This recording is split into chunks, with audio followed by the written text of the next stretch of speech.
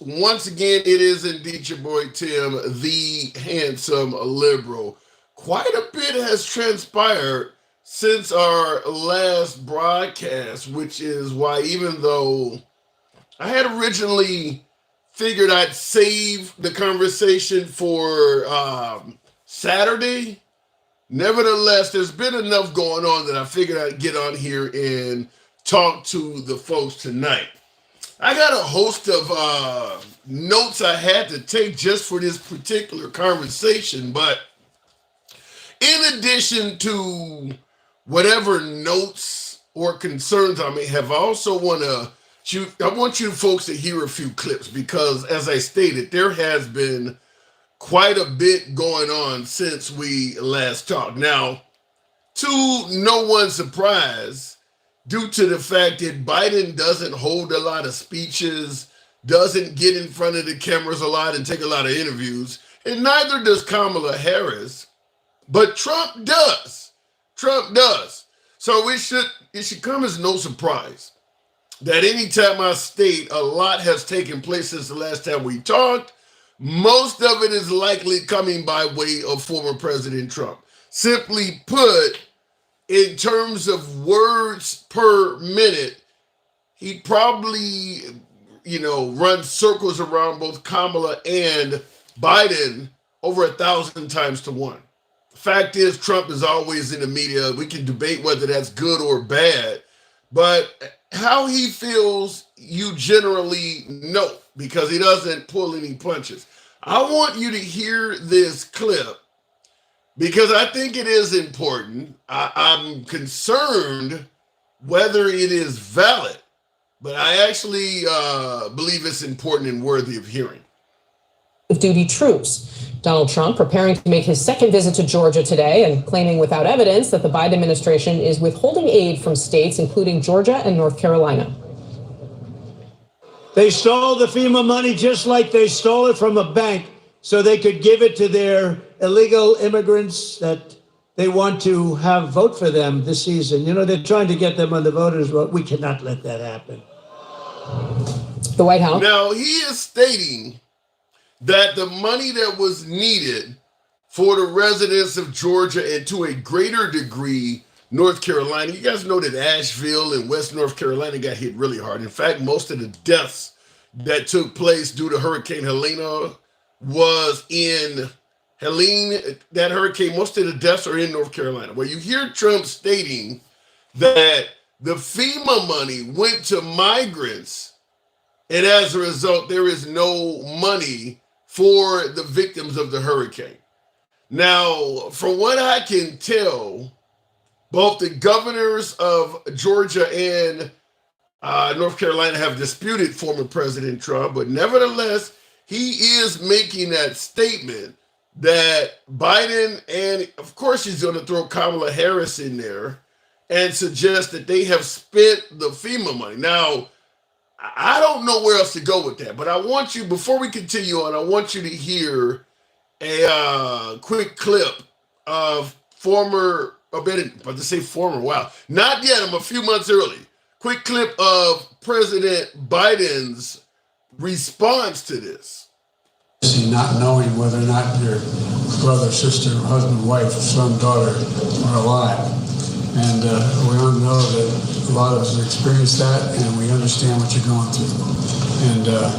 And to the survivors, I want you to know the administration. Now, he's addressing the folks who went through it, but they're going to ask him a real quick question, and they're going to ask him. He's going to be there, and we just talk about this until we. Basically, they're going to ask him, how do you respond to the fact that Trump is saying this? Now, unfortunately, I got to admit, I did not have it queued up. Finish the job. And to survey the damages. When I'm going to North Carolina, tour of Asheville. I'm quickly trying to other through the air. Find out where. Trump has accused both of you of ignoring the disaster. He is lying. Let me get this straight. He's lying. And the governor told him he was lying. The governor told me he was lying. I've spoken to the governor, spending time with him, and he told me he's lying. I don't know why he does this. And the reason I get so angry about it, I don't care about what he says about me, but I care what he communicates to the people that are in need. It implies that we're not doing everything possible. We are. We are. And you spoke to the governor, I assume you heard the Republican governor of Georgia talk about that he was on the phone with me more than... Now, you hear Biden say he's lying, but what I want to ask you folks, before we get into the actual show, by way of yes or no in the comments, how many of you folks believe that the Biden-Harris team did indeed divert FEMA money to help migrants out and are now coming up short helping out the residents of North Carolina and Georgia? By way of yes or no, do you believe what Trump is saying is true? By way of yes or no. By the way, this response here where Biden is saying Trump is lying, this is in regards to Trump also stating that Biden was deliberately avoiding assisting victims of Hurricane Helene that were Republicans. So he's basically saying that Biden was playing politics with the hurricane relief funds and only helping out Democrats. So once again, by way of yes or no in the comments, how many of you folks believe what Trump is saying? That Biden is deliberately leaving Republican politicians, Republican citizens on a limb and only helping out Democrats? How many of you folks believe that? Now in the comments, Caleb says, I have proof. I'd be real curious to know what that proof is. I'd really like to know. Trump was the one playing politics, says Callie Lobson. Biden, the guy with dementia that doesn't know where the hell he's at, is doing this? I don't know. This I will say the same thing I often say when it comes to controversial statements by Trump. I'm totally on board with what he's saying if I can see proof. Now, both statements that the FEMA money has been given to migrants, therefore there is no FEMA money for residents in North Carolina and Georgia, and the suggestion that he's only helping out Democrats. I don't believe he showed a iota of proof for either one of these. But if he does show proof, I'll do a show on it, and I'll chastise the hell out of Biden my damn self, because that would be really, really wrong. But if Trump is lying and politicizing a hurricane, a catastrophe, he also is wrong. In fact, he's really wrong to do that. I'm going to say what I often say in regards to Trump. If this stuff that he is saying is so, if it actually is happening, he should provide proof to this stuff. He should actually, no different than the suggestion that Haitian migrants are eating cats and dogs and all. This stuff is awful. If this stuff is true, it is awful that it's happening in our country. And former President Trump should simply provide proof so we can get the Biden-Harris team the hell out of White House, the hell out of the White House. I'm on board with Trump 100% if what he is saying is true. But if what he is saying is not true, I don't want him anywhere near the White House.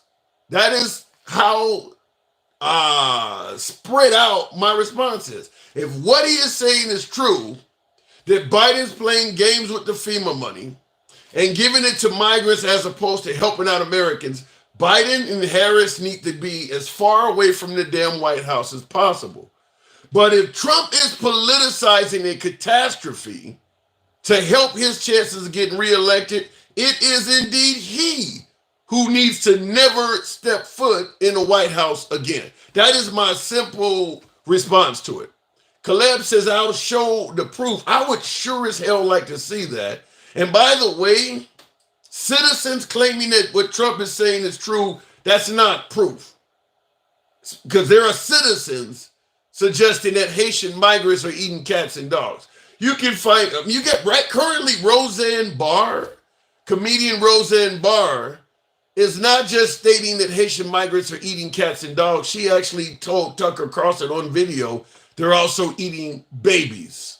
So finding somebody who will say something is by no means evidence.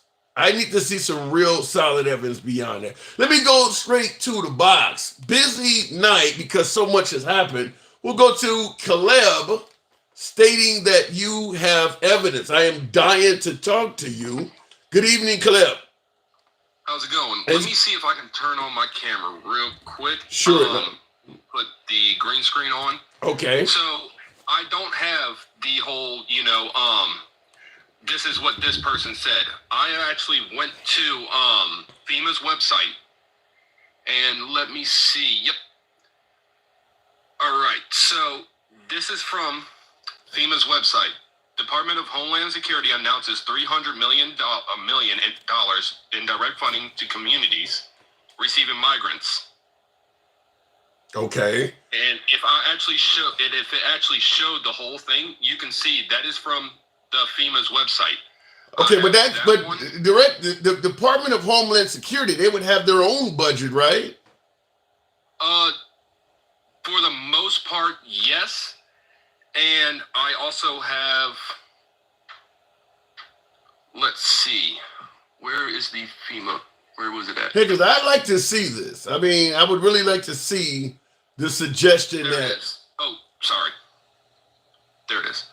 That one right there, if you see that release number, HQ-24-049, that is the bill for that, and that is under FEMA's website. Actually, if you see, where is it at? I think I just saw it. Okay, here's what I don't get. FEMA's website. Here's what I don't get. The Department of Homeland Security is for protecting the border and the homeland. FEMA's Federal Emergency Management. They are a branch off of Homeland Security. I don't see how. I don't know what you're showing me. I'm hearing what you're saying. I don't see this as definitive proof, though. Well, no, that's what I'm saying. It is on FEMA's website. Like, if you go look at right there at the bottom where it says release, if you type in FEMA HQ-24-049, you will see all that on FEMA's website, because FEMA is a branch off of Homeland Security. What was those letters you gave again? HQ-24-049. 24. You said 24-049. I'm just curious to see what comes up on Google. Yeah, nothing. HQ-24-049. Yes. I'm not getting anything like what you're talking about at all. Is there more that I need to add to what you gave me? Okay, now here's something. The only thing I see right now is I see your article where it says Department of Homeland Security announces $300 million in direct funding to communities receiving migrants. So the communities that are receiving the migrants are getting the money according to this, and $340 million for a new competitive awards process. So if they're sending migrants to, say, Springfield, Ohio, this would send $300 million to the town. I don't see where the migrants are receiving money as you're stating. Did I lose you?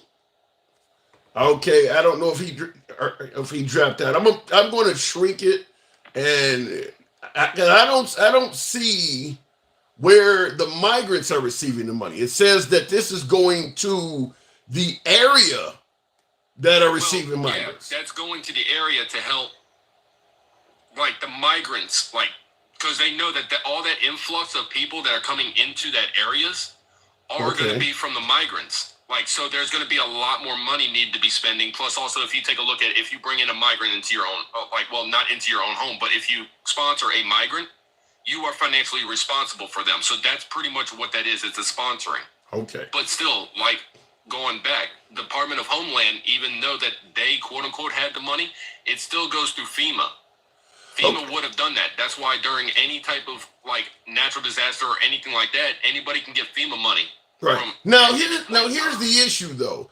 I'm being told, and I've heard this from a number of sources, that the max that they can give you during a catastrophe is $750. Have you heard that? No. I have heard that. And that is actually highly incorrect. And I'm gonna give you. I know this is gonna be anecdotal, and a lot of people don't do anecdotals. Right. But this is literally what it is. I'm from New Orleans, Louisiana. Okay. We had Katrina and we had Ida.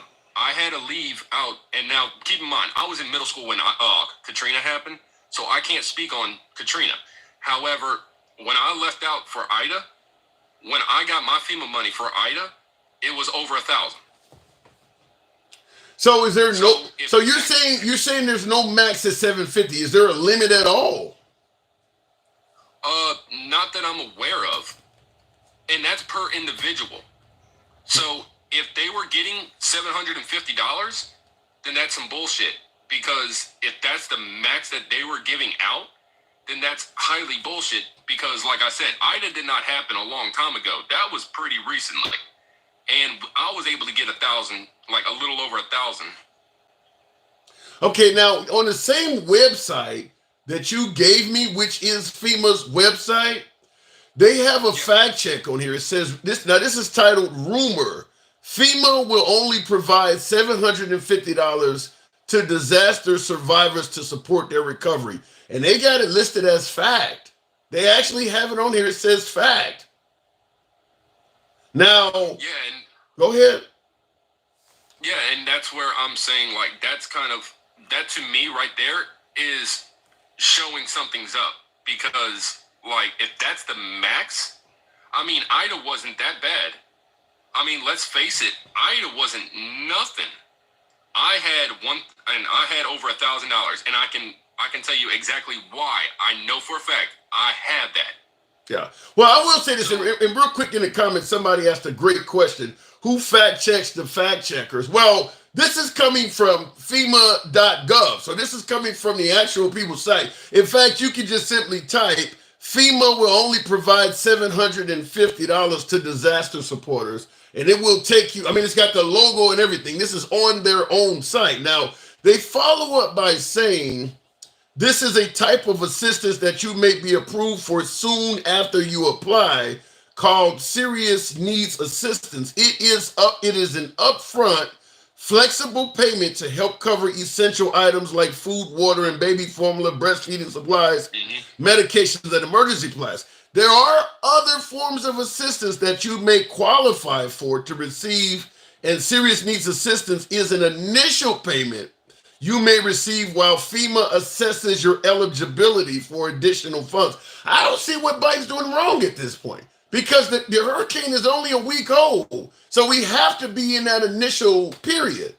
So go ahead. Well, no, that's what I'm saying. Like, right at the beginning, because, like, right after Ida, after we moved, it wasn't even a week. Right after we left out of there, I got over $1,000. My grandma got over $1,000. Is that the norm? Yes, that is highly the norm. Like, I'm telling you, ask anybody from the southern states, like Louisiana, Florida, and stuff like that. If you ask any one of us, we will all tell you, yeah, we got over 1,000. Okay, that's like I said. I would like, if I see more evidence of it, I'm actually willing to go to your side on this. But I've heard so many people complaining during other catastrophes that it doesn't sound like they were getting paid like you. Certainly after Hurricane Katrina, I'm sure they wasn't getting money like that. Oh, yeah. Well, I'm not, like, I can't speak on that because, like I said, I was in middle school. Right. I wasn't, like, and we all can agree on this. When we're in that time, we're not paying out anything. Like, we're not paying attention to anything that's going on. We just. But here's what I'm saying. Why is Trump saying the money went to migrants? I mean, if FEMA's given, I haven't heard anybody say they haven't received zero. I mean, the 750 is going out. So that's the initial payment, and then they can figure out, you know, if more assistance is needed, which it damn sure will be. But where is he going wrong on this? Why is Trump saying all the money went to migrants and they're broke? Well, like I said before, you know, like, FEMA is part of the Homeland Security, and for some reason, now that I go to look for it, I can't find it. But if I actually was able to send you the screenshots that I have that was from FEMA's website on that, like, FEMA is part of the Homeland Security, and it continuing all the way down that whole thing, it does say that FEMA was giving out the money. Now let me interrupt you for a quick minute, because I see Smith in the comments has corrected me by stating, come on, man, $750, that's it. These people don't lost their houses. Everything, come on, man. Nobody's going to replace your home after a national disaster. Even if Trump is in office, you're not going to get a new house if a hurricane or a tornado takes your house down. Trump is not going to replace that either. Go ahead, Caleb. Well, I'll extend the branch like a little bit. If somebody destroyed, like if with this destroying somebody's house, now you have to have food. You have to have a place to live. You have to have fuel and stuff like that. You have to be, and it don't matter if it's a natural disaster or not. You still got to pay your bills. Right. The AT&T ain't gonna give a damn that your house got destroyed. They want but the issue on this clip, I think the point we're trying to make is no matter who's in office, when this many people, because they're saying this is the worst natural disasters in terms of a hurricane since Hurricane Katrina, you're not going to get enough assistance from the government to help all these people out. It's going to have to be the Dolly Partons and the folks that are showing up. It doesn't matter who's in office. There's not going to be enough government funding that's going to help all of these people. And I guess that's where, and I agree with that. And trust me, I highly do agree with that. But that's where, and you have to see it from a lot of other, and I'm not saying you have, let me rephrase. If you take a look at it from like the Republican standpoint and I hate to say it like this, but if you take a look at their standpoint where they're watching all this money go over to overseas, to every other country, and that could be used for the United States. And I'll give a prime example of this. And this is something that always irritated the shit out of me. During the pandemic, why was all that money sent to Pakistan for gender studies that could have been used for us? How much was your first stimulus check? $2,000. Yeah. Couldn't you have gotten more if none of that money went to Pakistan for gender studies? Yeah, I get your point, but hold on, Caleb. The pushback is obvious. No matter what happens, we can always come up with something that money is going to that we disagree with. By the way, there are suggestions that even during Trump's time in office to house migrants, he took money from FEMA to do that. I mean, that's what they're saying. He did the same thing. No matter who's in office, we can always come up with something. Now, you're talking about gender studies and immigrants. We might be talking about building another aircraft carrier or building another prison. There's always going to be something that the citizens say, this money could be going to something better instead of what you're building it for. Oh, yeah. And like that's what we say down in New Orleans because we see our we see continuous amount of potholes because of sewage and water board.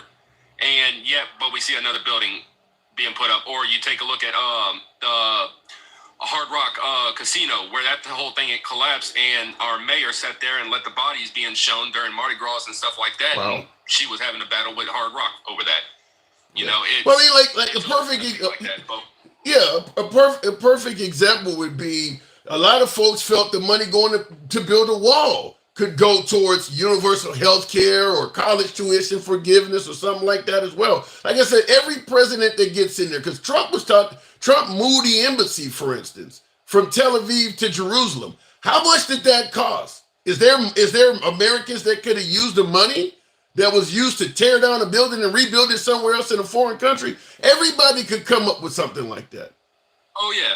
Well, and that's why at the same time, I'm not voting for Trump nor Kamala Harris. And I've been trying to spread the thing out of, hey, we need to start making the politicians really start catering to us more than just, catering to themselves and catering to their egos.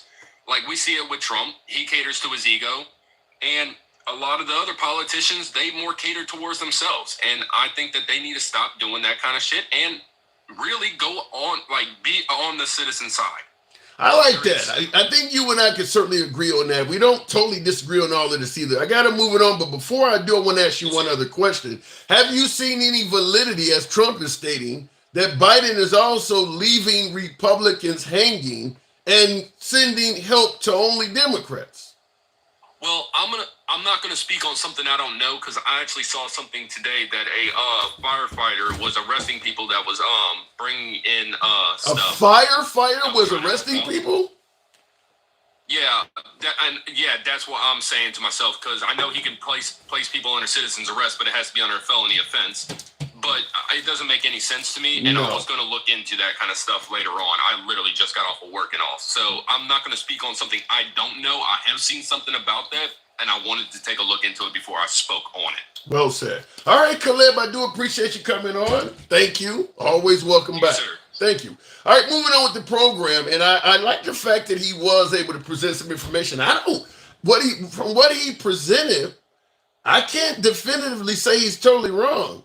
The way the wording is on the site, it does look like FEMA money has went to in some fashion or form to aid and assist immigrants. I mean, because if there's a bunch of immigrants going into a town and you send the money to the town, then obviously it's benefiting the immigrants in one way or another. Where I have the issue with is President Trump saying, because the money went into assisting immigrants in some way, fashion, or form, they have nothing for the hurricane victims, which that doesn't appear to be true. And certainly, like you heard me ask my last guest about Biden only helping out Democrats, I don't see any evidence of that. I don't see where Trump's presenting any evidence of that. Anyway, let me move on with the program. He was trying to say a firefighter will lose his job if he keeps rescuing people. Why? Why would a firefighter lose their job for rescuing people? Are they doing it in some haphazard way that could put people in danger? Why would a firefighter lose their job for rescuing people? There's got to be more to that story than that. Anyhow, folks, tap the screen. This is a evening late night live. I do appreciate you folks that are rolling with your boy this hour. Tap the screen. It helps out the algorithm, brings in more MAGA. You know the program is uncensored. You know we don't block, ban, or censor anyone. You can disagree with folks in the comment section. You damn sure can disagree and be critical of the host. That's how free speech works. Nevertheless, we are MAGA friendly, always have been, always will be. Liberals are welcome as well. I was in Katrina. It broke me. I'm assuming Hurricane Katrina broke a lot of people. But the point I was making with my last caller is, during a major catastrophe where literally tens of thousands of people are made homeless and, all sorts of the infrastructure is destroyed, things like that, as a citizen, you're not going to be made whole by the government. That's just not going to happen. You are going to lose stuff. It's just too many people. And we live in a capitalist country. We don't want socialism. People always say socialism is about giving people free shit. You're only going to get so much. That's why there already are folks doing what they can as citizens to help, because the government's only going to give you so much. Anyhow, going back to the box, real quick, you live in those areas, you take that risk, unfortunately. Well, Mr. MOBA, that's everywhere in the United States. No matter where you live in the United States, you're at risk for a hurricane, tornadoes, blizzards, storms, hurricanes. I mean, there's really nowhere in the United States you can live that you're not at risk from some major disaster. That can happen literally anywhere. Real quick in the comments, Miss Mobetta is still voting for Gen X and his sandwich. Marin, you're out early with this shit. Thank you for the super chat, Marin. Says Miss Mobetta. I don't know if Miss Mobetta is even on tonight, or Gen X, but Miss Mobetta, you say Miss Mobetta is still voting for Gen X and his sandwich. Sandwich. Let me get the pronunciation right. The dam broke and caused flooding and mudslides. That is true. All right, let me go to the box. Once again, moving on with the program. Real quick for you guys that have just came in, Trump is suggesting a couple of things. One being that the Democrats are the only ones receiving funding from the Biden-Harris team. And he also suggested that Biden spent the FEMA money on migrants, and there now is not enough for the residents of North Carolina and Georgia. By the way, folks, the economy, as you see the live stream is titled Bidenomics. Have you heard that the economy is apparently doing significantly better than some folks had stated and predicted and even would like to admit? Lower than expected at 4.1%. Joining us now to talk more about, I don't know why that's so damn low. Business correspondent Christine Romans and Investopedia's editor-in-chief Caleb Silver. Christine, let's start with you here. Walk us through these numbers and just how they compare with the previous month. I had to do like a triple take, and I bet Caleb did too. I looked at this number, 254. This is a lot more than people have been expecting.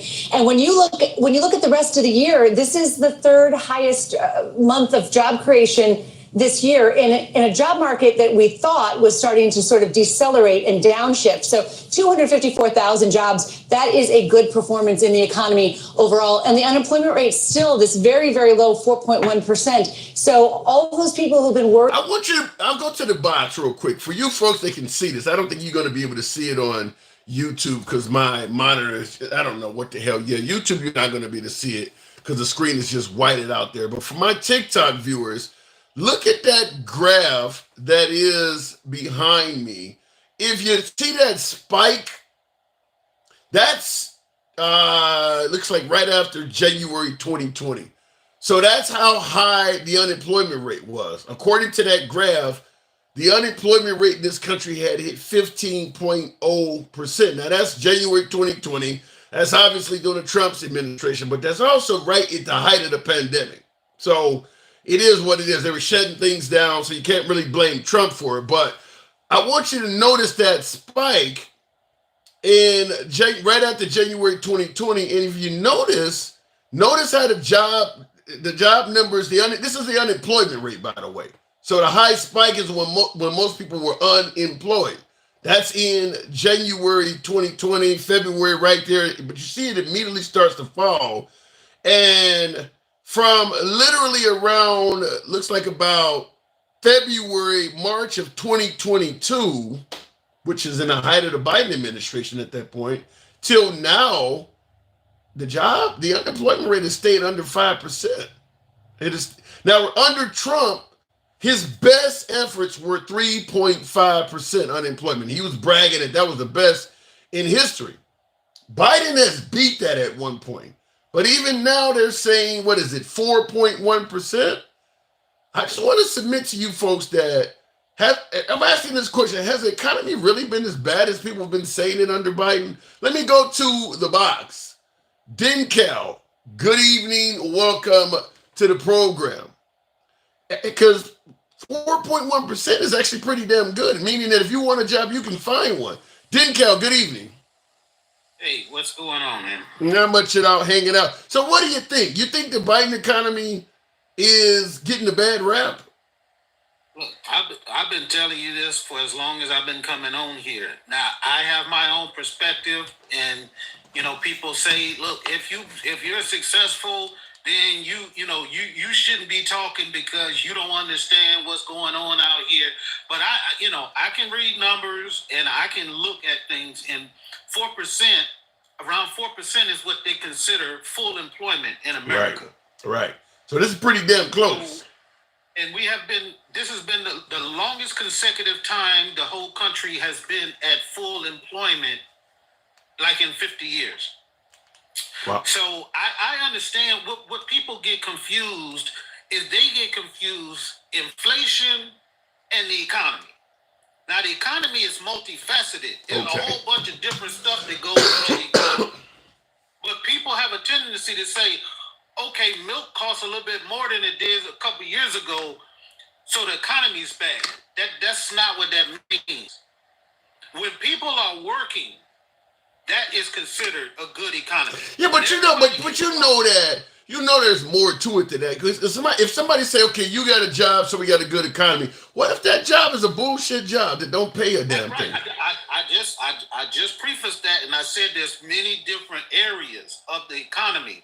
Some people say it's inflation is the whole economy. Some people like myself might look at equities and look at how the performance of these companies, because the only way companies can really prosper is if consumers are out there spending dollars and buying things. True. So if the people are broke, there's no way the companies can be making record profits. It doesn't make sense. That is true. So if I'm looking at it from that perspective, and I'm looking at if I'm looking at my stock in Apple, or if I'm looking at a stock in Walmart, and I'm looking at these different stocks, and they all have been going up consistently. I mean, my portfolio is doing about 25% this year. That's crazy. Yeah, but how do you respond to folks like in the comments? Mountain Loving Mama, love the name. She's got in caps. She's saying groceries didn't count.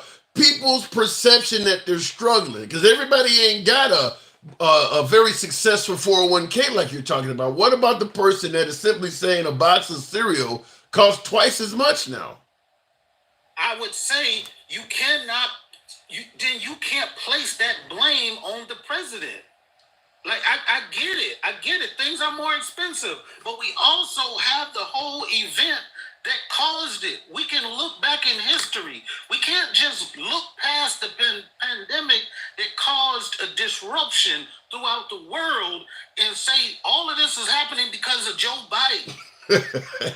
It does sound ridiculous, which is why I'm laughing, but I always say when I'm on a program, it doesn't matter what, wins or losses. If you're the coach of the team, you get credit for it. So I get what you're saying, that inflation and all of this stuff is happening globally, but make no mistake about it, if everything went down and the economy got great and it was happening due to some other global entity, you think Biden wouldn't be taking credit for it?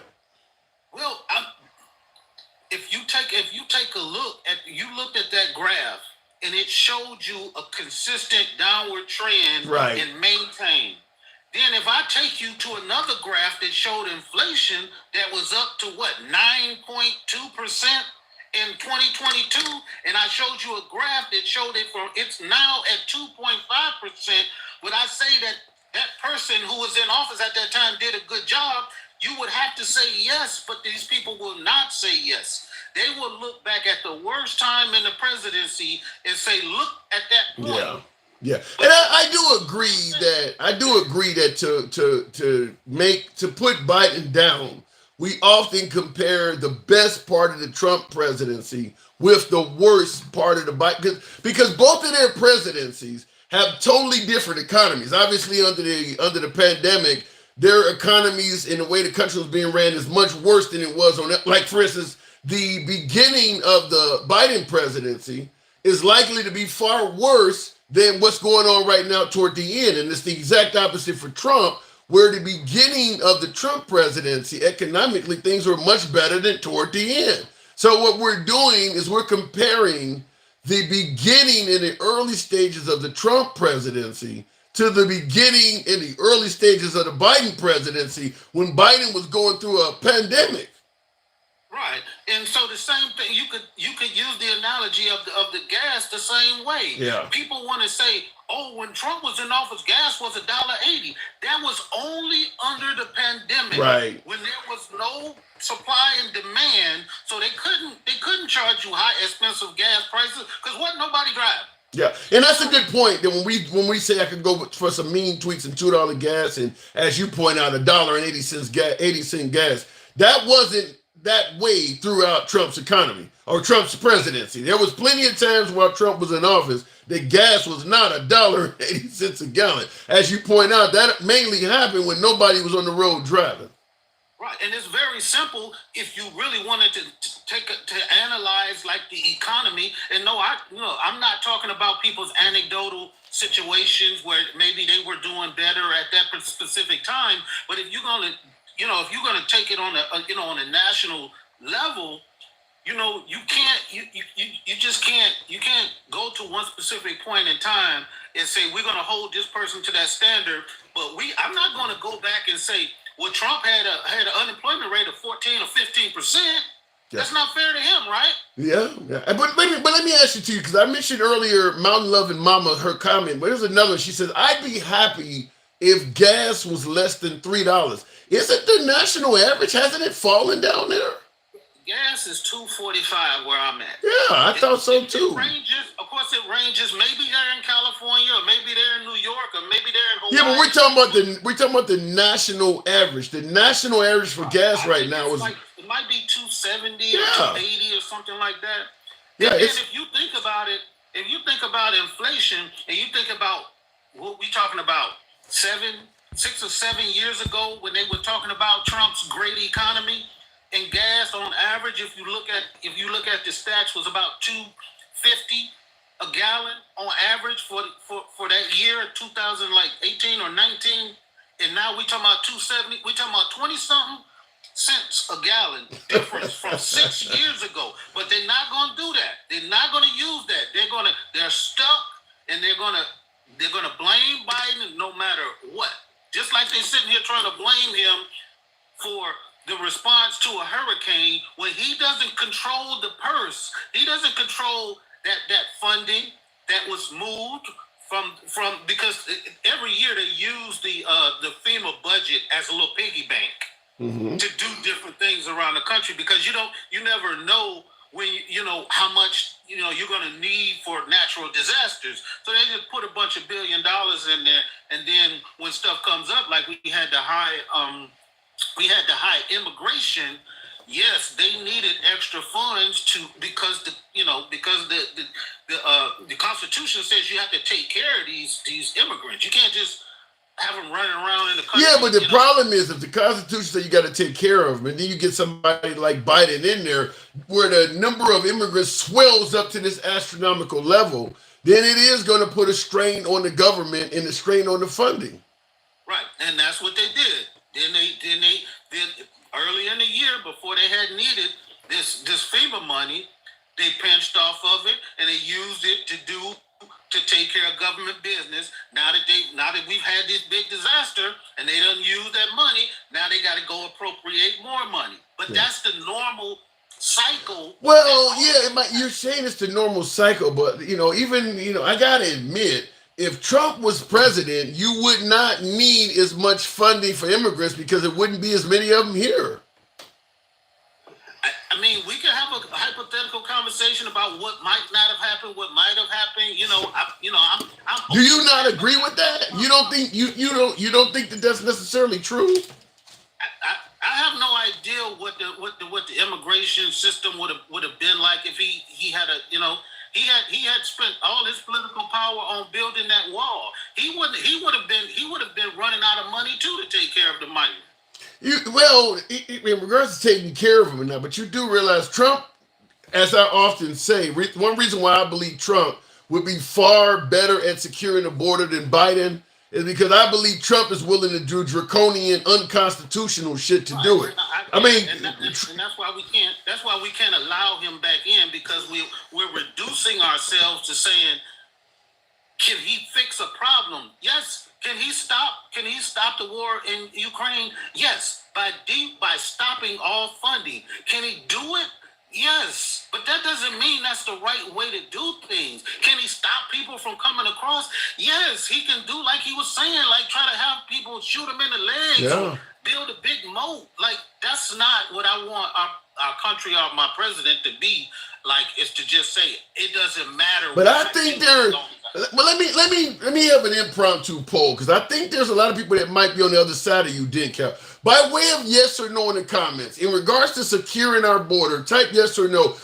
Who would be willing to accept or utilize lethal force? If you're coming into America illegally, how many of you folks, by way of yes or no, would be willing to authorize the government to use lethal force to protect our border?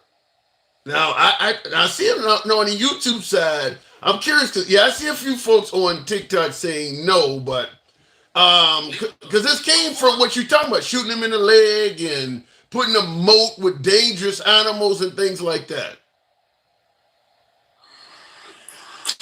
I mean, the vast majority of the people, at least on this side. Yeah, I'm surprised. I'm surprised. I really am surprised. A country like that. And that's why a lot of these people out here running around who thinking Trump gonna run away with it. There's an unspoken amount of people in this world, especially women, who cannot stomach this dude. I get an amazing amount of females though, Cal, that you get a couple of females on here, because I be on here every day with you. You be happy to find a female MAGA. You be no. Well, let me say it like this. You funny as fuck, but let me say it like this.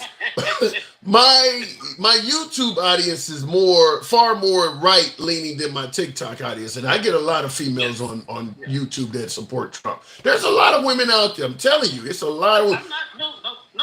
No doubt. But when you talk about a lot as opposed to the vast majority, like one side doesn't. That's kind of like when you say, that's a whole lot of black people now. They all So when you go from winning 92 to 8 to say 88, to 12. Like, yeah, but you still talking about the vast. Okay, let me clear it up. Now, I don't believe Trump will do very well with Hispanic females. His results will be dismal among black women. He's not going to get even 10% of the black female vote. But it is the white women that also pulled him over against Hillary Clinton, and the white women went for Trump against Joe Biden. So white women still may be over 50%, and that is the majority of the women in this country. Most of them are white. Sure. They was showing polls, and she's closing with the white women. She is closing with the white women. But I just want to say something before I get off. Oklahoma, they're trying to put the Bible back in schools, right? Yeah, I think they already did that. That's successfully been done. But now they got a proposal on the table for more funding because they want to buy Bibles for all the schools. And guess what Bibles they want to buy? Trump's. Yes. Trump. Oh my God! Say it ain't so. They want to buy $55.99 Trump Bibles. Yes, they do. That's fucked up. You know something? Just like I was telling my last caller, no matter who's in office, there are always going to be people spending tax money for things you think is bullshit. That's a really good example of it. Because it's literally like they're promoting two gods on the children simultaneously. And keep your eye on those. Keep your eye on those GoFundmes. Keep your eye on those GoFundmes, because now they're looking at the people, and you can look at the people that's donating. I gotta just because you normally come across with a lot of shit that I have not heard. Just to get clarity, are you 100% certain that Oklahoma is trying to put Trump Bibles in his public schools? Bro, they came out with the proposal and they give the specs. They give the specs on the item that they want to buy. And lo and behold, it comes out with the exact same specs as the Trump Bible, down to the cent on how much they cost. So you could say it's a coincidence, but the person that's pushing it is an ardent, fervent Trump fan. I don't want to try to imitate a Pace Picani commercial, but get a rope. I got to move it on, Dinkel. That's terrible. That's fucked up. Thank you. Appreciate it, man. All right, moving the program on. That's horrible. Now, I'm no fan of forcing children to read the Bible in schools to begin with. Period. I don't believe that religion. For you folks who talk about CRT and LGBT issues in schools, but you're okay with this, then you don't have a problem with shoving shit down the child's throat. You just want it to be the shit you agree with. I don't believe children in school should be forced to read the Bible as part of the curriculum, which is what they're doing. In other words, if it's part of the curriculum, that means the children can be graded on it and deny a rite of passage, because it just like science, history, and any other course you take in school, if you don't pass that class, you can be held back, as we used to say back in the day. But you may not progress to the next grade. I don't think anybody should fail a grade because they didn't read the Bible. And if it's a Trump Bible, damn. Now, we heard, remember Sean Hannity and Rush Limbaugh often referring to Obama as the Messiah? How is this not that? You're handing out the Bible with the president's, oh my God. Worst thing I've heard today. All right, let me go back to the box. That's really bad. That is really bad. And I see in the comments, Tim Pierce says liberals are demonic. Yeah, but I bet you don't have any problem with Trump Bibles being forcibly bestowed upon the kids in school. Wow. Trump would be no better than the Soviets, says Will G87. Well, Trump don't think the Soviets are all that bad. Thinks a lot of that is American propaganda. But I did have a few folks, not as many as I thought, but I did have a few folks that did agree that it would be okay to use lethal force to secure our borders. Looks like most folks are saying no. I'm not a fan of it. I mean, I just don't, somebody trying to enter the country illegally, a woman with a kid or something like that, and, You can gun her down. Now, they do actually do that in some countries, but none of them are first world and none of them are considered free countries. Real quick in the comments, Josh, thank you for the super chat, says the Bible specs must be leather bound backed. Wait a minute. This is the Bible specs, he said. They must be leather bound and backed, contain the Constitution, the Bill of Rights. God bless America. Only Trump's Bible contains those specs. That's really jacked up. So in other words, they literally fit the verbiage so that only the Trump Bible can get through.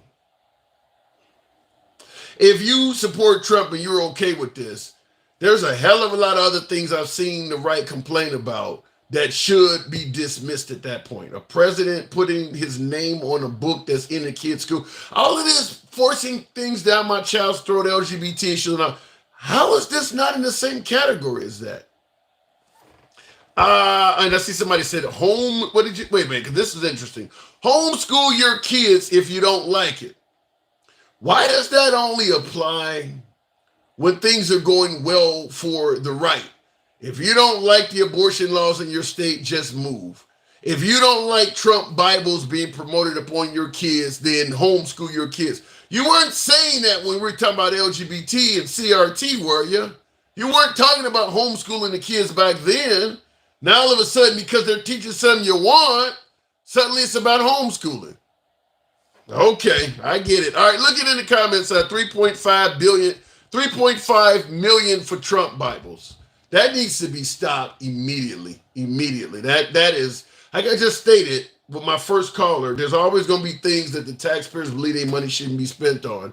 I would honestly, just me personally, some of you folks may disagree with this and you're entitled to do so, and you can state it in the comments. You know, we run a free speech program, but I'd rather help out a starving immigrant than have money go to a Trump Bible. What the hell just happened on YouTube there? Just zoomed in on me for some reason. They're like crazy. Yeah, I would rather literally have the money go to a hungry, starving immigrant than money going to a Trump Bible. I see a lot more benefit helping out a human than just forcing the Bible on kids. All right, let me go back to the box. That's, like I said, that is some of the most disappointing shit I've heard tonight. Gina Gassior, I think that says, good evening, one of my subscribers. Hey, I'll be in Chicago November 9th, 11th. Let's have dinner. That may be possible, Gabriel. I don't normally meet up with the guests, but we'll continue on. And thank you for the super chat, Gabriel Reeder. Gina, good evening. Good evening. Can you hear me? Now, loud and clear. What do you think about the Trump Bibles? I haven't seen any evidence of this, but a host of people say it's true. Have you heard anything about this? I've heard about that, and I've heard about trying to put the 10 Commandments in Louisiana and all that. Listen, we don't give enough money to the public school system, the funding. We could take monies and give it to the public school system and give a better education. If you want your kid to be religiously taught, send them to a Catholic school or to a religious school. Why do you have to impose upon? Yeah, that's the perfect answer. Instead of telling children in public schools, if you don't want Christianity forced upon you, go home and be homeschooled. No, it should be, if you want a specific religion taught to your child, send them to a school that teaches that specific religion. Exactly. And you know what? I'm a Generation X, okay? Parents used to drop their kids off at school and they thought they were babysitters. Now all of a sudden these parents want to be involved. I don't know, this next generation and all that. They want to be involved in their kids' teaching. How do you turn around and put a Trump Bible in a school, but then you'll turn around and ban To Kill a Mockingbird or 1984? Okay? It doesn't have as much sex and gore in it as the Bible does. Yeah, Are you ludicrous? And the thing is, not everybody wants to raise their kid as a Christian. Not everybody wants to. I don't think but at the end of the day, I think they're going to say that this country was raised on Christian principles. I don't think they care about folks who have an opinion that is not pro-Christian. If you don't like it, they're going to say if you don't like it, you should move and go somewhere else. Christian principles? Okay, well, you want to go by the Bible? Well, the Bible was taken from the format of the Torah, the original writings, okay? And the Torah says there's 6 genders, okay? And they are allowed. So, you can't have your cake and eat it too. That's not fair, okay? So what are you going to do? We're a Christian nation? Well, you want to go by the Bible? Okay. Well, go by all the teachings of the Bible then. Well, it's never been like that. They want to go by the Bible for the parts that they agree with. The parts they don't agree with, the parts they don't agree with, then that, no, I mean, you know how it goes. They'll call Donald Trump a Christian, but here's Joe Biden that goes to church every week, and they will disseminate him all the time about anything that he does, but they're going to sell a Trump Bible, and I just can't. I mean, I don't know. You know, just hearing you explain it, it did get some things tinkering in my head as well. You do got a guy's name on the front of the Bible who actually is on video stating, I am not a Christian. I mean, he's on video saying, I am not a Christian. He's on video saying he's never asked God for forgiveness.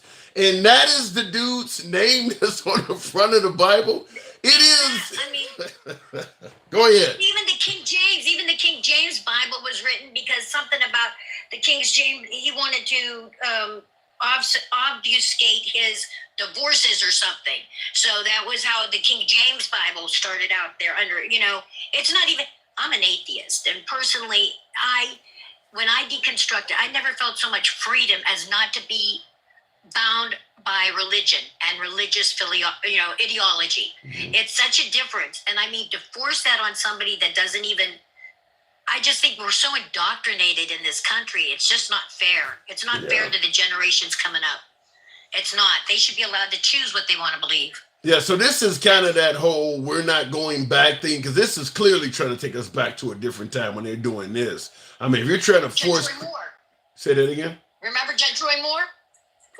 Down in Alabama? Yeah. Where he put the 10 Commandments in the courthouse? Yeah. And then they found out that he was doing all those underage girls. Remember that? Yeah. And then he turned around and he fought the election against the guy. Yeah. I mean, it's the same thing all the time. And as for Trump, and I'm going to tell you something about that Middle East stuff and everything that they're trying to put Biden down about. I'm going to tell you what, Trump has been meddling. If you've seen it, I don't know. He had Netanyahu at Mar-a-Lago. He had Bolsonaro at Mar-a-Lago. That is treasonous. That is not supposed to be able to be done by an ex-president, to be able to influence them in decisions about their country. And that's what he's doing. I don't know. I get your premise, but Trump is a citizen of the country. And if Benjamin Netanyahu comes to America and he wants to visit a citizen, I don't see where that's, I don't favor it. President. Huh? He is a citizen, but he also gets Secret Service protection. Not all of us do. Yeah, but so it's a different level. Yeah, but would you feel the same way if Benjamin Netanyahu went and met Obama? 100% I would. Obama wouldn't do that, though. Yeah. That's the difference. Obama wouldn't do that. I gotta push back and say I don't favor it, because we know Trump is completely going against the current administration. So I don't favor what he's doing. But I got to disagree. I don't think it's illegal. Okay, I see your point, but let me ask you this then. Madero had their election on July 28th, and supposedly Gonzalez is the one that won, okay? All of a sudden, we have Venezuelans. Trump is saying he would go to Venezuela if he lost. Venezuelans are infiltrating Colorado. Bolsonaro and Madero are good friends, okay? Trump is trying to do the same thing that Madero did when he turned around. Madero put a warrant out for Gonzalez, who had to go to Spain in order not to be arrested when the whole country said that he won. Okay? So when I say this, I'm saying this in the context of like January 6th having happened, Trump not doing very well, and he's like desperate. You know what I'm saying? Let me make it clear. I'm not defending Trump. As I stated, I don't like what he's doing. I just think he's skirting close enough where he has some plausible deniability. Now, in the comments on YouTube, Josh stated, it is illegal to negotiate on behalf of the country. If he's appealing as a citizen and not a representative, it's completely legal. And that's what I'm thinking. Now, Trump may be making promises that, if I get in, I'm going to do this or I'm going to do that. but I don't know if it's officially a crime. You may be very well right. I mean, because appealing as a citizen, it's not. I can understand that. On the same token, though, he's also turning around telling these was it the oil companies or something for them to give him $1 billion and he'll give them all these tax breaks when he wins. I mean, really, if any one of us on YouTube, on TikTok, on Facebook, if any one of us average people turned around and did just a third of what this man has done, a third, we would have been in prison and we would have gotten life. We would have gotten life. Yeah, I gotta admit, listen, at the end of the day, Trump gets special treatment. For a guy who often complains about a two-tier justice system, he sure benefits he benefits in manners that a hell of a lot of people never would. So it is what it is, but I agree with you. The special treatment also comes from the media too. They have done the public a disservice. How so? Media, to a certain degree, well, because after 2020, when Biden got into after all the shit settled down, there shouldn't have been so much attention being paid to Trump, and it was continuous. The media has a bias. You could tell. It's like they swing toward Trump for the ratings, for the controversy, for whatever it may be. What they don't realize, though, Trump calls them the fake press? Yep. Who do they think is going to be cut off their spectrum first? Yep. Who do they think is going to lose their jobs first? Yeah, I've been to a couple of Trump rallies, and that was something he did when I was there. Is he was talking and he was saying the CNN is never going to play this. He's like, see all the red lights behind us going off, and I turn around and I'm looking at one of the CNN cameramen in the face, and he kind of gave me the hunch of like, this is some bullshit. I mean, he does say awful things about the media. The media don't turn off the cameras when he says something controversial. He does put the media down a lot. I agree with you that if Trump becomes president, a lot of left-wing and central media might find themselves either out of a job or even in a cell. So I don't know why to give him a pass other than what you said originally. He is a ratings bonanza. So they put him on because he does result in a hell of a lot of ratings. Well, hear how they talk about how those attempts on his life were due to the left. Well, just today I heard him speaking about how Kamala should be considered a murderer. Okay, that she is because of the one. I guess there was another woman, an American, that got unalived by another immigrant or undocumented somebody. That's what he was talking about today. And then he goes and puts that out there. She is responsible for her unaliveness. That is what he was saying. Wow. What kind of rhetoric is that? What kind of rhetoric is that? I mean, I don't know. I just think it's such there's a two-tier. He gets away with crap. He could do anything. It just seems like he could do anything and he gets away with it. And it's just not fair.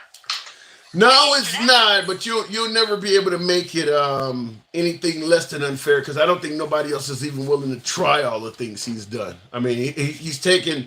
I think the way the founding fathers set this country up in terms of from commander-in-chief, a lot of things were done on the honor system, and I don't think anybody ever expected to have a president that would push the envelope as far in ways that Trump has. Not at all. Yeah, and I would never have expected this. Yeah.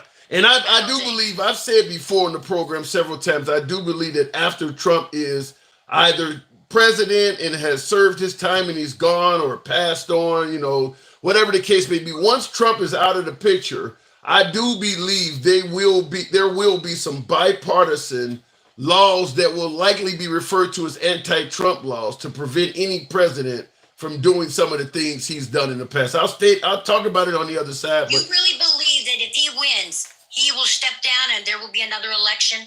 Do you really believe that? I can't say with certainty I do.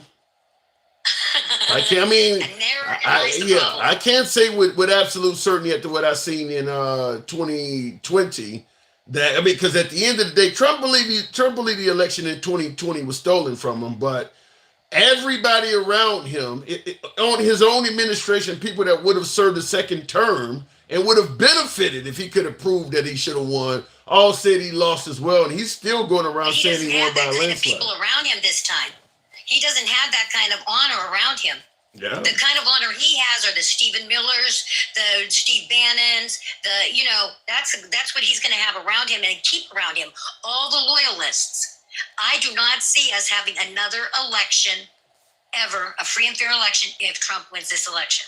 Well, keep in mind if he does 4 more years, he will be 82. So unless what are you going to do? Just give it to Vance or something? I mean, Trump ain't going to be around that much longer. He'll just keep it. He'll just be the dictator.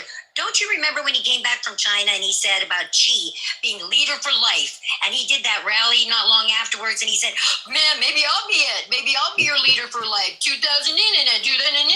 Well, I can't. Well, the problem is with Trump, he exaggerates so much. It's hard to know if what he's saying is.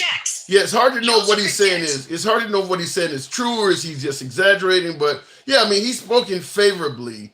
Most of the world leaders that Trump has spoken favorably of, Putin, Xi Jinping, Kim Jong-un, the dictator of Hungary, it tends to be dictators. He does seem to have a thing. That never leave office. Leave office and get total adulation. Wow. I really am afraid of that. And that's my biggest, if not overall fear. We will never, this will cease to be America. We will have tanks going down our side streets. That's what Trump wants. You're really scaring me. In my opinion. That's my opinion. You're scaring me, Gina. I got to move it on, but wow. I hope you're wrong. I hope you're wrong. I hope I'm wrong too, but I'm just saying. All right. Piece of chicken grease. Haven't heard that since grade school. Appreciate it. Oh, Kayak and Blues. Oh my God. I gotta go. Priest and chicken grease. Real quick, I want to say what I was talking about before I go on to the next guest. When I said I believe there will be bipartisan laws after Trump is out of the picture. Now, my last guest doesn't believe Trump is ever going to be out of the picture if he wins. Okay.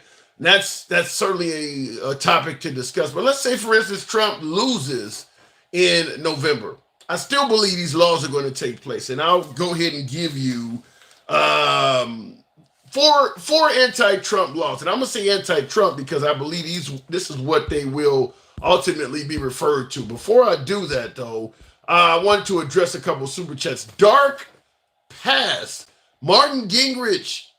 What are you referring to? Dark Past. That sounds like some type of video or movie or Dark Past. I'd like to know what you're talking about. Please have viewers look up the Logan Act from 1799. I would have to look that up because I'm not aware of what that is right off the bat. By the way, tap the screen, folks. Get the likes up to about 30,000. This is a little bit of a late night live, but I do appreciate you folks that are tuned in. Tap the screen. Smash that like button on YouTube. You know this is an uncensored broadcast. We go left of Bernie Sanders to him having dinner with Q. Everybody gets to speak. You can be critical of the host. Folks in the comment section, we don't believe in block, banning, or censoring anybody. It's all about free speech. I'll have to look that Logan Act up. I don't, offhand, I can't speak on it. Jeffrey Lorick, how much did this lady smoke before calling? So you're saying her suggesting that Trump is trying to basically end the republic and replace it with a dictatorship or become an autocrat? You're saying she was smoking? She's not the only one saying that. I mean, okay, even if you believe it's a bunch of bullshit, Jeffrey, she's not the only one saying that.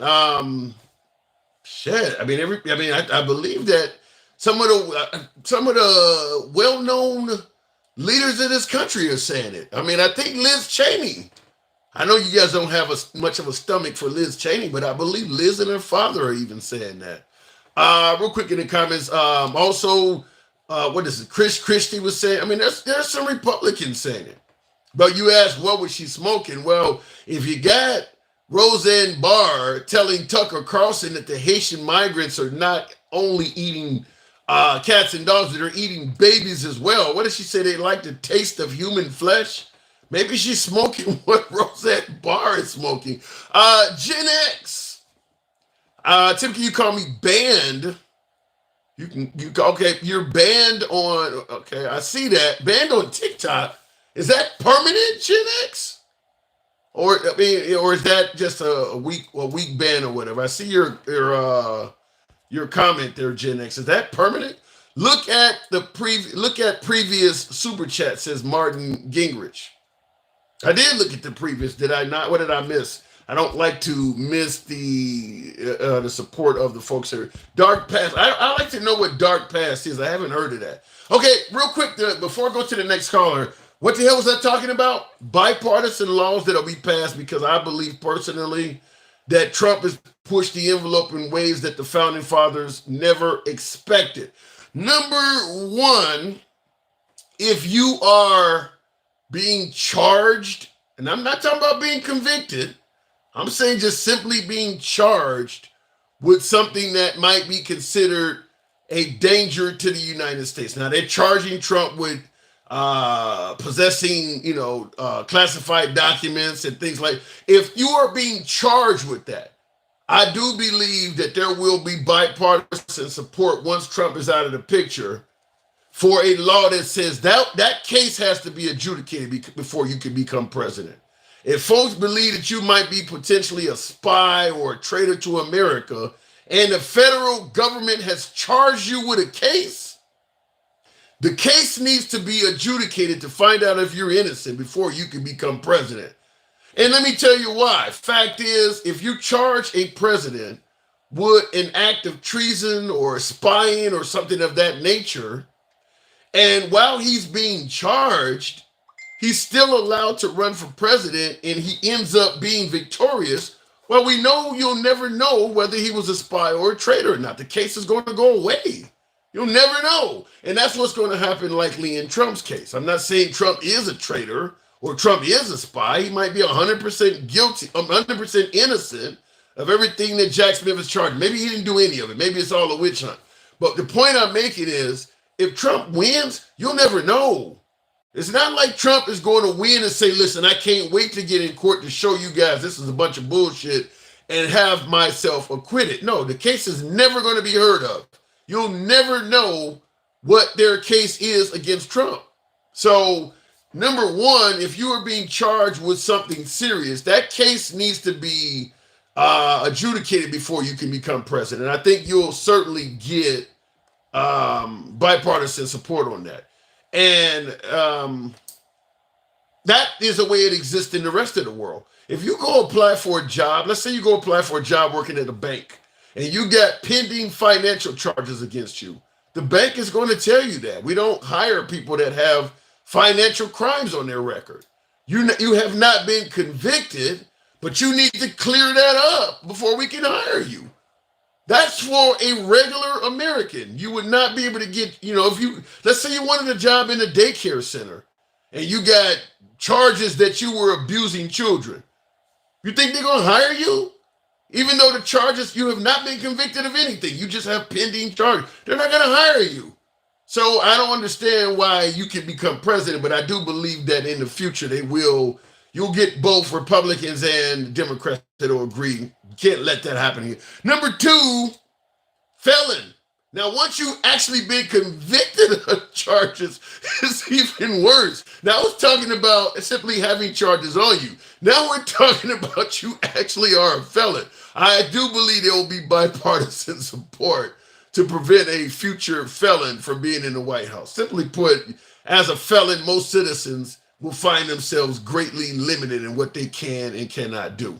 Yet, you can become president? That's kind of unfair to all the lower level felons, is it not?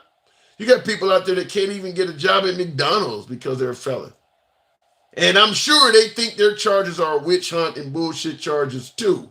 So this is what I was telling my other caller about. Trump is benefiting in ways that a lot of Americans would not.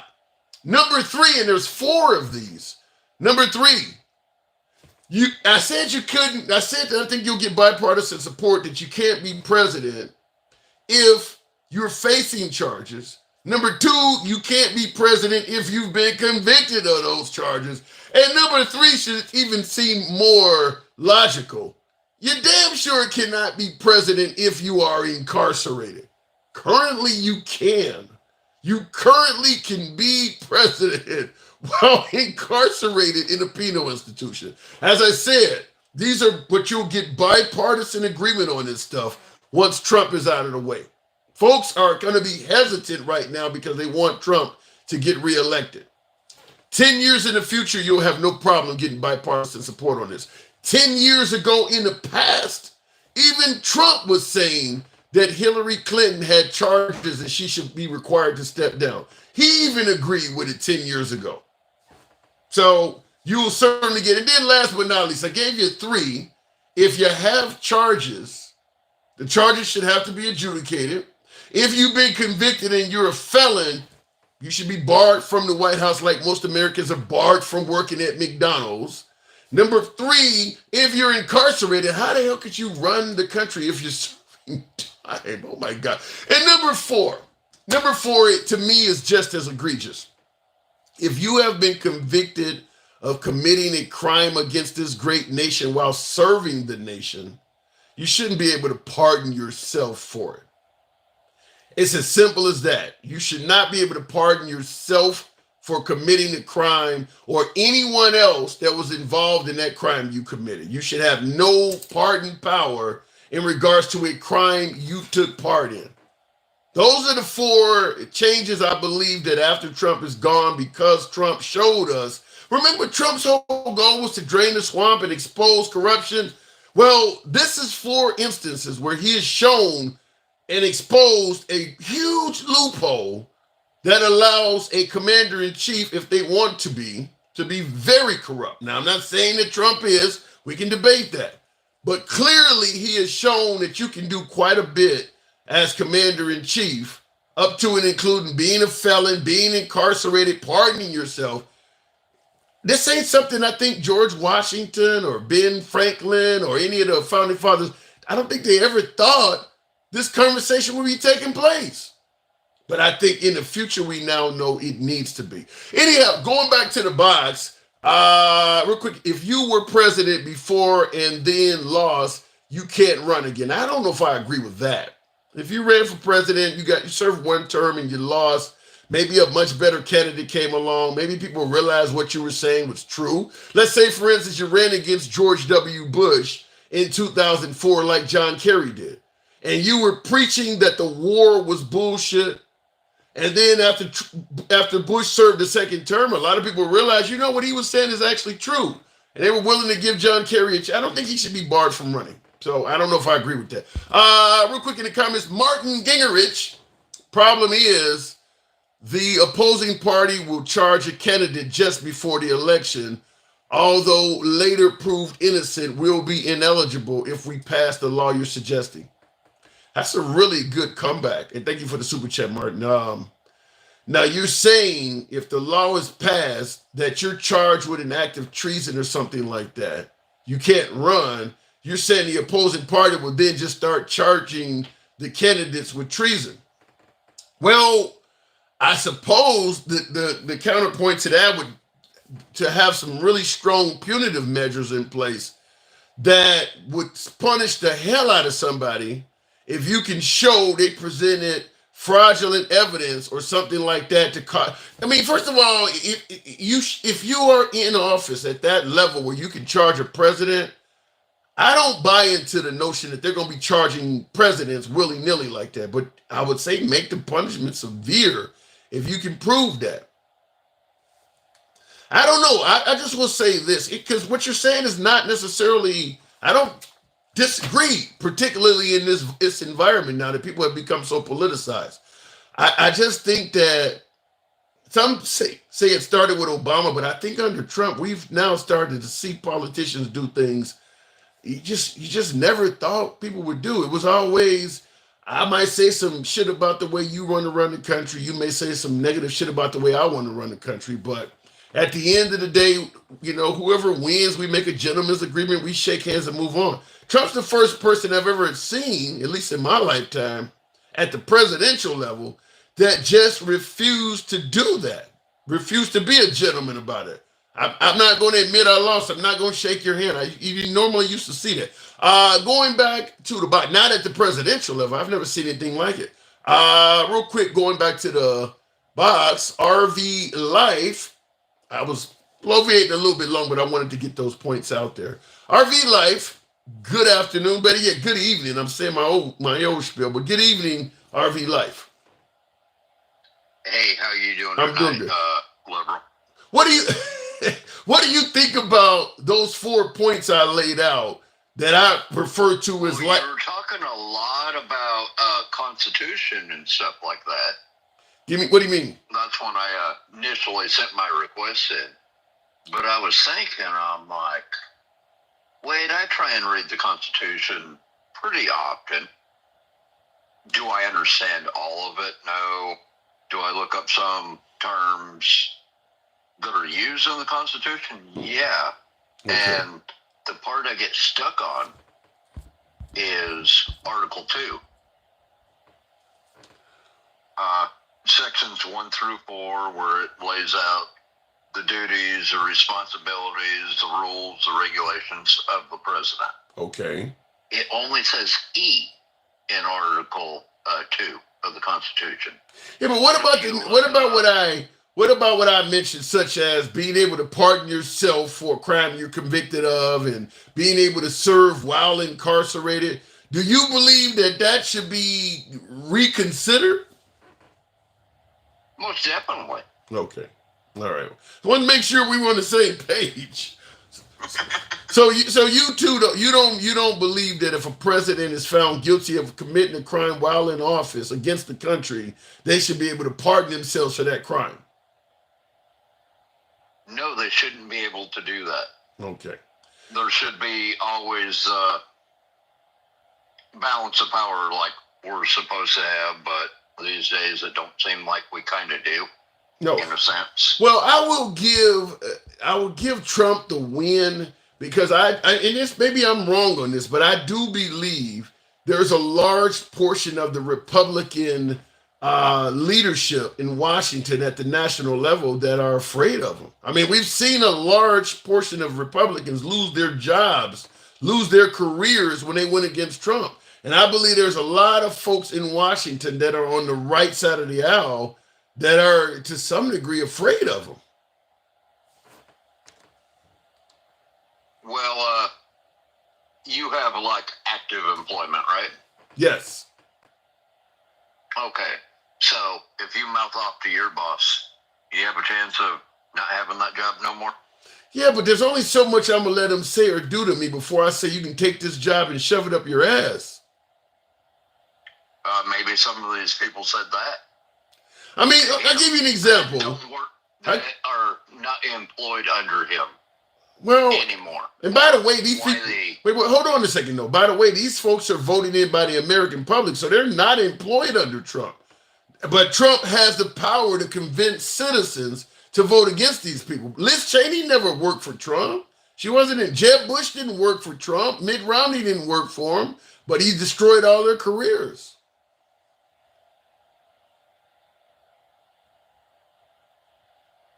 I mean, as the president of the United States, though, you have to agree that as the president, in a sense, you're kind of your boss if you're a senator or a congressman, whatever you want to call it, on the federal level at least. No, I don't like that. I like the notion that if you are a senator or a congressman or president, by the way, your boss is your constituents. Your boss is the American people in your district or under your jurisdiction. Those are the people you should be working for, not some dude in Washington.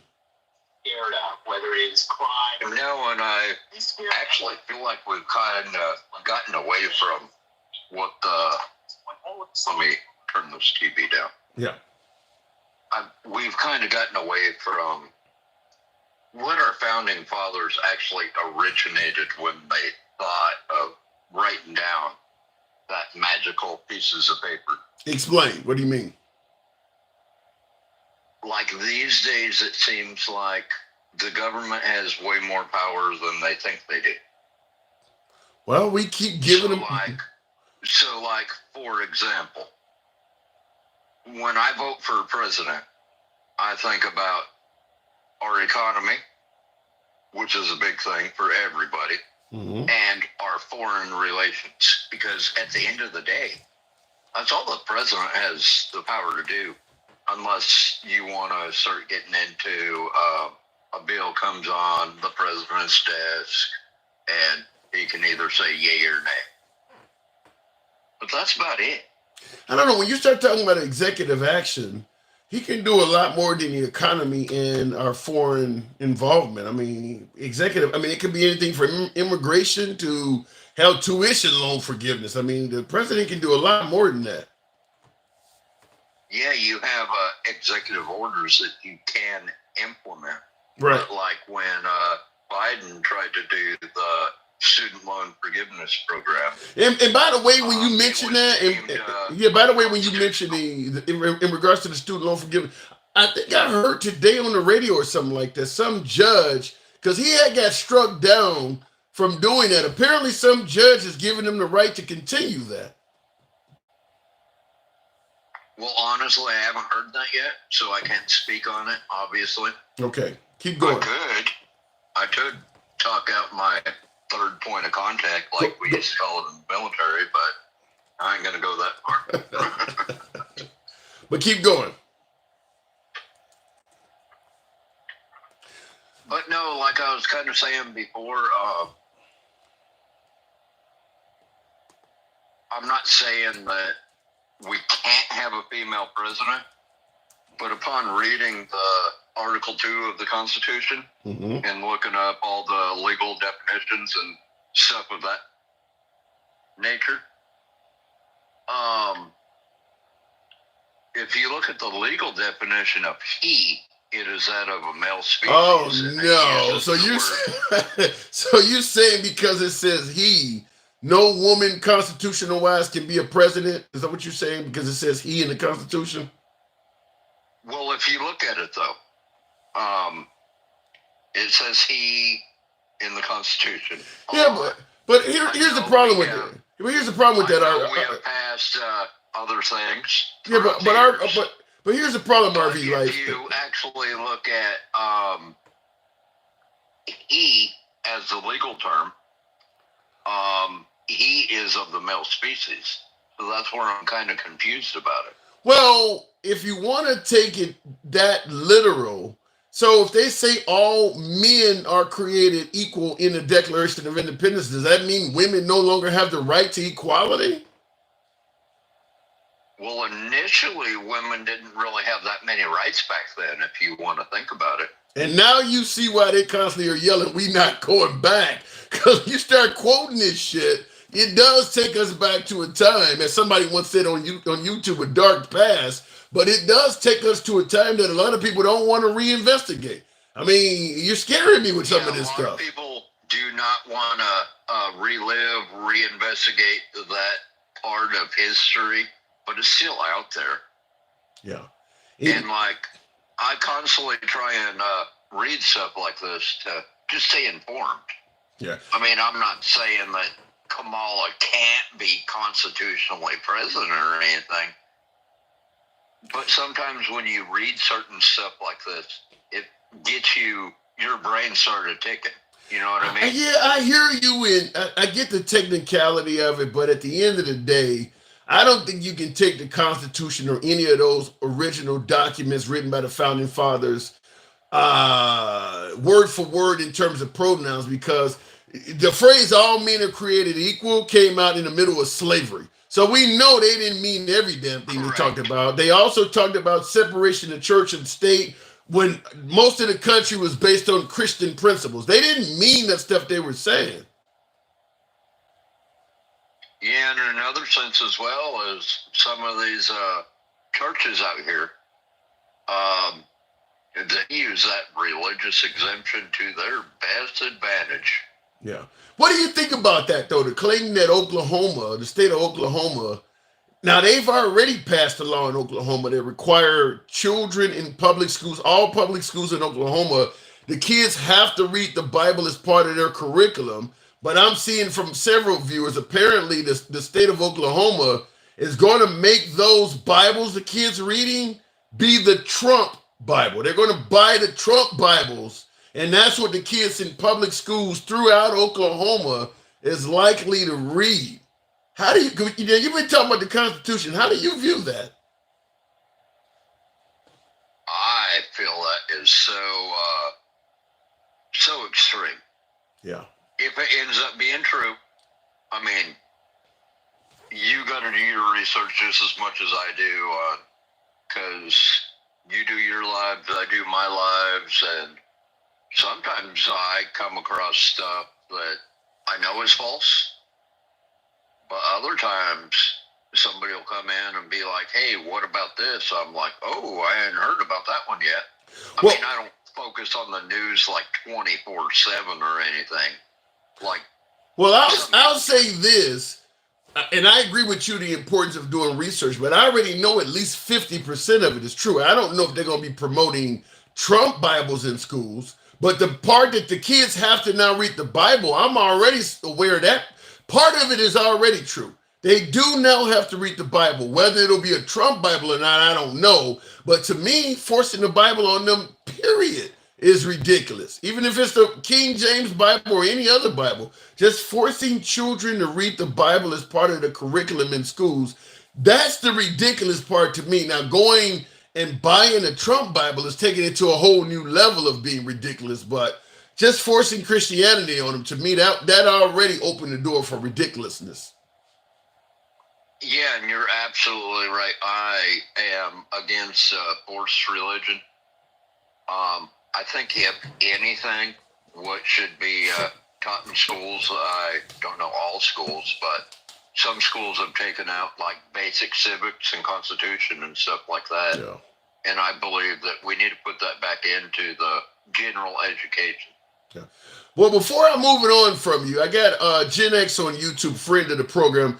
He says he has said this before, but I want to run it by you. He's stating that women should not be in politics. Now, you mentioned the pronoun men as part of some of our founding fathers' documents. Do you agree that women should not be in politics at all?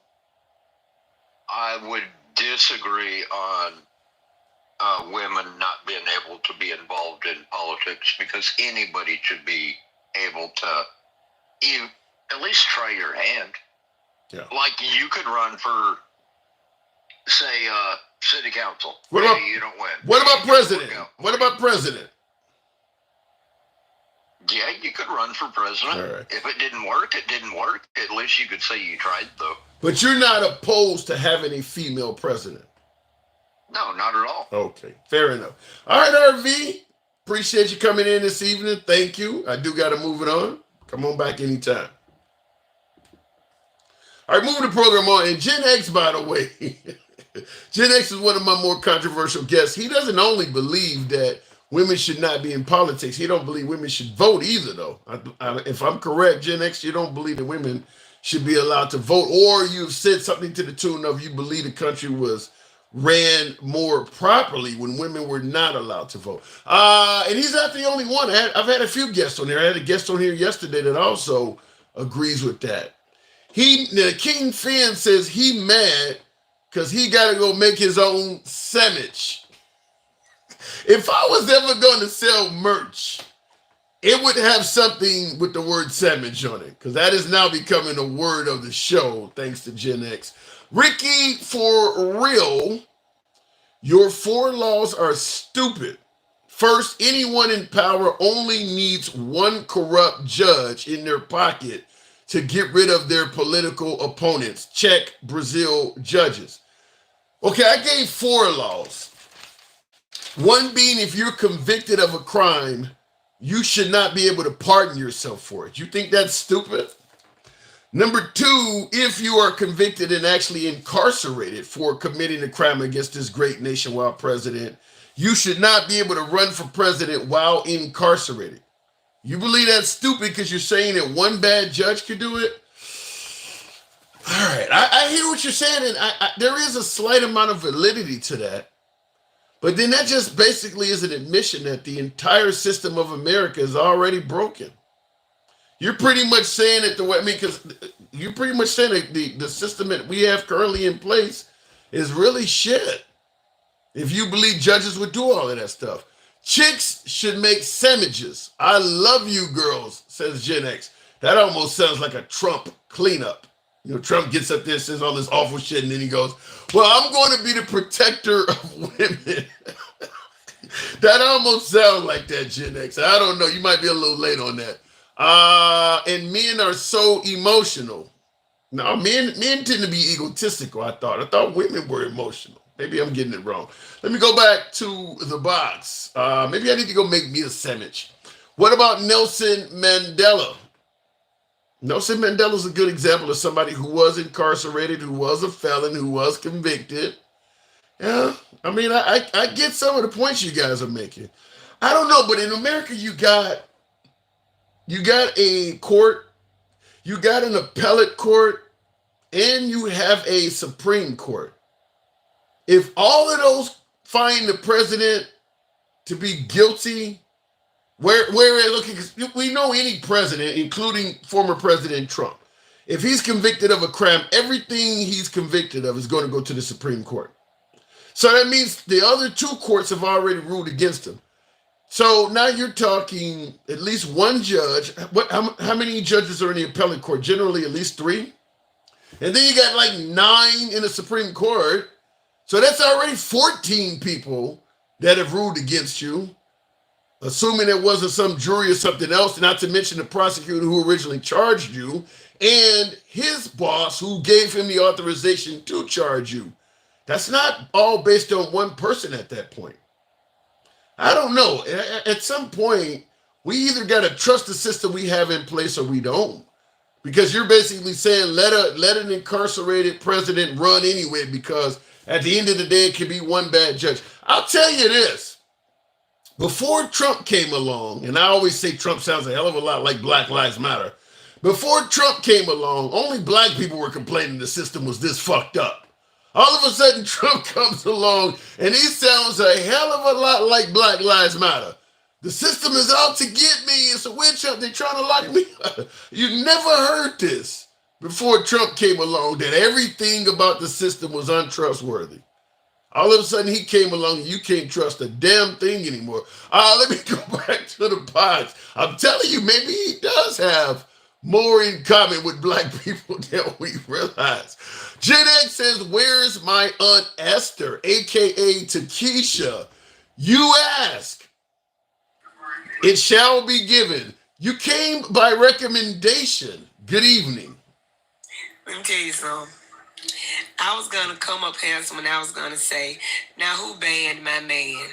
Until he started talking about sandwiches and women staying in the house. I'm sick of Gen X. Gen X likes you, apparently. He likes to talk about I want to say who banned my man. But then he opened his mouth. And then I said, damn, Gen X. So, what do you think? Do you think it's possible that they're trying to promote Trump Bibles on kids? I saw that today.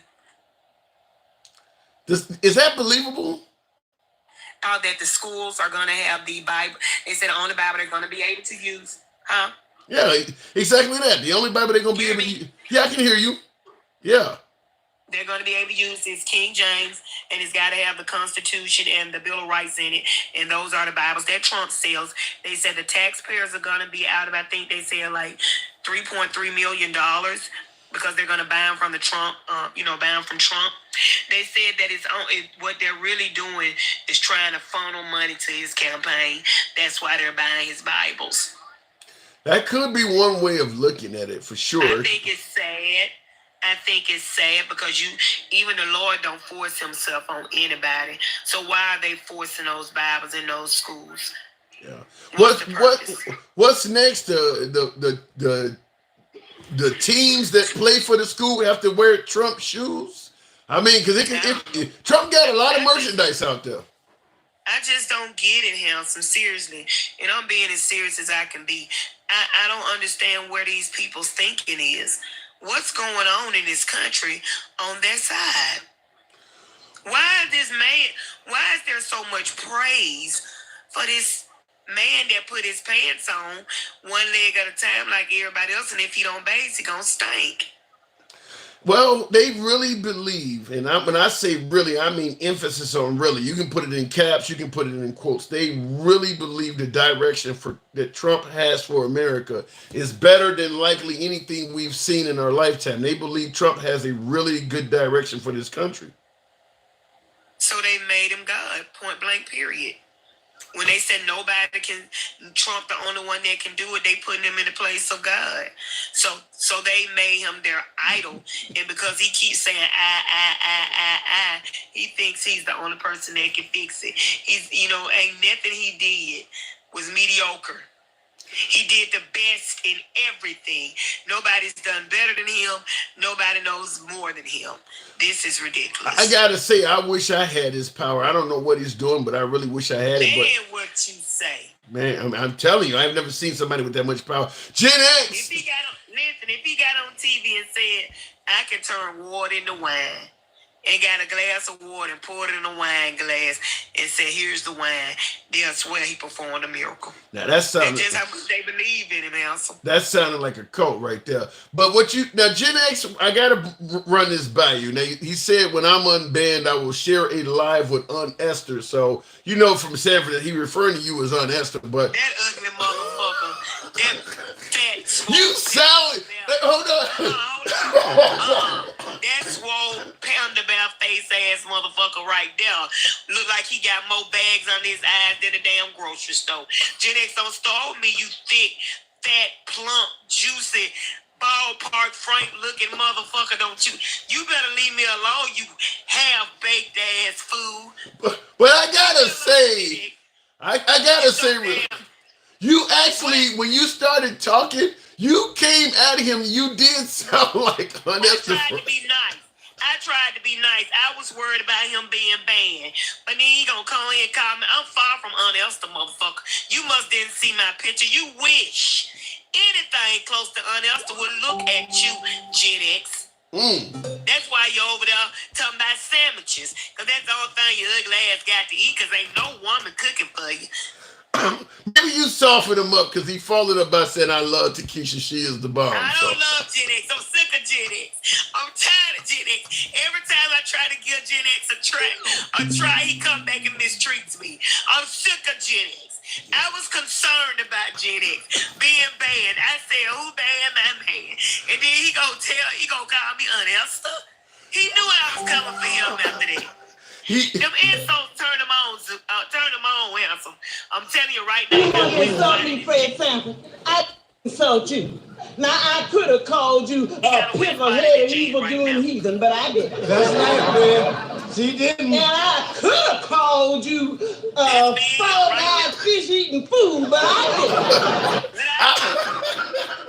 I don't know. But I did. Yeah. Oh my God! I didn't expect the show to go in that direction. You guys got me. I love Gen X. But Gen X be pissing me off. Yeah. Okay. So I kind of forgot what the show was about after that shit. But you when you went off on him, you did. I could have called you a monkey-faced, fat-bottom gorilla. But I didn't. So now I will, you fat-bottom gorilla-faced ape. You did kind of sound like her when you went off on him. I don't care what I sound like. When I first came up, I was concerned about him. I said, who banned my man? All right, you did say that. You did say that. You did say that. So I believe you starting to get a little jealous. You trying to start a discourse between me and Gen X so you can have me to yourself. I know what you up to, Handsome. No, You've been excited ever since you saw my picture. I know you have. You've been over there dreaming all about me slobbing on your pill and everything. I understand. What is the sister version of hot tour? How would we say that in slang? I don't know. Okay, let me stop. You got me going down the wrong path. So what do you think about the economic numbers that came out today? Apparently the economy, the job numbers are doing way better than expected and certainly better than what Trump would have said. I told you months ago that I wasn't concerned about the economy because I read the numbers, Handsome. And I knew when inflation went to 2.5%, I already knew what was going on. See, you can't look at the prices from the corporate greed. If you really want to know what the economy is doing, you really got to go look at the numbers and the charts.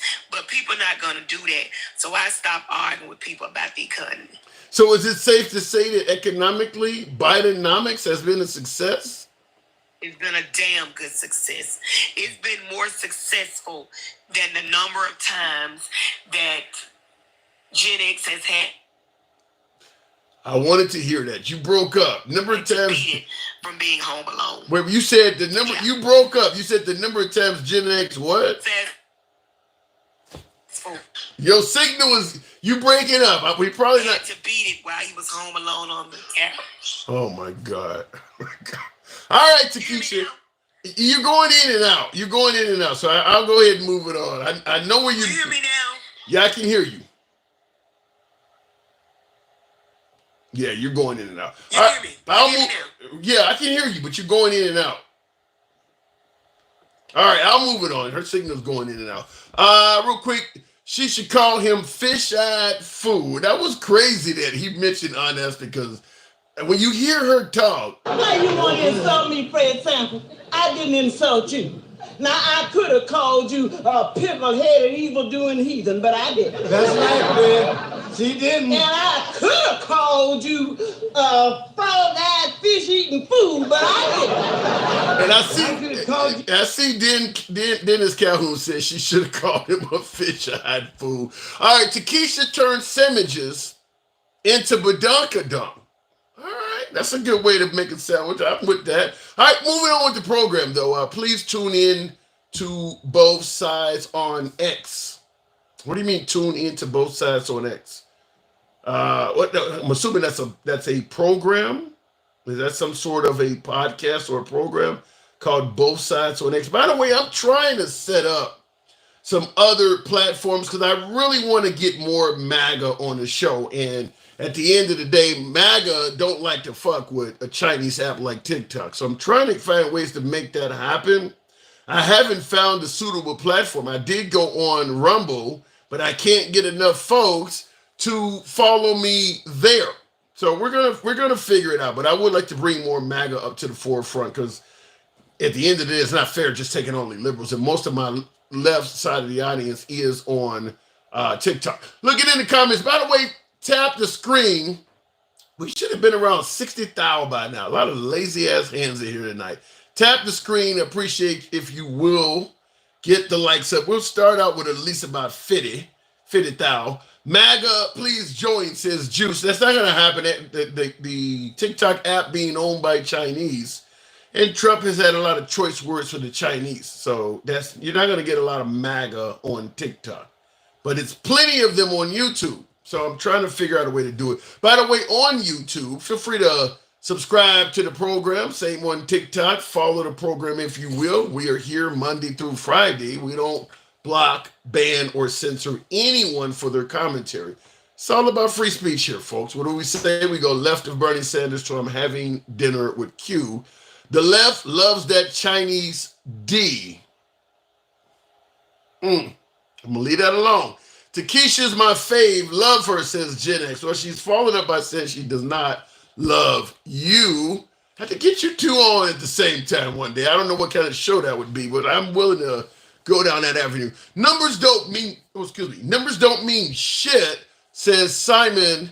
The majority of people aren't doing good financially. Example, to live normally in Sacramento, California, you need at least a $85,000 a year job, and the majority of people aren't even, I'm assuming, making it. Well, let me ask this question.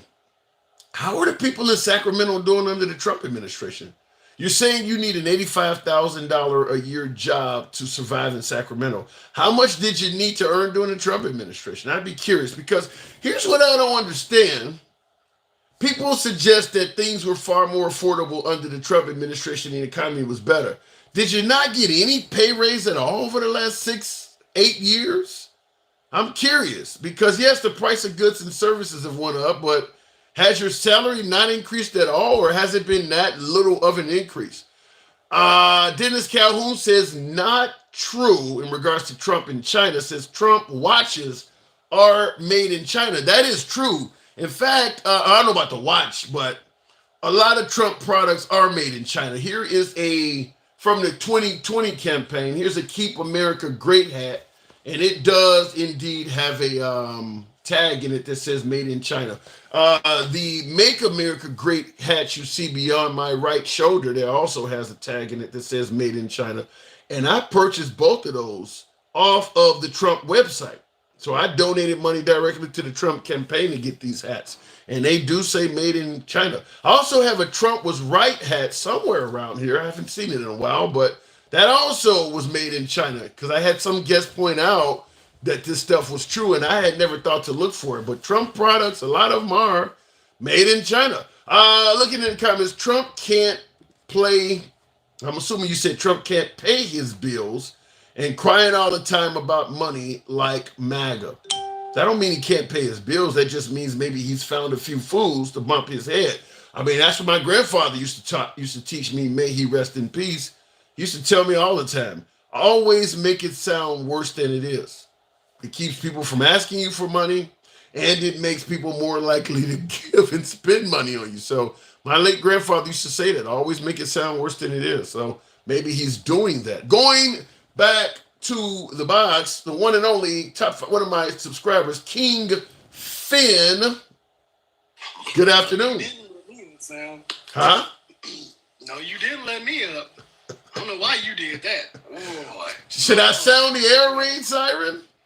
You had Takesha on here. Gen X done got fired, done got banned. Oh Lord, it's about to be a liberal night. Well, he's back. He's in the comments. He is back. Oh, he back? He in the comments? Yes, he is in the comments. Go make your own sandwich, bruh. However So what do you think though? You think Biden's economic numbers suggest that the economy is not as bad as many on the right is saying. What say you? Yeah, because we all knew it wasn't that bad because we knew it was Trump-fed inflation. We already knew this shit wasn't that bad.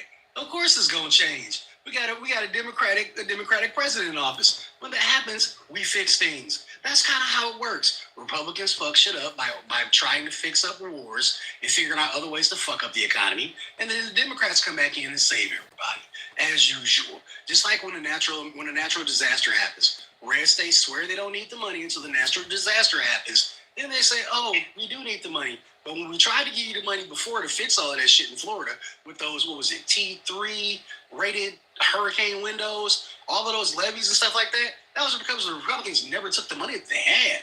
It wasn't because people didn't have it. It's because they didn't take it. Come on, be for real. Let's see here. How many Republican states have lost bad, big problems and needed FEMA to come in, only for them to sit in session and act like they didn't need shit? Just because they didn't want to take it. Because they didn't want to give it to their constituents. How many? So I can name you a couple.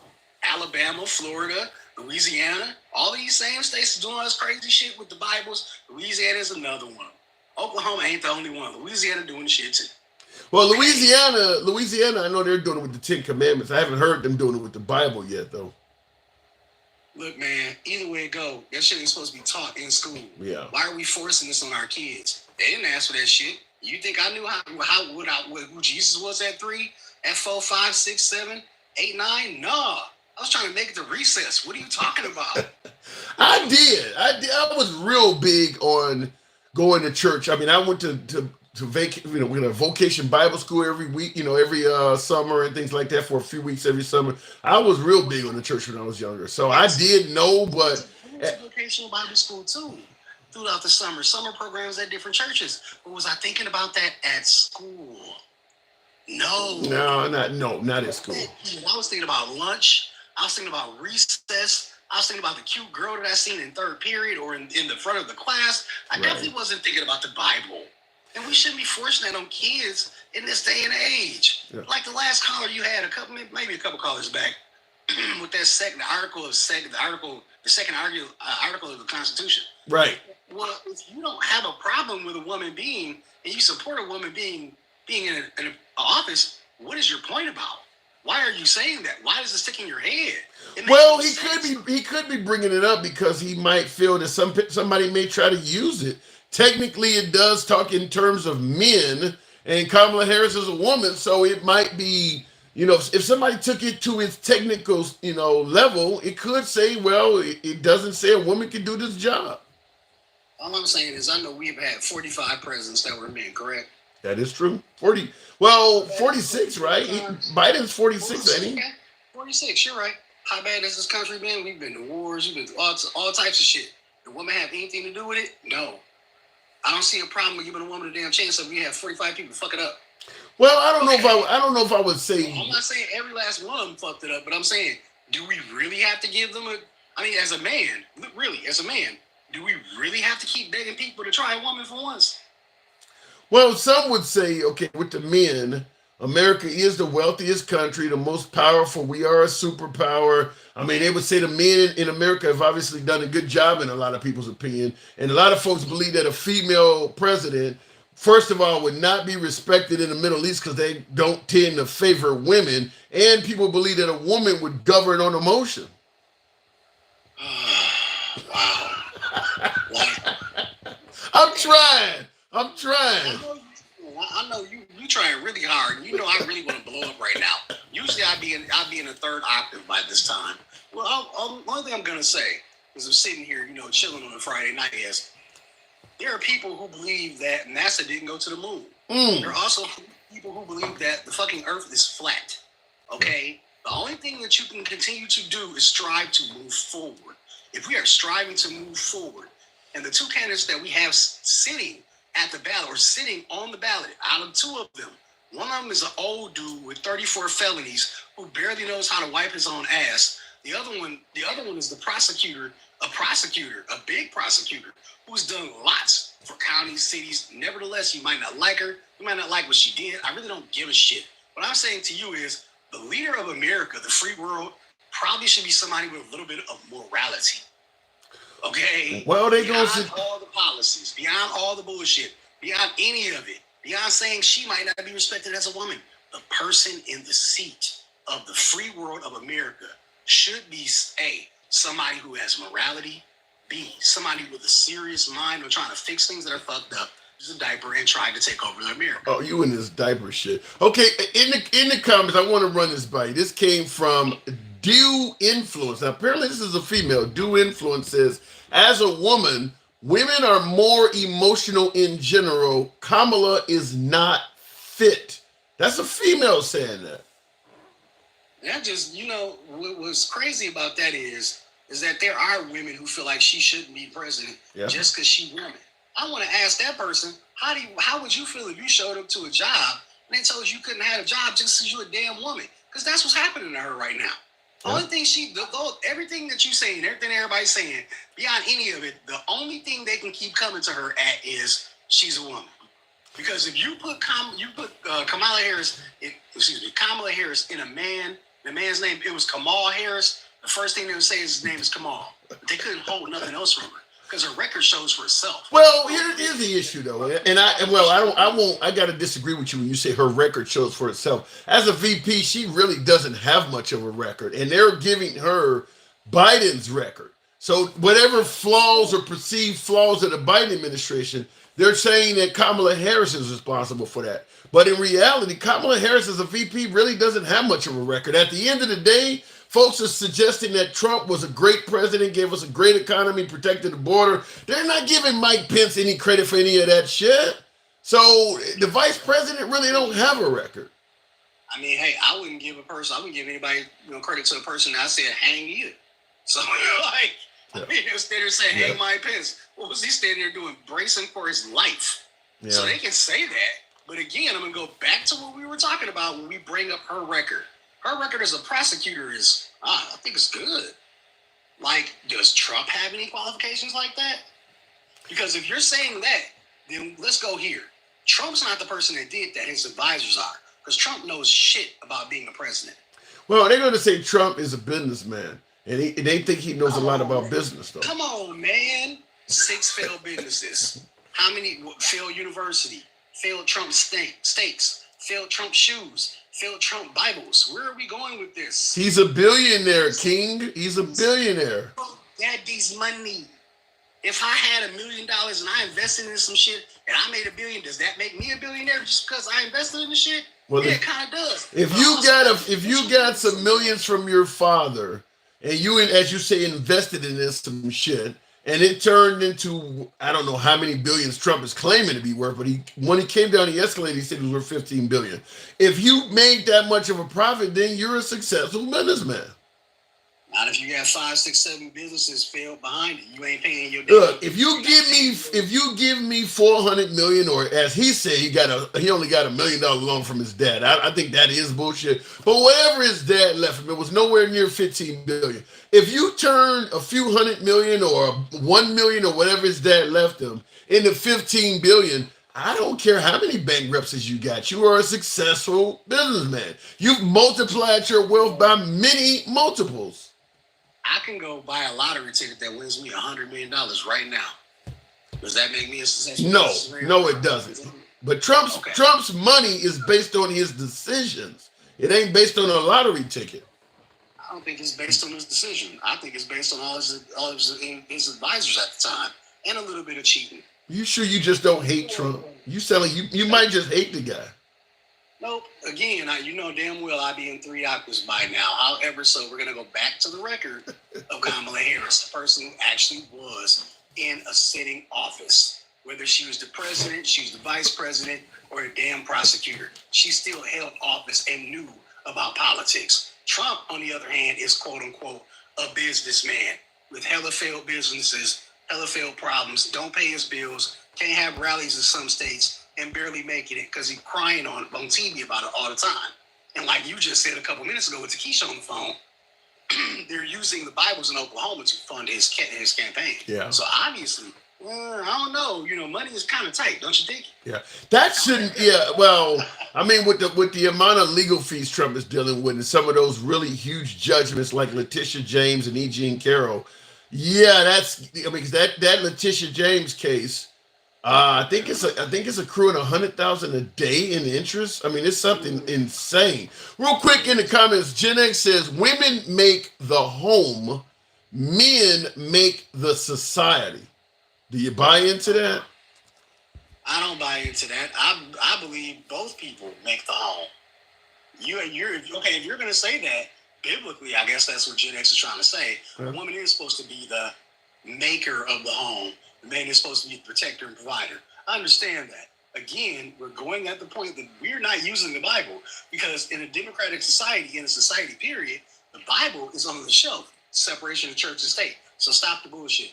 Okay. I gotta say, and I don't know if Gen X is alluding to this, but there are some powers that be in this country that do want. I mean, what do they say? Barefoot and pregnant. There are some folks in this country that do want women back in the home. What was the woman on Leave It to Beaver, Cleaver, whatever her name was, some Cleaver, Miss Cleaver. There are people who want that back. I really do see some.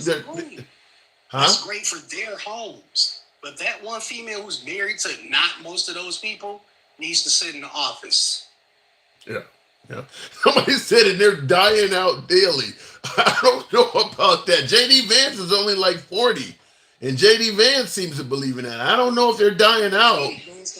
Did you see that debate? JD Vance don't know what the hell he doing. JD Vance stood up there and lied. Clean out his damn mouth. You know damn well. Wait a minute. You're gonna tell I gotta push back. And he put on my devil's advocate hat. You're gonna tell me JD Vance lied when Tim Walz could barely even admit that he wasn't in Tiananmen Square. I'm a knucklehead, which basically was an admission that I lied. Hey, at least he admitted it. Oh my!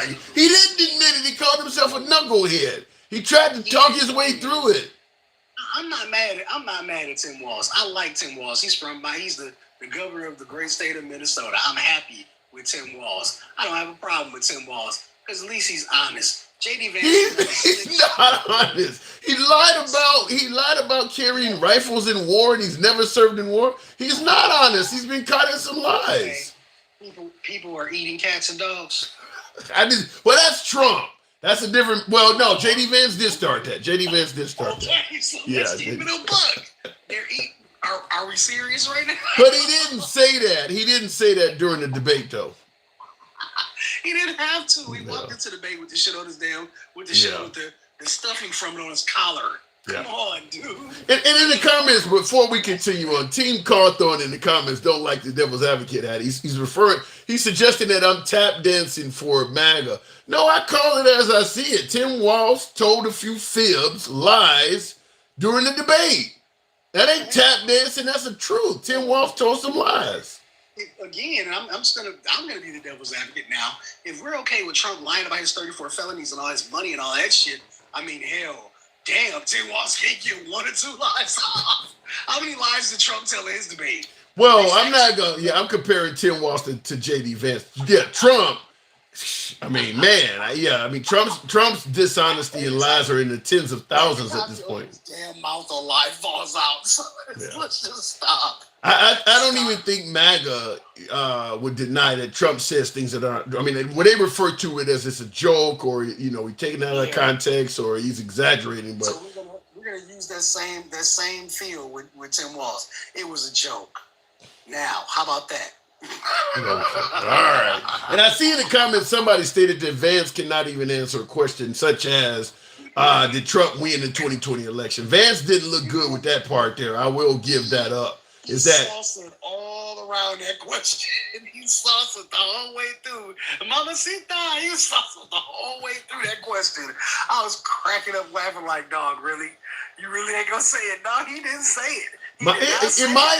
And that's what I said earlier in the show. I sincerely believe that there are several Republican politicians that are really afraid of Trump. I mean, I really believe that if he says something that they absolutely know is not true, but Trump really believes it is, they won't tell him otherwise. They won't say otherwise in public. They won't make him look bad. Like the cats and dogs thing. Most of the right, well, let's talk about something else. I'm not here to discuss that. They don't want to talk about it.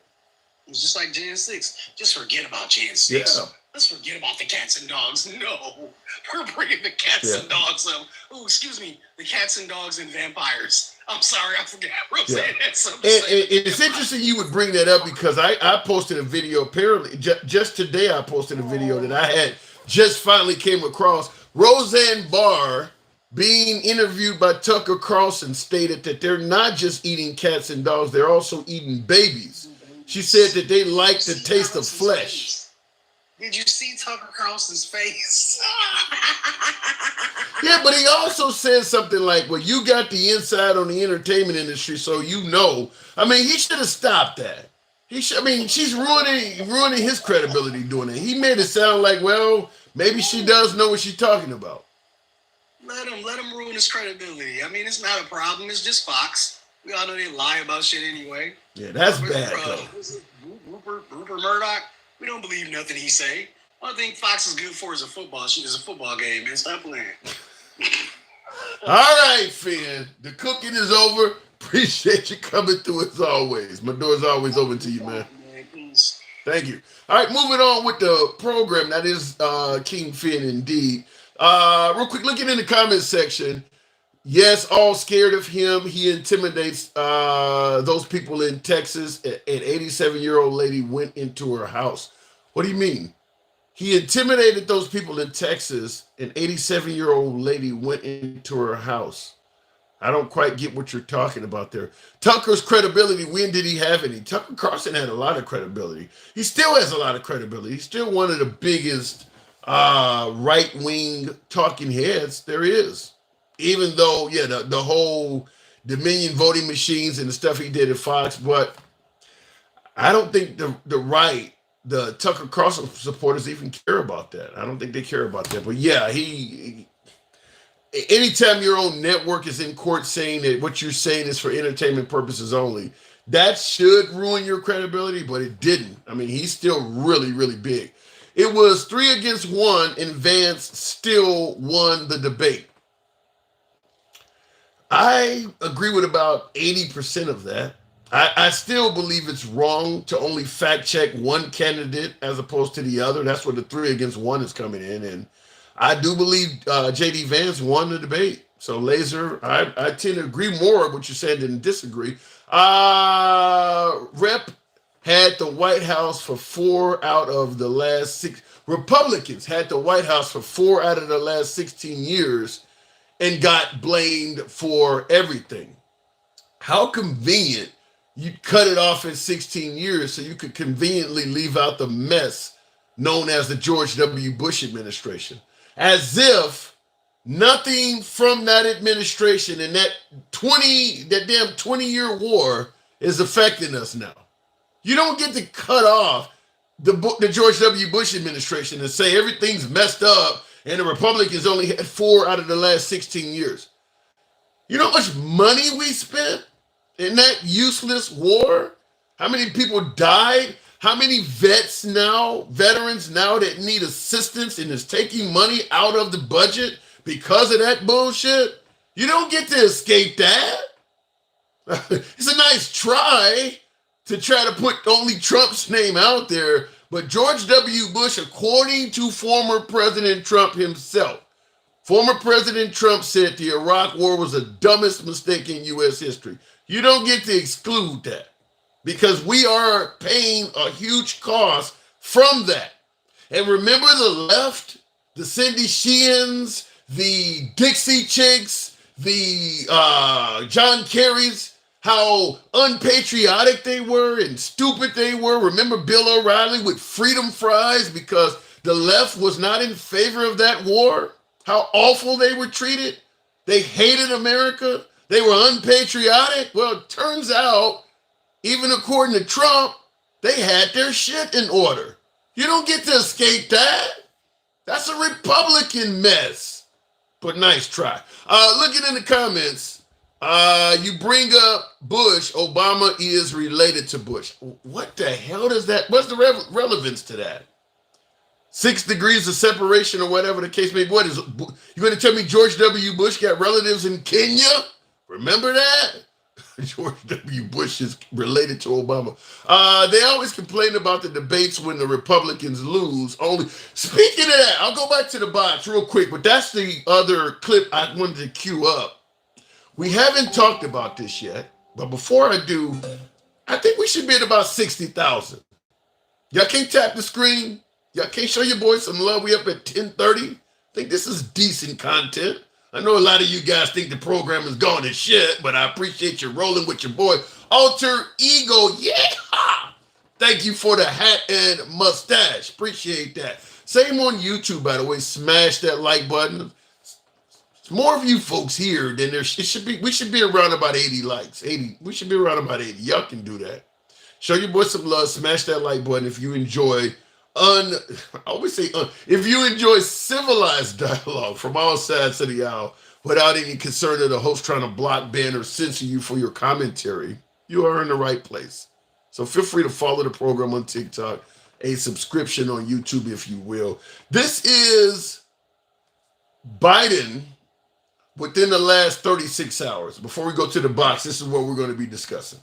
Is a month away. One, I'd like to know how you're feeling about how this election is going. And then also, do you have confidence that it will be a free and fair election and that it will be peaceful? 2 separate questions. I'm confident it'll be free and fair. I don't know whether it'll be peaceful. The things that Trump has said and the things that he said last time out when he didn't like the outcome of the election were very dangerous.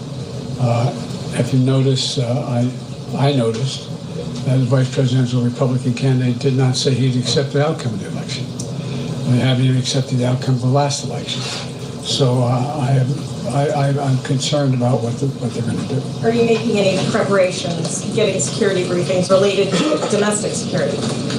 I always get those briefings. You got move on. Thanks, sir. You're talking about domestic security. Remember January 6th, it sounds like at the very least Biden is concerned that could happen again if Trump does not win. What do you guys think? Now, Biden is saying he feels confident the election will be free and fair, but he don't feel confident that it will be peaceful. What do you think? If for some reason, now Trump is leading in some of the polls, some are going to Kamala Harris, but if Trump does not win in November, what do you think the chances are that Trump might either not concede or, God forbid, do something even worse? Jimmy Boy, good evening. Welcome to the show, Jimmy Boy. Now, Jimmy, do you expect Trump, if let's say he loses, let's say by chance he loses as opposed to winning, do you believe he would try to do, if the election was free and fair, do you think he'd be willing to concede? Can you hear me? Yeah, loud and clear.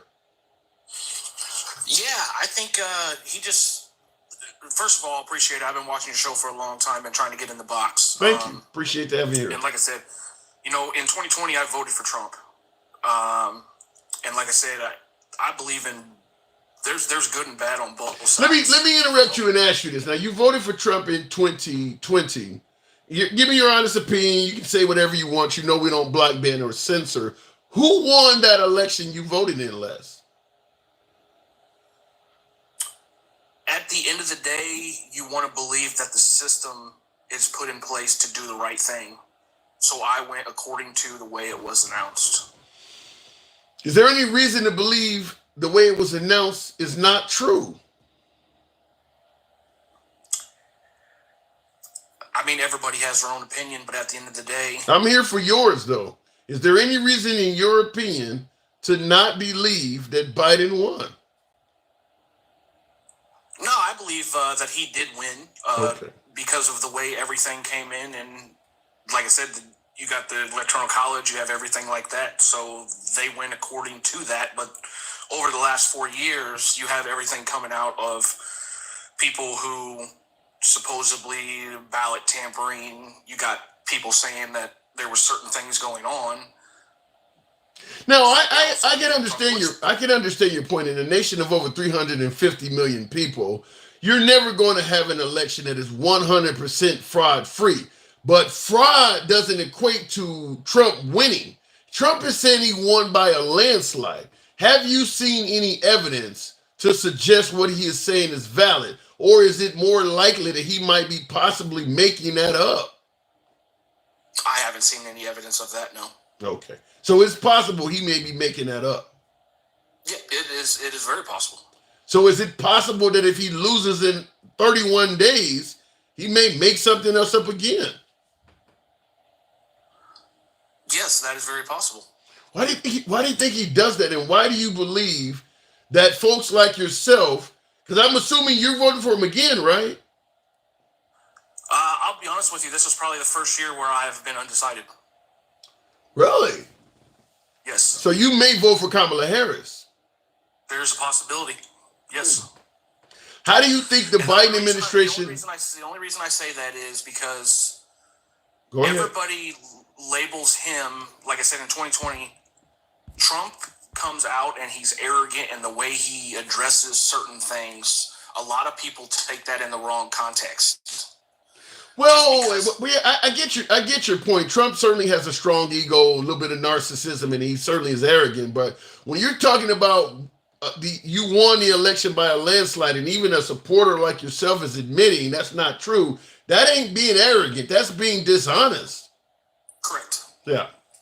Is that not a reason not to like him, considering that he's a president of the United States? He is possibly being dishonest about a national election, whereas folks like Ashley Babbitt is deceased, and several people are now spending football numbers in prison because they believe what he said.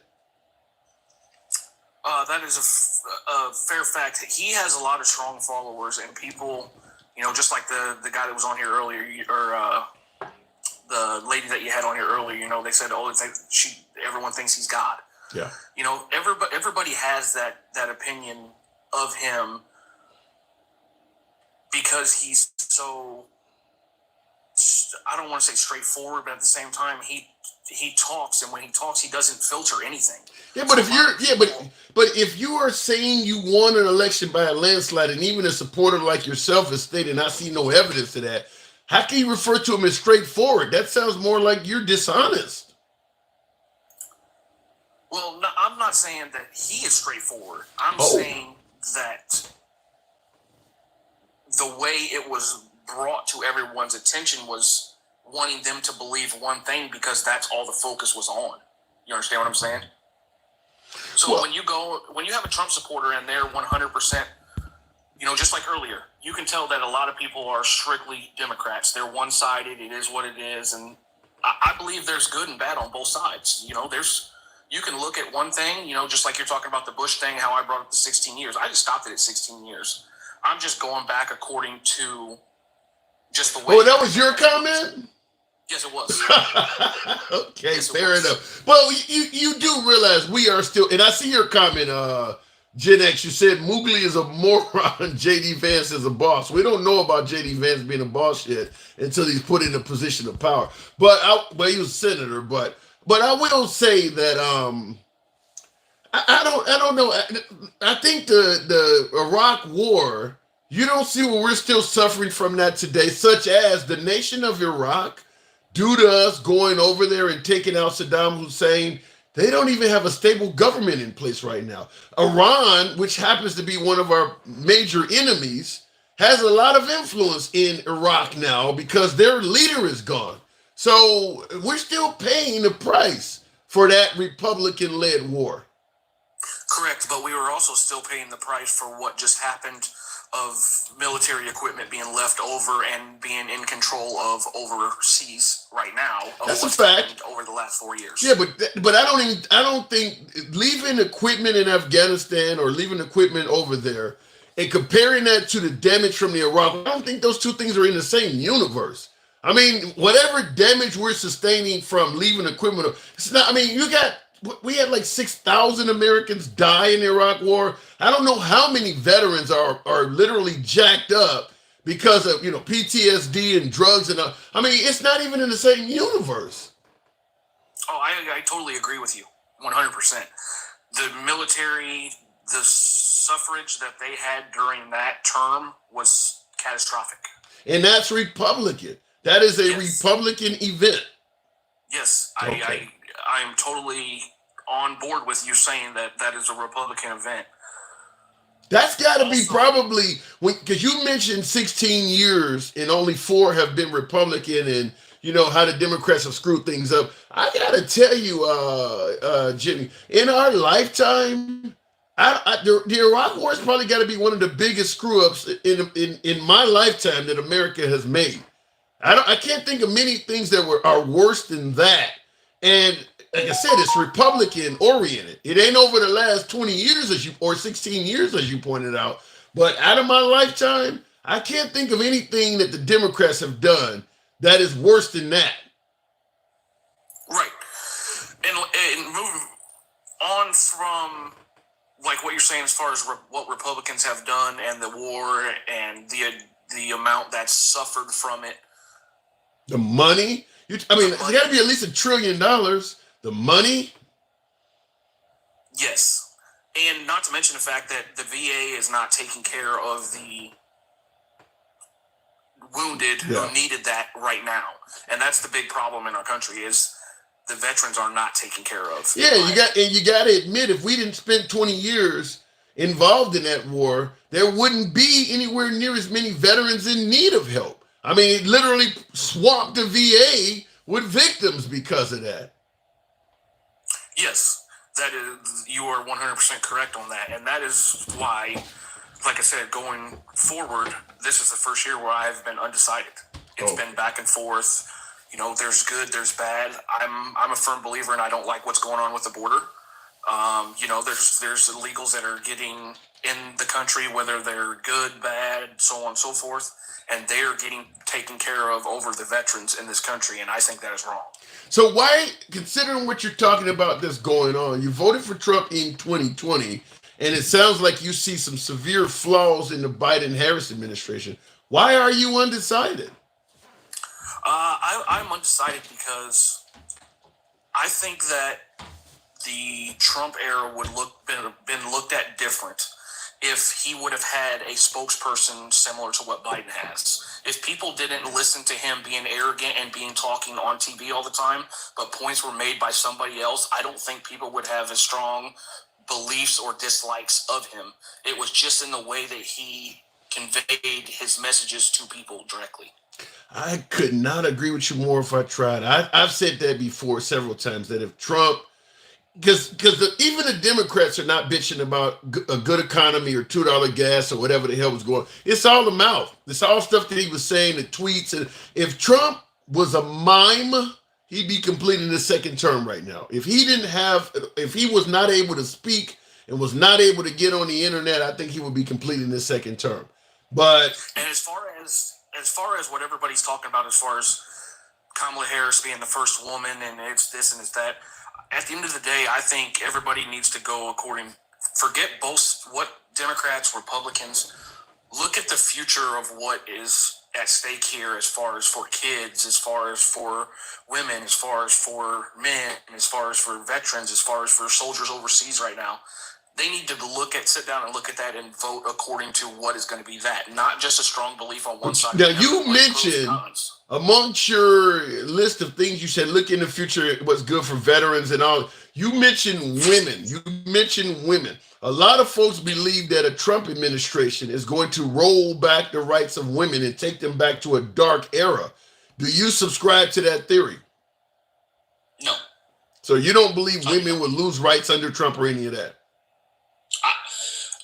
I don't see where people are coming up with that, no. Why do you think they are coming up with that? Because of past things that could have been said, or, just like Vance saying a woman needs to have her place in a home. I'm not a firm believer in that. Okay. But if he is the vice president and he's making those statements, that's clearly what's in his heart, and he's going to be serving as second in command to a guy that's going to be in his 80s soon. So if Vance becomes president, do you feel confident that none of the stuff that's in his heart will be implemented? I mean, isn't that what they're saying right now is Kamala's hands are washed completely clean because she's a vice president and she doesn't have anything to do with what Biden's done over the last 4 years? No, she doesn't have anything to do with what's in the past, but we're talking about in the future. Like, okay, I don't believe Kamala Harris is responsible for the economy, because if she is, I'd ask to show me what she's done economically for why we're in this position. The vice president doesn't make any of those policies. But what I'm saying is that if Kamala Harris says we should have open borders and she's running as vice president, even if the president believes the border should be secure, if the president is Biden's age, you have to take in consideration if something happens to this man, we have a vice president that's for open borders. J.D. Vance is for women having a supporting role. I mean, he's made it clear he's for women having a backseat role to men. Yep, I understand where you're coming from as far as for the vice president, but at the same time, just like what we had talked about, like with the Pence thing, unless something was to happen to Trump or so on and so forth, just like if Tim was to get in for some reason, something that, Kamala, whatever, same thing as a vice stepping up. Yeah, but you do realize that if Trump gets elected, he will officially be the oldest president in U.S. history. There is a real possibility that something could happen to him. Most Americans don't live to the age Trump is right now. And he's going to serve 4 more. I mean, there is a real possibility that Vice President Pence could end up getting that job. I mean, he will be like 82, 83 or something like that before he leaves office. It could happen. It ain't something you just wait. Well, Trump's healthy. I mean, Trump will be an old man. Yes. And I see where you're coming from as far as you got to weigh all options and what ifs and where would it be if that did happen? I mean, I think there's a lot of other bigger topics than what he's portraying, but at the same time, I guess it's you take their word for whatever it is and kind of roll with it. That's the way it's always supposed to have been. Yeah, I agree with you. There are bigger topics, but when he's promoting something that is such a drastic rollback of rights, there are bigger things going on. But if you're wrong about this as a woman, you're going to be really wrong about it. If you don't take him serious, and for some reason, it's not a zero-sum game that he could become president. I'm not going to say Trump's going to croak over the next 4 years or something like that. But considering his age, there's probably at least at minimum a 10% chance J.D. Vance can become president in the next 4 years if Trump gets elected. He could have to step up. When you look at what J.D. Vance is promising for women, this is a big loss. I mean, to the point where he's talking about if you got children, you will be treated better than a woman that doesn't have children. This is not something you should just totally ignore when his running mate is 80 years old almost. Pumpkinhead, thank you. This is something, do you believe it's something that they should just kind of put on the back burner? No, I don't believe it should be put on the back burner by any means. I don't think that absolutely anything that is talked about as far as debate-wise should be put on the back burner because they have talking points for a reason. That's all something that they either believe strongly in, have been brought to the table, or something that they are put up to represent. So I don't think that any of that should be taken lightly. But I think that a lot of, like what you were saying as far as Vance talking about people eating cats, the cats and dogs and all that stuff, a lot of that stuff is brought up, and then, like this last debate, they wanted to forget about it, but people kept bringing it up. So there's a lot of things that could have been talked about once, twice, that are going to continuously be brought up, similar to the same thing that's happening with Kamala and with Trump both, of things that have been said in the past that are, it's repeat things that just keep getting brought up. But now, let me ask you, as a Trump supporter, or a former Trump supporter, or possibly a future Trump supporter, do you believe what he's talking about in regards to Haitian migrants are eating cats and dogs? No, I don't. So you don't believe he won by a landslide. Now you don't believe what he's putting on the Haitian people. Do you see any possibility that he might be kind of dangerous? I mean, at the end of the day, a lot of people, including MAGA, are animal lovers. If you can convince people that these folks are running around just eating folks, innocent animals, could you see where this might get people hurt? Okay, here's one point I want to make to your point on that. Everybody wants to talk about, okay, well, I understand him being, everybody wants to call him a loose cannon. I'm not calling him a loose cannon. I'm saying this stuff is he's lying according to you. This ain't loose cannon. He's making up stuff. Yes. And there's no proof to any of that that's been, just like they said, they have proof that the people were sitting there eating cats and dogs. There's no proof of that I've seen. I haven't seen any proof of it either. No. But like everybody's saying, well, if Trump gets in, it's this. Everybody can say that over the last 4 years with Biden. There were times where he was being helped off the stage, different talking points, this and that. Some people, how are people not pointing that out as being, if they want to say somebody is unfit to be president, why does it matter whether they're Democrat or Republican? Unfit is unfit.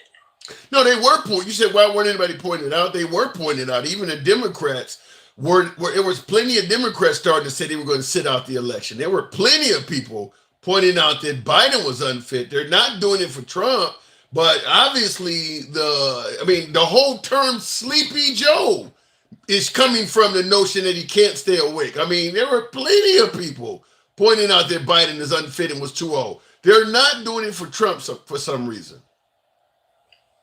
And I think the reason they're doing that, Trump got a lot of, JFK's, I like some of his points when, he said he was going and doing that. Honestly, I think he could have had a pretty good shot at giving him something with a little bit more. But Trump... Really, you think JFK would have had a good shot at becoming president? No. I'm talking about I think... Well, wait a minute. You mean are you talking about RFK or the late JFK? RFK, sorry. RFK. And what do you say about RFK? Well, when he endorsed, and at one point they said that he was endorsing him, and they had all the stuff saying, that could be Trump's vice, or that could be this. A lot of the strong points that he had as far as toward, everything's for children, everything is for the economy. Look at the way things are going. People are shipping stuff out.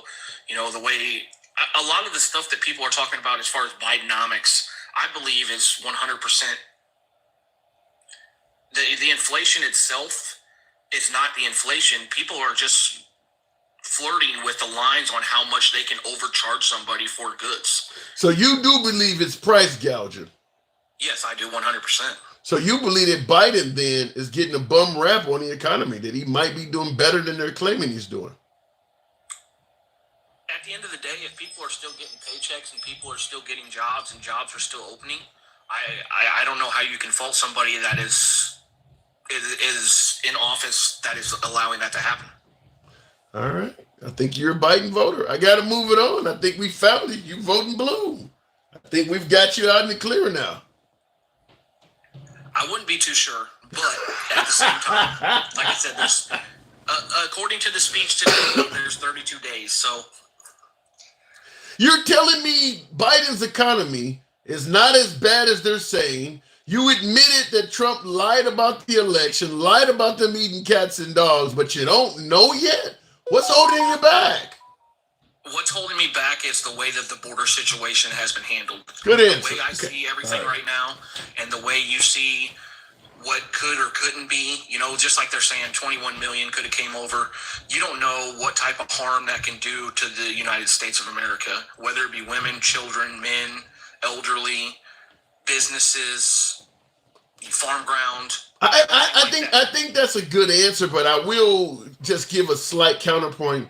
If Trump is, because most of that stuff's coming from Trump, and I will say that if Trump is willing to lie about the election and he's willing to lie about the economy, the numbers you're quoting, those are probably exaggerated as well. Because I've seen rallies where Trump said we got 10 million illegals in this country, and then within a week he said it was 18 million.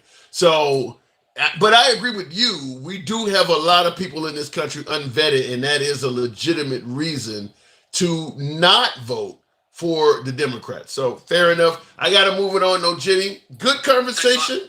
Anytime. Come on back. Good to have a first conversation with you. Always open to you, man. Yes, sir. Appreciate it. Absolutely. All right, moving on with the program. Real quick, but it's Trump. What it says, if Trump win, he is if Trump, okay, you said but if Trump wins, he is a dangerous man. Well, some people don't believe he's dangerous. His detractors certainly do, but a lot of people don't believe Trump is dangerous. Real quick, I wanted to address some super chats on YouTube, including in response to Gen X saying Mowgli is a moron. Gen X said, Mowgli responds and says, Gen X needs to be quiet and go back to touching himself. Gen X, you are always in the comments for some of the most humorous reasons. Will G, thank you for your generosity and support of the program as always, Will. The only people that are saying women shouldn't benefit in politics are Republicans, because all they see is their woman. All they see is their woman do is bear children and cook. That's the whole barefoot and pregnant in the kitchen. They have never seen women actually do it at all. Now, I gotta agree that I haven't heard too many Democrats speaking in terms of placing limitations on women. It is mostly folks on the right. I have heard some women support the marginalization of women, but they are Republican women saying it. And I will say this. Hopefully Trump doesn't become far right, just like I don't necessarily want far left in power. But there's a couple of things that come along with being far right. We always talk about the far left, the Elizabeth Warrens, the Bernie Sanders. Now they're calling Kamala Harris far left. Joe Biden was far left, according to some people. Barack Obama was an outright socialist. All the Democrats are going to be far left. But let me just say this. We often hear about far right, far left. We don't talk about far right too often. Far right does exist. There is a such thing as far right. And two of the primary tenets of far right societies. One, far right societies tend to be very religious. Far right societies tend to be very religious and not very open to other religions. Far right societies are very religious. Number two, far right societies marginalize women. You'll be hard pressed to find a far right society that also supports equality for women. They don't. Far right societies are very male driven. They're also majority driven. They are also majority driven. Far right societies are not necessarily fair to women or the minority population. And that the left is trying to get rid of her. Damn. Based on what? I'd like to talk to her. Listen, if all you're doing is watching TV or reading, and this is on any side, either far right or far left, if that's all you're taking in and you don't do any research to figure out what you're hearing is true, you will stay there. And I'm just in the comments. I'm looking at so many people thinking that what they're saying is fact. I'm not even going to mention anything Democratic in what I'm about to say to you right now, Tim. Okay. This is why I'm feeling the way I'm feeling right now. See, I do my research. And when I look at the indictment and what happened on January 6th, and all of those people on the right that have lost careers, they've lost their license to practice law. People have died. They're incarcerated. Yeah, you had police officers in that crowd and everything. Military men. Firemen, police officers, judges, lawyers. These people have lost everything behind what Trump knew was BS from the very beginning. But I will say this, like what I did with my last. In a second, this is the thing that people don't understand. Everything we're hearing, not pronouncing her name properly, vilifying Haitians and people, black and brown people. We've seen this play before. This isn't new, right? Because they can't call you a boy or the N-word or a gal no more, because they know the origins of that. That's Jim Crow slavery. So they won't pronounce your name right to continue to make you feel like you're less than a person. We know that. That's fact. Well, they didn't. Well, I hate to even put on my devil's advocate and say this shit, but I'm gonna say this. Kamala Harris does have an unusual name, and it's very similar to. Hang on. It is very similar to a 1980s wrestler, because they didn't get Barack Obama's name wrong. I mean, no, they didn't get it wrong, but they love to say Barack Hussein Obama. Yeah. Another way to vilify a person of color. Yeah. You know, it's just crazy. But and again, somebody said, "Oh my God, dude, really?" I saw that too. That's exactly what it is. You talking to me? Oh my God, really? I mean, it's like they don't understand. They don't understand what people of color are talking about. So when they say, "Oh, it's gaslighting," that's because you haven't learned shit. And the reason you don't know shit is because they don't want you to know shit. That's why they're trying to take the education system and tear it apart so you can believe just the things they want you to believe. That's the part that I'm talking about. In Oklahoma, yes, they are doing that. That is a fact. I was on the website earlier. There's an RFP, which is a request for purchase. That's supposed to be available to anybody in the state of Oklahoma. So when you start talking about it specifically for Trump, that means that whole process is bullshit. See, but this is the stuff that people want to, and then they want to say, you know, the far left is racist. Like, it's all, they don't give a shit about how you really feel. People on the right that are MAGA, they don't.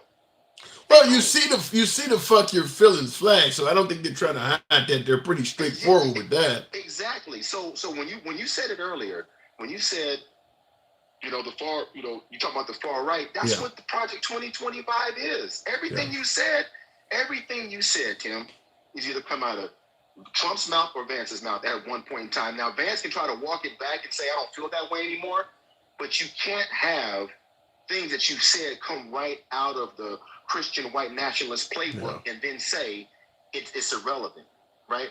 You can't wear both of those hats. At some point in time, I want him to lose so this shit can just be over with and we can at least... But do you think, now, you know, I don't know if you heard me play, because you're saying you want Trump to lose because you're saying so this shit can be over with. Did you hear? I'm going to play this clip for you one more time because, well, some people may have not heard it, but it fits into the narrative of what you're talking about, whereas you're saying that if Trump loses, this shit will be over with. I don't know about that. Is a month away. One, I'd like to know how you're feeling about how this election is going. And then also, do you have confidence that it will be a free and fair election and that it will be peaceful? Two separate questions. I'm confident it'll be free and fair. I don't know whether it'll be peaceful. The things that Trump has said and the things that he said last time out when he didn't like the outcome of the election were very dangerous. If you notice, I noticed as vice presidential Republican candidate, did not say he'd accept the outcome of the election.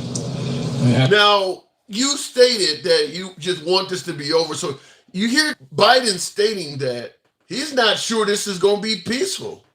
I agree. I agree 100%. I agree 100%. And that, you know what's sad about that? If he loses, he's just a regular U.S. citizen, right?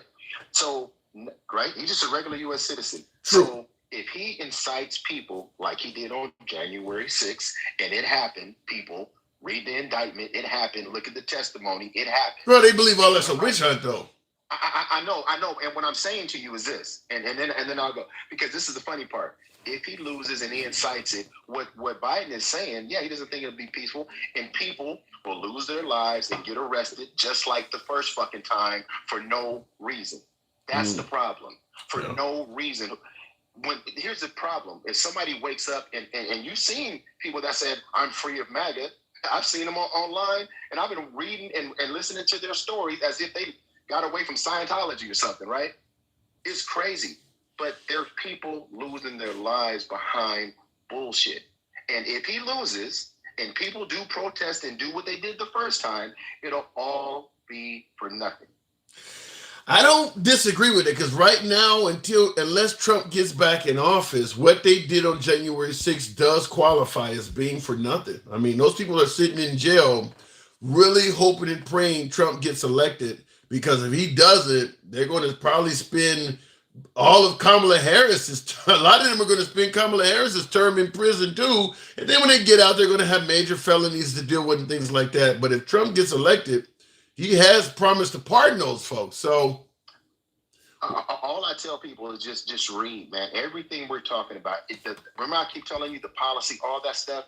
You got to read the indictments and just read it. Just read it. And people can call it a witch hunt what they want, but there's too many things that make too much sense for anybody with a half a brain to think about. And they can talk about stop crying in the comments. I don't give a fuck about what y'all talking about, because I see what's going on.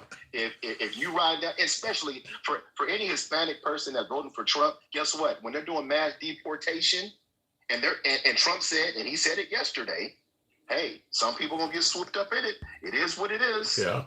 But you got to do it. Wow. But you got to do it. Is that the chance you want to take? That's so. Think about how silly that is. All right, fair enough, Michael. You look a little Haitian yourself, Tim. Get the fuck out of here. I gotta go. I gotta go. Appreciate it, Mike. I will. Let me say this. And by the way, Gen X, I do see you said I'm out. Bring me on with my baby girl Takesha Sunday. Gen X versus Takesha. Let's do it. I love her. Night tip. Good night, Gen X. I don't know if Takesha. We'll talk about it though. And appreciate your support as always, Gen X.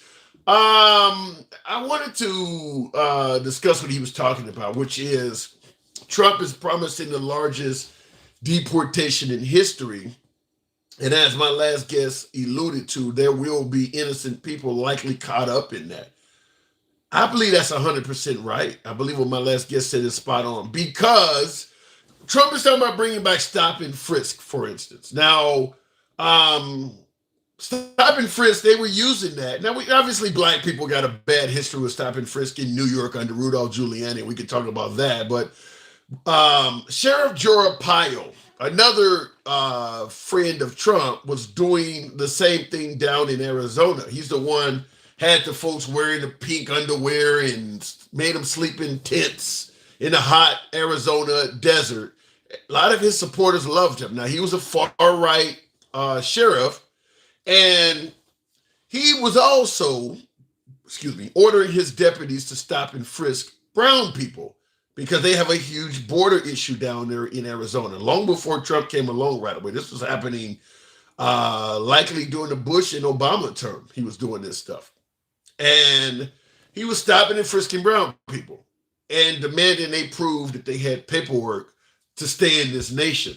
Now, the problem with stop and frisk, as my last caller was talking about, innocent people getting caught up in things. Stop and frisk means that you're going to be stopping and frisking innocent people. Now, I get a lot of views all the time on the show because that's one of my biggest gripes against re-electing Trump is he's talking about bringing back stop and frisk and giving police immunity. Well, I get a lot of folks in the comments, look, if you ain't got nothing to hide, if you ain't committing no crime, well, how do you care if they do their job and just stop and frisk you real quick? Whole host of reasons. First of all, police are human just like you and I. So there are people who have had grains of sugar or something on the floorboard mistaken for meth and been arrested. There are people who have had a large amount of cash that was legally theirs, seized because the drugs, cops thought it was drug money. But cops make mistakes. And when you give them the authorization to frisk you and go through your shit, there's not a 0% chance that another human may not make a mistake. I mean, I've posted videos on my social media pages. There was a Hispanic gentleman that was traveling across the country, was not a big fan of banks, took out a large sum of money from a restaurant and was going to visit his family in California. I think he got pulled over in Utah or Arizona, one of those states down there, and the cops asked could they search his car. They came across the $60,000 that he had and instantly saw dollar signs. They ended up seizing his money. That was his money legally. That was legally his money. They told him they didn't believe that that money was legally obtained. It was ill-gotten. And they seized it, gave him a pink slip, telling him how he could reclaim his cash. And they took all of his money to the point where he had to call his sister to wire him some money so he could continue putting gas in the car. He was stuck on the side of the damn highway. And it took him 6 months. He did get his money back, but it took him 6 months to do so. Who knows how much he had to pay in attorney fees to do that. All because, and he was a Marine, all because he gave the police, I'm not doing nothing wrong. Just let him go ahead and search the car. Took his money, and it took him 6 months to get his own legally earned money back. So when people say, well, just let him stop and frisk you, you got nothing. No, they make mistakes. Also keep in mind, everything we do is on a time schedule. Everything we do in life is on a time schedule. You got to be at work by a certain time in the morning. If you're going to catch a flight, you got to be at the airport by a certain time. Maybe you catch the bus to work. You got to be at the bus stop at a certain time. Everything we do in our lives generally is on a time schedule. And if you don't adhere to that time schedule, there's often penalties. If you show up late to work, you might get rolled up. You do that too many times, you may get terminated. If you miss your flight, you may forfeit the amount you paid for it. Certainly if you're flying on Spirit Airlines or some discount airlines. What happens if the cops stop and frisk you and they make you late getting somewhere? Maybe you're going to a job interview. Maybe you're going to college and now you miss a major exam. I mean, everything we do is on a time schedule. Who makes those people whole that are wrongfully held up because the cop just thought, I'm going to stop this person today? All of that can happen by, I don't have anything wrong, just let them search. You could get held up for a half hour more. You don't know how long that's going to take.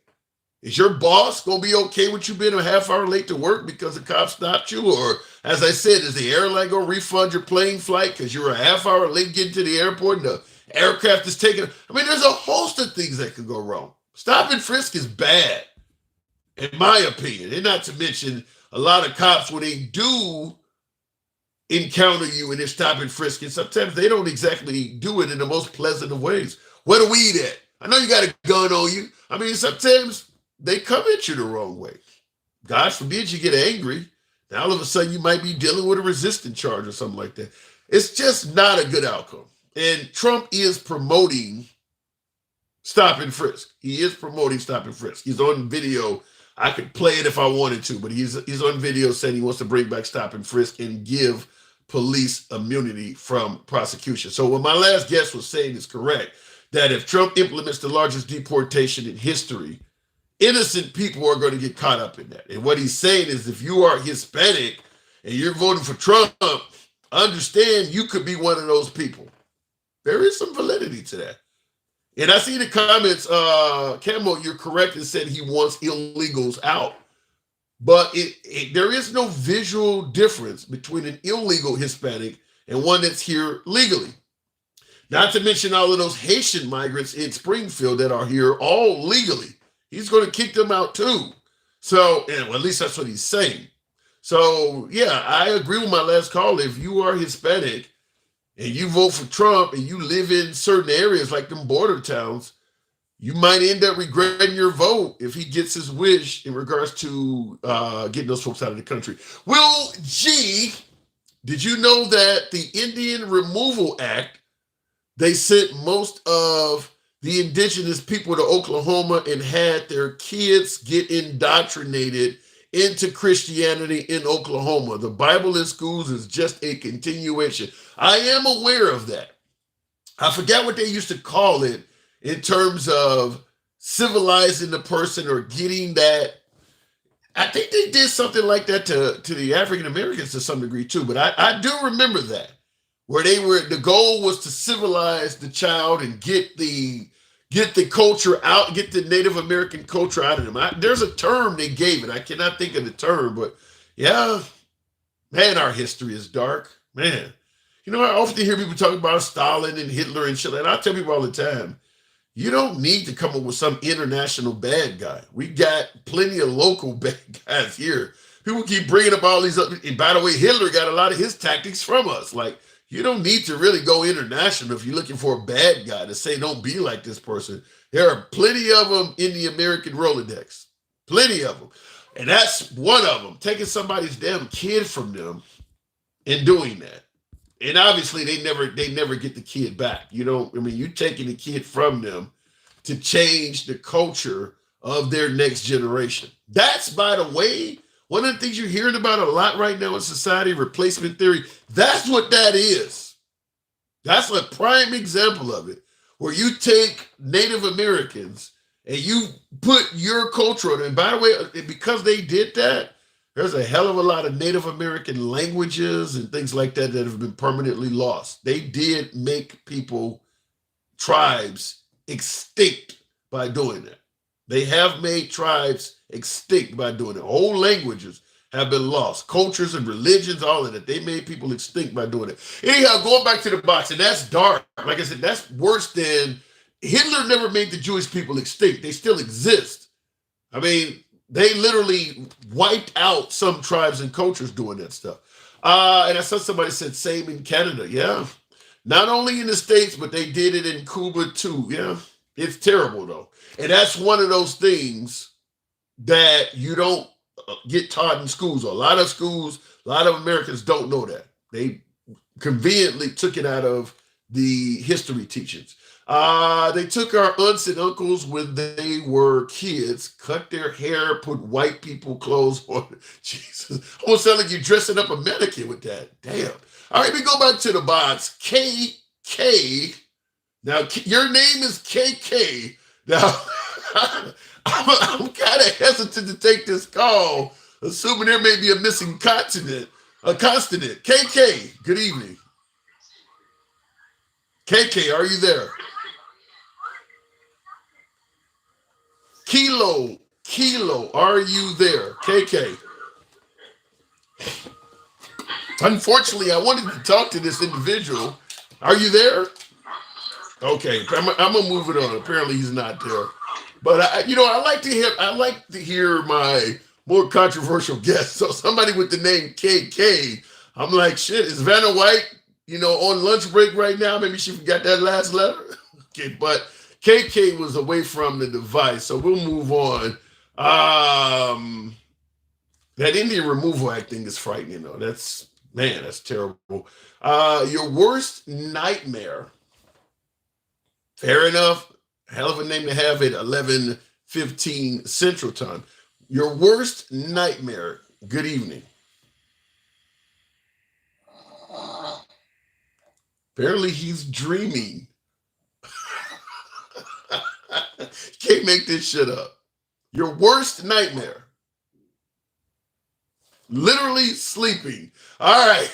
Okay. His name is your worst nightmare. Eddie is sleeping. All right. Hey, Tim, I'm enjoying your content. Thank you there, Sofa King Lit. Are you lit right now? Tap the screen, by the way, folks. I guess we won't get the 100,000 I like to normally get on the likes, but I get it. A lot of lazy thumbs are here tonight.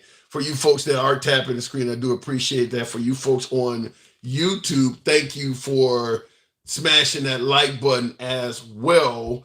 Real quick, I want to address a comment. Please just be initials for first and last name, says Cassandra. What do you mean by that? I'm a liberal and I can confirm this is one handsome liberal. Does that say fail space? Wow. All right. Normally I get told anything but that, so I appreciate that. Black Americans don't know they're Israelites. I got to agree with that because I don't know that. I'd have to hear more on that. Is there any of that here now? You're talking about what they did to the Native Americans? Probably not, but there's plenty of descendants of it. I'm going to assume with the Indian Removal Act, there's a lot of well-spoken, well-dressed Native American descendants that are walking around like that because their culture was stolen from them, and they've been told that this is the way things need to be now. The Indian Removal Act was solely for white European settlement. Well, yeah, they're the only people that had any control in the country. That makes sense. Indian Removal Act. Wow. Real quick in the comments. Old Haitian Tim. You just stopped that one, Michael. Travelman, one of my subscribers. Let's see if it might be. Maybe it's getting too late to continue the show. My people falling asleep on me. Am I getting that boring? We'll go to Travelman. I don't know if he came up or not. If not, we'll continue on with Charles Vaughn. You vote Harris, you're a traitor. Damn, knucklehead. Knucklehead in the comments said, if you vote Harris, you're a traitor. Charles, what say you? Oh, can you hear me? Loud and clear. What about the notion that if you vote for Kamala Harris, you're a traitor to this nation? Oh, I'm a Democrat. I am not going to vote for Trump. I've been around a long time. I was born in the 50s. I've seen a lot of things go on.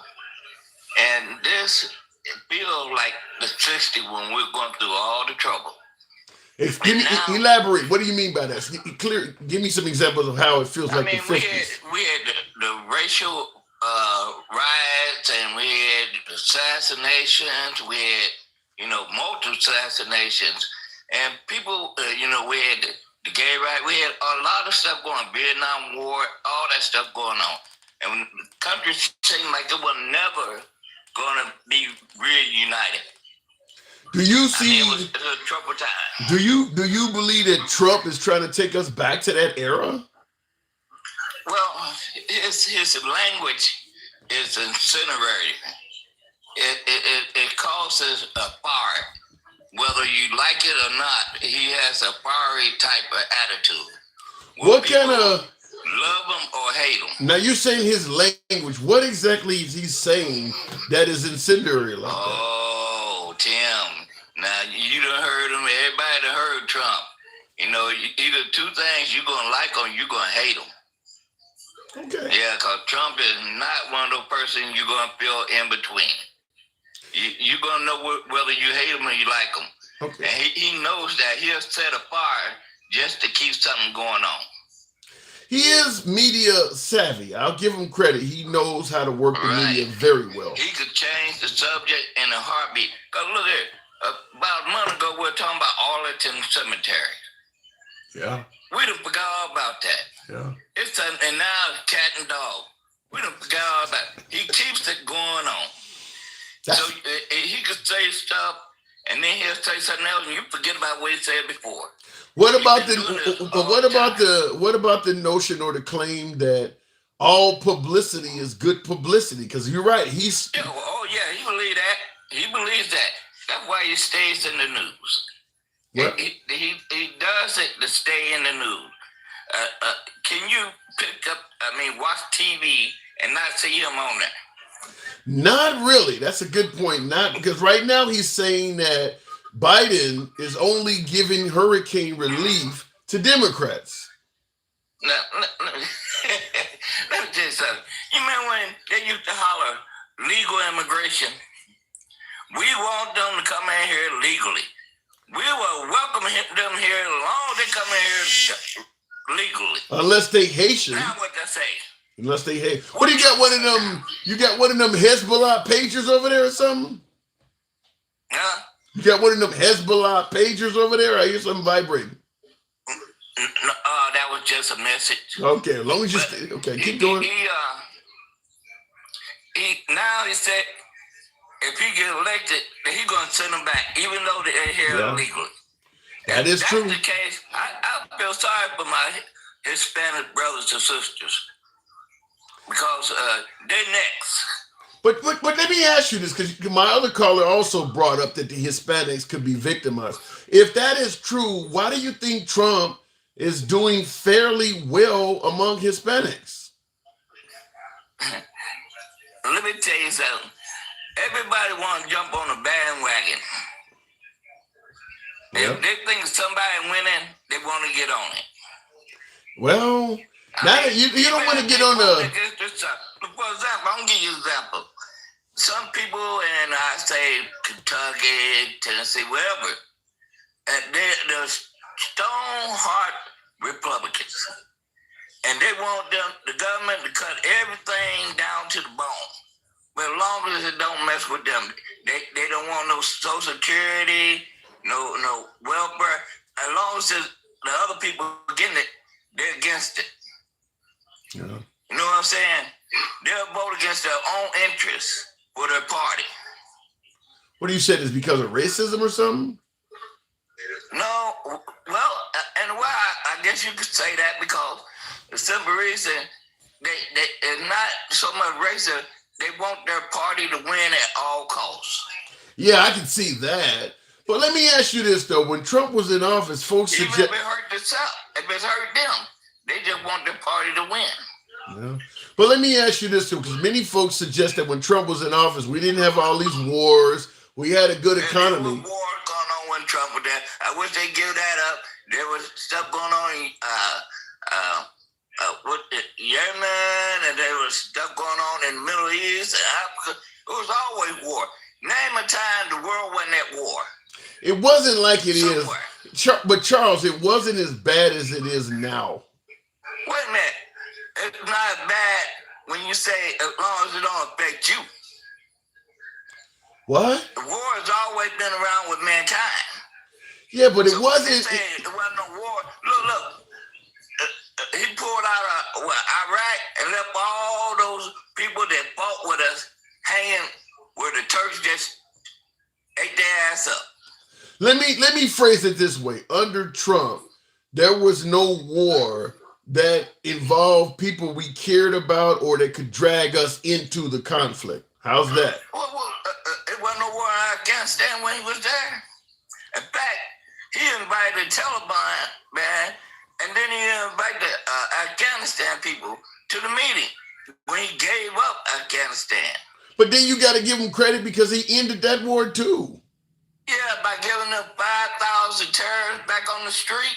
I just told you nobody we cared about. No. We don't care about the people of Afghanistan. We only care about Afghanistan. What about the troops that went over there and fought? As long as and then turn around and say, "Hey, we'll get out of that." Yeah, that's kind of about your life. That's kind of the American way. We go to a country to get what we want out of it. After that, we don't really care what's going on in it. I mean, I hate to say it. Do we really care what's going on in Iraq or Vietnam? I mean, we don't care about what's going on in those countries. We went over there, we did what we needed to do. Panama, when we leave, we don't give a damn what's going on with them people. Even if what we did has really hurt them and left them desperate, Americans don't care about that. Oh, we do care about that, Tim. I want to say that because we lose people, we lose treasure, we lose life, we lose everything. People do care. I'm not talking about. In fact, we shouldn't, in first place, if we're not going to win, we shouldn't be there. Okay, I'm not talking about the individual American citizen that might care about. Well, I'm talking about our government. Where's the evidence our government cares about what's going on in Vietnam, Iraq, Panama, or any of these countries we went to? We're not doing anything for them. We're not supporting them. We don't care about what's going on in those countries once we leave. Same thing with Afghanistan. Do you really believe our government cares about what's going on? Even under Kamala Harris or Biden, we don't care. We go over there and try to rebuild a country, and we weren't going to try to turn her into a democratic country to stay a democratic country. Why did we give up our lives and our treasure for what? For what? Well, we go over there with an agenda in place, and that agenda is not that popular to tell people on the world stage. So we fill in the blanks with some agenda that sounds morally good, like they're killing their own people or they got weapons of mass.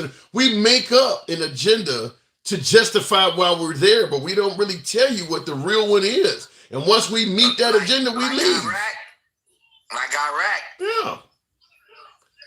So some would argue the basically we went over there for the oil. No, some would argue it was to avenge the attempt on George H.W. Bush's life. Yeah, that's true. Yeah. That could be true too. Right. But we also went for the oil. Even right now, we still want that oil. Yeah. If we get a chance, we'll get Iran oil. Yeah. But the point I'm making is we don't give a damn about what's left in those countries once we leave. We don't support the people. Like Iraq, we took out the leadership in Iraq. So all of those different factions, Sunni, Shiites, Croat, they're all fighting to gain power. We're not there to maintain some sort of civility because we're the one that did that for 20 years. Yeah, but we did it for 20 years. Yeah, but we knew if we took out Saddam Hussein, we were going to create a power vacuum, and we didn't do anything or plan ahead for that. Yeah, that's right. Right. All they wanted to do was get him. But look what it costs out there all those years. When you go somewhere, you need to have a plan. Why sacrifice all the soldiers and the money and everything if you ain't got a plan?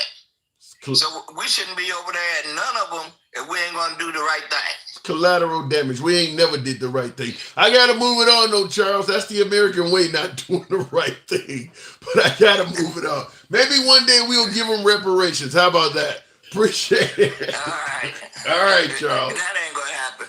You never know. They ain't exactly black, though. Appreciate it. Gotta go. All right.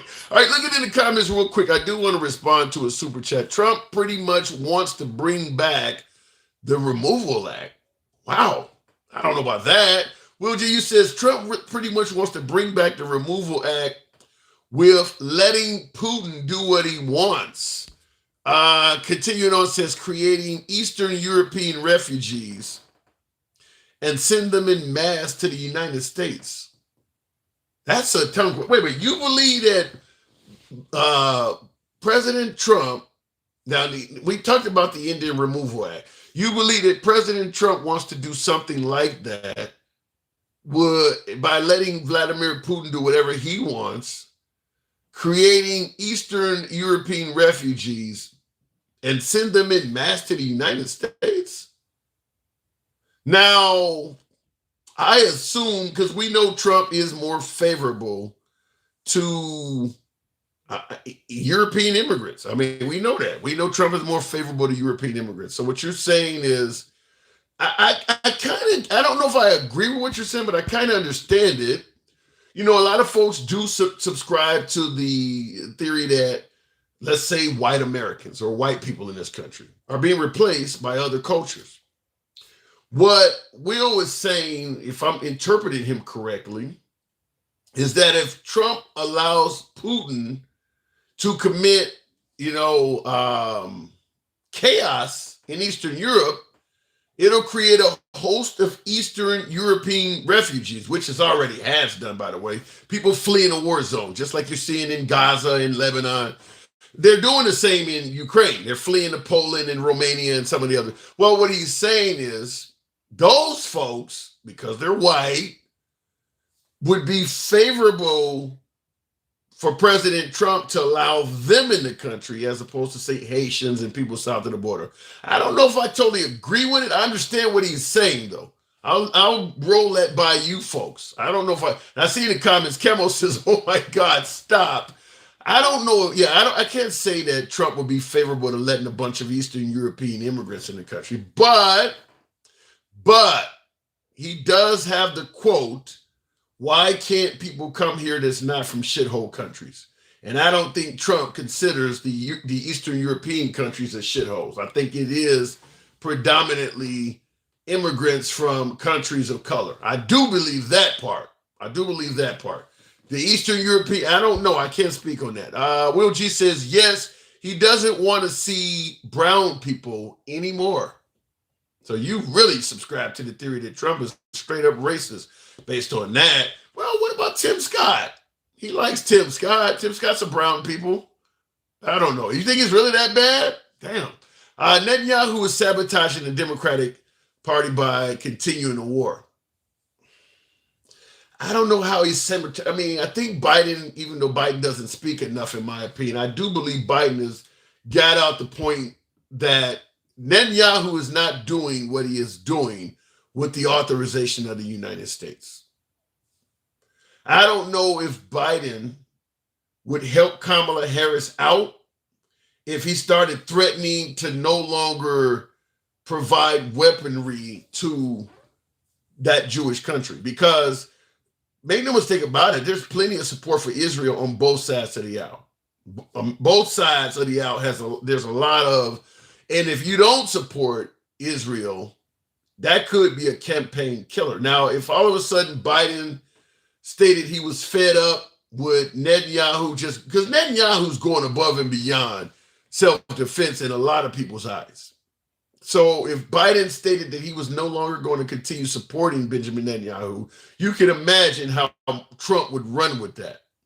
And of course, it would probably cause the Democratic Party to lose whatever Jewish support they have, it would erode that. So I don't think you're going to hear Biden chastise Benjamin Netanyahu too much before the election. Now, after the election, who knows what may happen, but he's not going to do it before the election. And shout out to Biden, by the way, or I say the Biden administration, because remember that whole port union strike? The port workers are going on strike. You know, the right, particularly Trump, was salivating over the possibility that goods and services would remain parked on barges offshore, causing all sorts of inflation in America for the price of goods and services as there was a shortage. You know, they were salivating. They were counting that. So shout out to the Biden administration for doing whatever they had to do behind the scenes, because they only got the strike lifted to January. So clearly they only did that shit to avoid what the likelihood that Trump was salivating from, because that strike may pop back up in January. They only extended it to January, but it does move it out to after the election. So that clearly was politically motivated.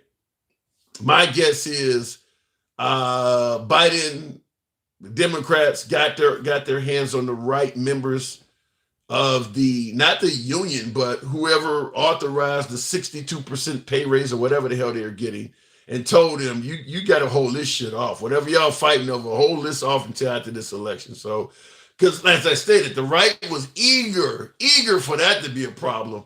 I mean, that would have drove up the price of goods and services all over the damn place. The right was counting that. That's a big loss to the right that they pushed that back. Looking in the comments, yes, it was, and it is sad, says CNF. Yeah, but it would have been political gold for the right. Because at the end of the day, like we talked about price gouging and all that, doesn't matter if it's happening under Biden's watch, he's going to get a blame for it. Doesn't matter if he's responsible for it or not. It's happening under his watch. And if all of a sudden the strike goes on and all the stuff first of all, they're going to say, because Biden does have the right as president for what do they call those essential workers, he can force them, like Ronald Reagan did with the air traffic controllers, I think it was. He forced them to come back off strike. So Biden could do that, but Biden's a pro-union guy. So, you know, he could hurt himself with the liberals and unions, but then again, if he don't do it, the right's going to bang him over the head with it. So by them being able to push that back to January. They saved a lot of strife, election strife for the Democratic Party. Will G, why do you think the Trump family is going to Eastern Europe so much? Trump sees a room full of Natasha Romanovs and fell in love with some of them. Eastern European women are hot. That's where a lot of the mail order brides come from. I'm not totally disagreeing with you. I don't know if Trump wants a bunch of Eastern European migrants to come to this country, but I do believe he would be far more friendly to Eastern European migrants than immigrants of color. I do believe that. They have a bunch of frequent flyer miles to burn. Well, yeah, maybe. But they might look hot to some people. Biden said he and the administration talked to companies about giving in some of the demands. Yeah, because they realized the problem if they didn't. Let me go back to the box. Is that somebody? Is that Alf I'm looking at? I can't see that. Let me just bring them up. I couldn't see. Good evening. Welcome to the program. Oh, I just hit the wrong thing. My apologies. Hang on a second. Oh, shit. I hit something I didn't mean to hit. I sent an invite instead of bringing somebody up. Look it in the comments, though. A bunch of freaking flyer miles to burn, huh? Yikes. Because I'm not pro-Biden. Nothing wrong with, listen, at the end of the day, you don't have to be pro-Biden, pro-Trump, pro-Kamala. That's what this whole open dialogue is about. We don't look down on any of our guests because they have a difference of opinion. Charles, appreciate the subscription. Thank you. Thank you for your support. At the end of the day, we're all about free speech. That's why we always say you can be critical of anyone in the comment section up to and including the host. We don't block, ban, or censor anyone. Free speech can be a little nasty at times, but we all got thick skin in here. I bet Joe and Kamala are both asleep right now. Well, it is. You're in the Eastern time. Well, I don't know where Kamala Harris is right now because she's on, campaigning like crazy. But Joe Biden is definitely asleep. Why would you be awake? If you only had 2 months left to go and you were his, you could be asleep. I don't see, at this point, Joe Biden is essentially a lame duck president anyway. So why would he need to be up? It is past midnight in DC. Why would he need to be up? Ain't shit going on that he needs to be awake for. By the way, you're about to start seeing a whole lot of Obama speeches.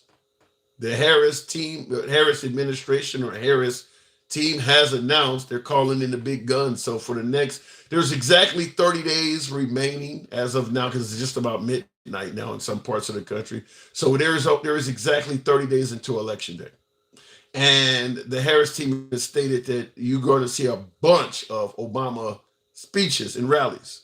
Those will draw big crowds. For Trump, my beloved MAGA that love large crowds, an Obama speech is going to be a killer. Wherever he shows up, there's going to be a bunch of people showing up.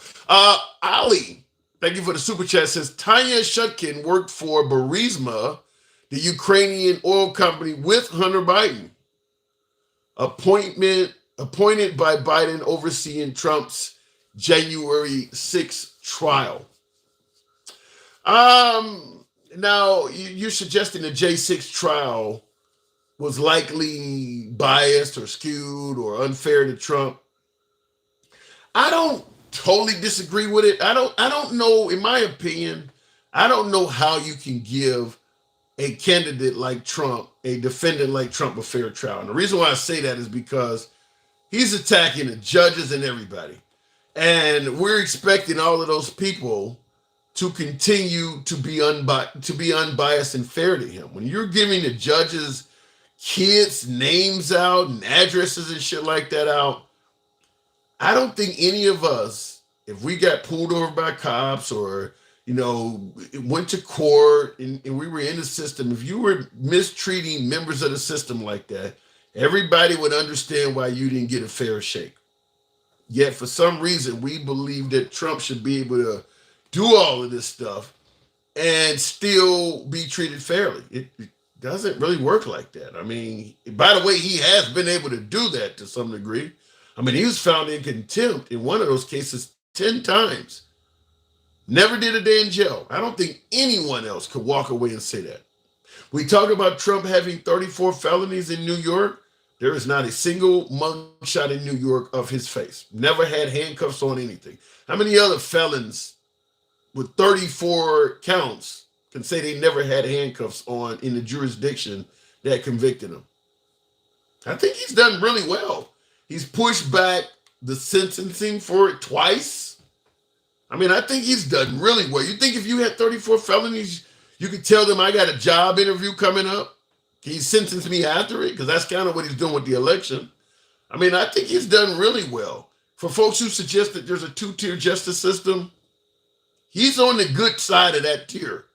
He is benefiting in ways that no American could expect to if they were convicted or even charged with a crime. I think he's doing very well. It hasn't stopped him from applying for the job he wants. It won't stop him from getting the job.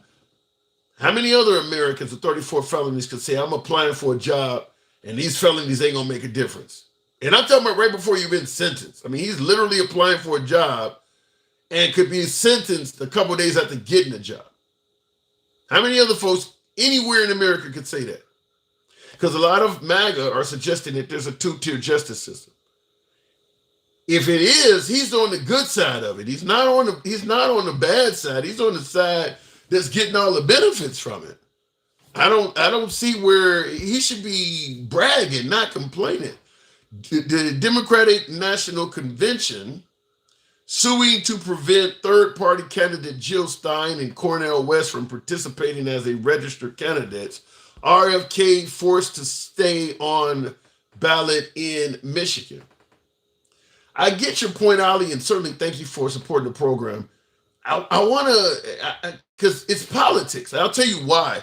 When Trump ran for president in 2020, and I'll go back to the box shortly, but when Trump ran for president in 2020, ran for re-election, there were 4 or 5 other Republicans that wanted to primary him. And several Republican states gave their delegates to Trump. They never gave those candidates a chance to make their case to the Republican voters. They did exactly what folks are suggesting the Democratic Party did, where they suggest that Hillary Clinton got rid of Bernie Sanders, or as you're talking about, in modern times, they got rid of RFK. Well, the Republicans did do the same thing. It just didn't get a lot of fanfare. In fact, 1 or 2 of those candidates sued on the grounds of exactly what you're talking about. The Republicans kicked them off the ballot as well. So it's politics. I don't like it, but it's not something that's unique to the Democratic Party. The Republicans did the same thing. I'll tell you this, in regards to RFK and Bernie Sanders being blocked by the Democratic Party. Trump has a lot in common with Bernie Sanders. I've said this before. Both president, and I know some of you folks, this sounds fucking ridiculous. I get it, but hear me out before I go back to the next viewer. And by the way, tap the screen. Go ahead and put the likes over 100K. We're pretty damn close. Certainly smash that like button on YouTube. Get us on up to about 90, if you will. Trump and Bernie Sanders have a lot in common. And this is not talking necessarily policies, but I'm talking Bernie Sanders ran as a Democrat, even though he is a socialist. He is not a Democrat. He ran as a Democrat because he needed access to the DNC funding, which is necessary to run a big campaign like one for president. It costs a lot of money to do that. You don't normally have enough to do that successfully as an independent. You'll run out of money long before you can really make an impact. Look at Ross Perot and RFK as a perfect example. But Bernie Sanders ran as a Democrat because he needed access to the RNC funding. So he wanted to beat out Hillary Clinton and he would get all of the funding from the Democratic Party. Trump did the exact same thing.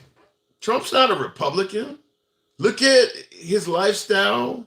Look at the fact that he's admitted he's not Christian. He's never asked God for forgiveness.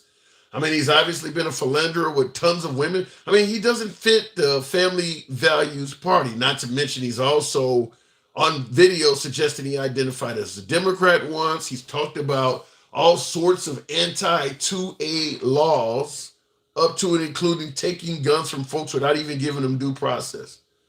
He's not a traditional Republican. He's a populist. But just like Bernie Sanders, he needed to run as a Republican to get access to the RNC funds, just like Bernie Sanders did. That's one similarity, is that they both ran as something they're not, so they would have enough money to run for president. The other similarity is the resistance they get. Bernie Sanders is not a traditional Democrat. Trump is not a traditional Republican. And you can see that in the amount of resistance they get within their own parties. There's a lot of flack between the likes of Nancy Pelosi and even Joe Biden over the years with Bernie Sanders, because he's trying to turn the party into something it's not. If Bernie Sanders had gotten the Democratic ticket, he would have done the same thing to the Democrats that Trump has done successfully to the Republicans. He would have changed the party into something else. It would have been a socialist party or something of that nature. He would have changed, the party would have went far left progressive. Now, a lot of you folks may like that, but it would have been a different party than it is now. And that's what Trump has successfully did to the Republican Party. He won, unlike Bernie Sanders. The Democrats were able to stop Bernie Sanders from doing that. The Republicans failed at doing that. And as a result, the whole Republican Party has changed, and it may be quite a while before they become the traditional party that you have come to know and love. The the Reagans, the Bushes, that party's gone. That party. In fact, all of the former Republican heads of that party in our lifetime do not like Trump. I'm talking Mitt Romney from 2012. I'm talking a family and the late John McCain from 2008. Obviously, the Bush family from 2000 to 2008. None of them like Trump. And of course, the remains of the Reagan family are not fans of former President Trump. He had the Republican National Convention. Not one of the former heads of that party that are living showed up to support him. That's what would have happened likely if Bernie Sanders had won. He would have had a lot of flack in the Democratic Party and may have really fractured the party. Really could have fractured the party. So we'll see what happens, but those two men have a lot in common. And like I said, it may take years, if not decades. Now, if Trump wins, whole different ballgame. Fair enough. But if Trump loses, it's going to be a mess, because you're going to have a whole lot of down ballot losses that are going to be blaming it on Trump as well. You're going to have a lot of senators, congressmen, city council, because people go in to vote. Let's say, for instance, the women who are pissed off about rolling back Roe v. Wade. Them chicks are voting D on every damn thing. They're not going to go in there and get pissed off with Trump for rolling back Roe v. Wade and ignore all of the other Republicans on the ballot. They're going to go in there and put D on every damn thing. So a lot of people that may lose their gig that had nothing to do with the rolling back of Roe v. Wade, well, they're going to be blaming it on Trump. I mean, he led the party, and this, like I said, this is if he loses. He may win. He may not lose. Anyhow, looking in the comments, that's not Trump. That's not Trump. Look it up. What are you saying, JT? You're saying the rolling back of Roe v. Wade is not Trump's fault? Because he's sure taking credit for it. I predict a constitutional crisis. If he loses, if he wins, what do you mean? I hope you're wrong about that. Entire towns are gone and so many missing. I don't know what you're saying in regards to that. What do you mean entire towns are gone and people are missing? You got to explain that. Will G. The European migrants from World War I and World War II are 100 years old. Their children are boomers and Gen Xers. Couple that with white infertility, and it's time for new Euro blood. I hear the point you're trying to make. Rolling back Roe v. Wade is going to create some white kids. I mean, I get your point. You're basically suggesting that this is what they're going to do to counteract the perceived replacement theory. If you truly believe that whites are being replaced and you want to increase the white population, you probably want to get rid of interracial relationships too, then, wouldn't you? Because that's also putting out a lot of brown people. Once, you know, a white person procreates with a Hispanic or a black, that child is not considered white anymore in most cases. So you'd probably have to get rid of that. I don't know. I don't know if is Trump, you perceive Trump as being that radical? I don't know about that, because there's a lot of members of the Republican Party that, you know, most African American members of the Republican Party, the black ones, are in interracial marriages. You don't normally see a black family in terms of politics. You know, a husband, you know, like a congressman or a senator, if they are Republican, chances are they're in an interracial relationship. You don't normally see a black man married to a black woman and they're both Republican. It's usually one or the other in terms of politics. Now, there may be some citizens like that, but a black politician, woman or man, that's also married to another black person, you don't normally see it as much. Real quick, these are people's firsthand accounts of a storm. What are you talking about? JT, look, people gave you firsthand accounts of Trump winning an election by a landslide. People don't always tell you the truth.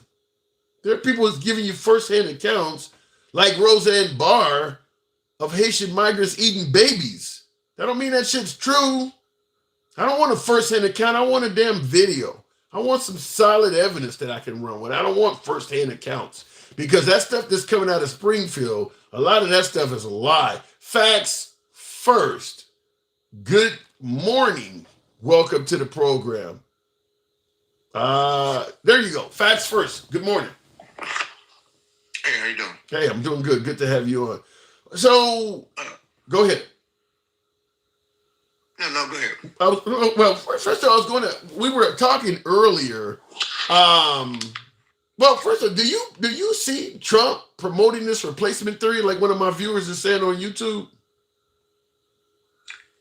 He doesn't promote it directly. He does it indirectly, because he panders to the xenophobic fears of those particular people. The issue is the dog whistles and things like the coded language and things like that he is privy to, even if a lot of his followers are not. But what about the notion that he's only doing it to get votes and he's not really actually going to do that stuff? That's a fair assessment, because Trump doesn't have any agenda except himself. He's going to do and say whatever it takes to get votes. And that's why it's so difficult to pin him down on the racism thing, so on and so forth. Because, prior to 2015, he was just the regular run-of-the-mill rich guy who's an opportunist. So he was politically, he was in pop. I mean, he was, he's on Oprah saying he might run back in the early 80s or late 80s rather. And even back then, even though he was saying he identifies as a Democrat, a lot of policies he was talking even to Oprah are very similar to how he's talking now. It was all about the Japanese at that point. Was, infiltrating America's markets and, hurting us. I mean, he was saying what he's saying now, even back then. Right, but not the xenophobic part. So, well, yeah, he wasn't saying that. When he was asked would he run, I think it was the People's Party, and David Duke was over there, and he was like, "No, I can't do that because he's just too racist. He's just too out there." And then fast forward to 2016, and they asked him about David Duke, and he's like, "I don't know who that is," on national TV. You know what I mean? He did that as a narrative because he didn't want to piss off that base of those people who felt like they were the silent majority. And so that's calculated.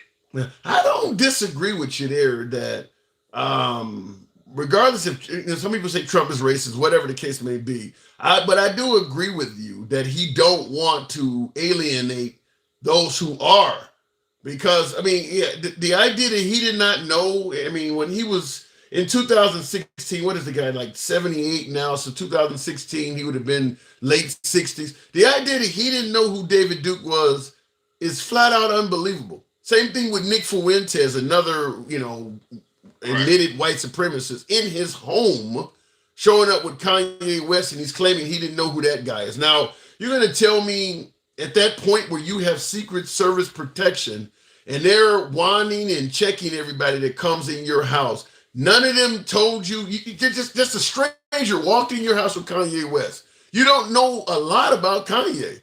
He just walked in with some white dude you don't know. Didn't call you on the phone and say, look, I got somebody with me. None of that. He just showed up to your house, a former president, with some dude you don't know, and you just let him in. That makes no sense at all. Right. You know he's lying. Yeah. But in addition to that, like, it's the coded language that Nick Fuentes and and the Richard Spencers and the Jared Taylors, all the coded language they use, Trump uses. Like America First has been the Klan slogan for 80 years. He knows that, right? When he said it in the inauguration, that's why he kept repeating it, because he was appealing to that base. He was appealing to white supremacy. But when I started my show a few years back, I used to have a sign behind me that said America First. On its face, that doesn't sound like a bad policy to be focused on Americans first. But folks started telling me, like what you're saying, that you got a KKK slogan up. I didn't believe it until enough folks sent me evidence, so I finally removed it. But America First on its face doesn't sound like a bad policy. That's why it's called coded language, Tim. Great answer. Great answer.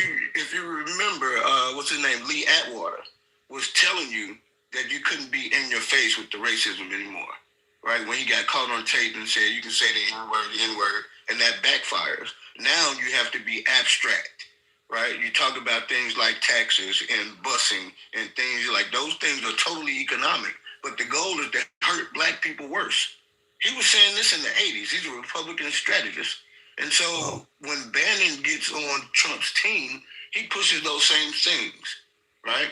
And so now you have a president who kind of straddles the fence. Hey, let me court or pander to these white supremacists by saying things like, hey, immigrants or brown immigrants aren't really people.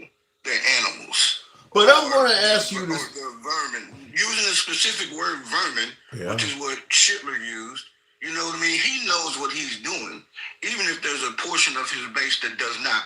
But I can tell you this, the white supremacist knows what he's doing. That's why they're voting for him. And I will ask you this.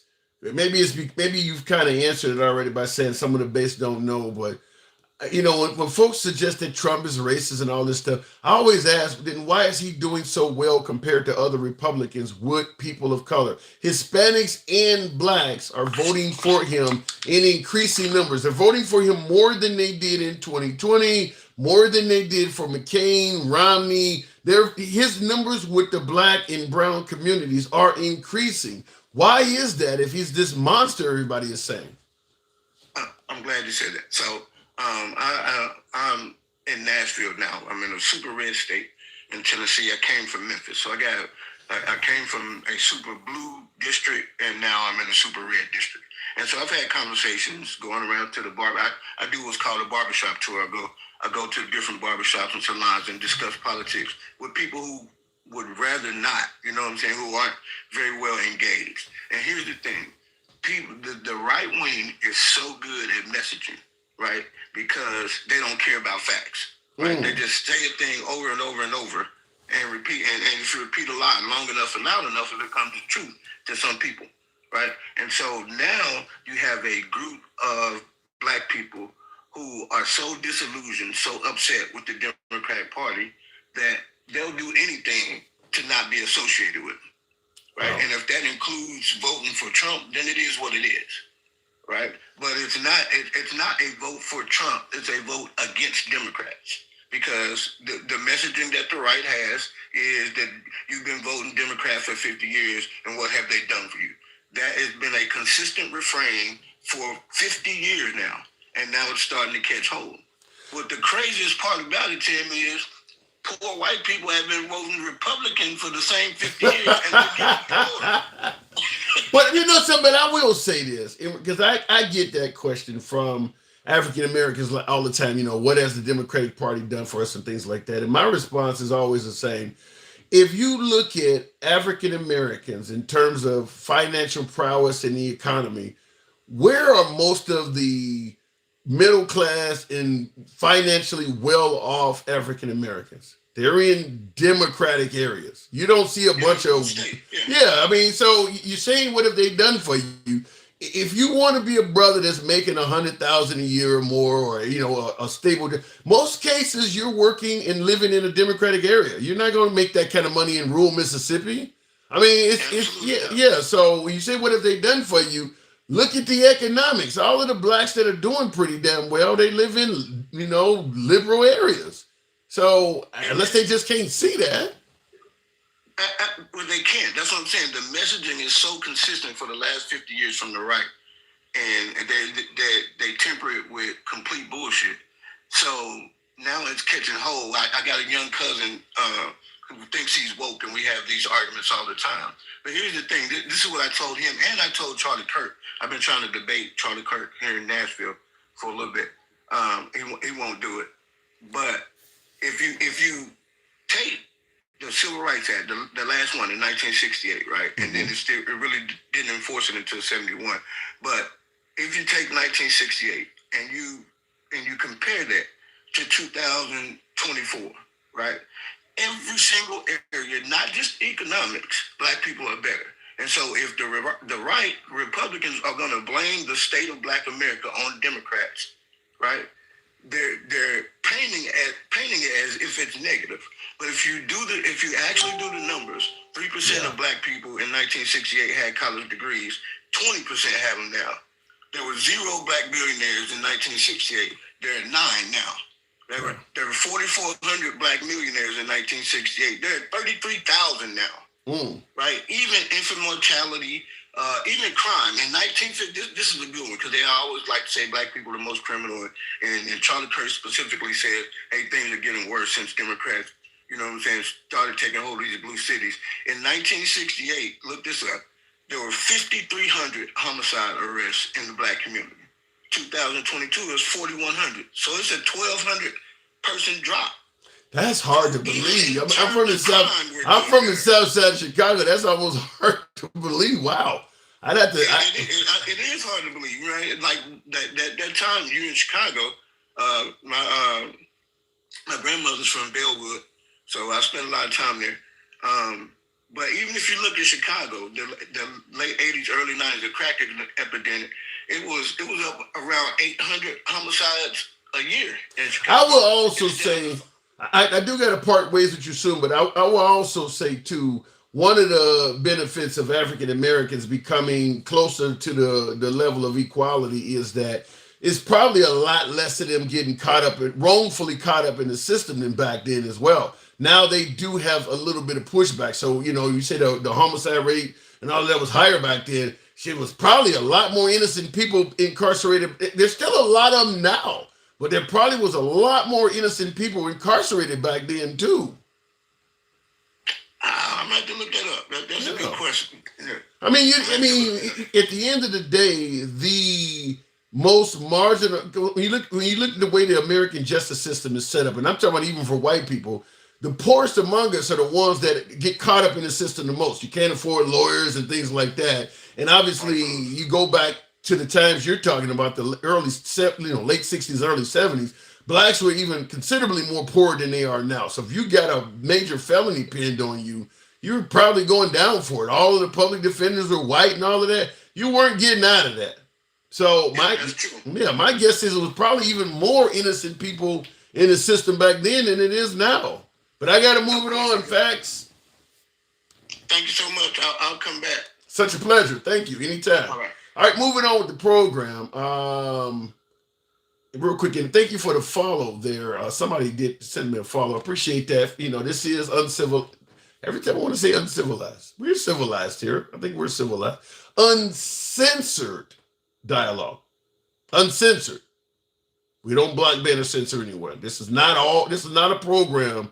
We're only defending and protecting the left. We criticize both sides. We take callers from all sides. We are MAGA friendly. Been that way since day one. Tina Peters, you are no hero. You abused your position and you're a charlatan. No one is above the law. I sentence you to 9 years. Judge Matthew Barrett. Yeah, that is the one who cheated on the got for election fraud. She gave out information from the Dominion voting machines, and this was in an effort to defend Trump. By the way, Trump was saying the machines were switching votes from Biden to Trump, or from Trump to Biden, and all of the claims that Trump was making. And this woman, in effort to defend Trump, she was actually in charge of protecting the information. She was one of the people who were supposed to keep the information secure, but apparently she was MAGA. And in defense of Trump's claim, she gave the information to Mike Lindell, the My Pillow guy. And it started appearing on the internet. So this could be people's voting choices, their addresses, their names, whatever the case may be. She had 9 years in prison for that. So when folks often talk about, Trump won the 2020 election and the Democrats are cheating, they do exclude the fact that there are plenty of Republicans that have pled guilty and paid a price for it. That's a Republican there. She goes in the same category as Sidney Powell and some of the other fake electors and all of that. She was cheating. Now, in my opinion, and I said this when Trump was talking about the Dominion voting machine switching votes from Trump to Biden and things like that. My humble opinion is that once Trump lost, he just threw whatever he could against the wall in hopes that something would stick. They're dead people are voting, illegal immigrants are voting. There's ballots harvesting going on. People are stuffing mailboxes. And then he sent out investigators to find as much of this stuff as they could. I mean, I don't think we're like 4 years out. We're 4 years out, 30 days from now. It'll be 4 years ago since that election was held. And most of the stuff Trump stated has been unproven. A lot of it has been disproven, proven to be false. But very little of it has been proven to be true. So my guess is he just threw everything he could against the wall and was trying to see what would stick.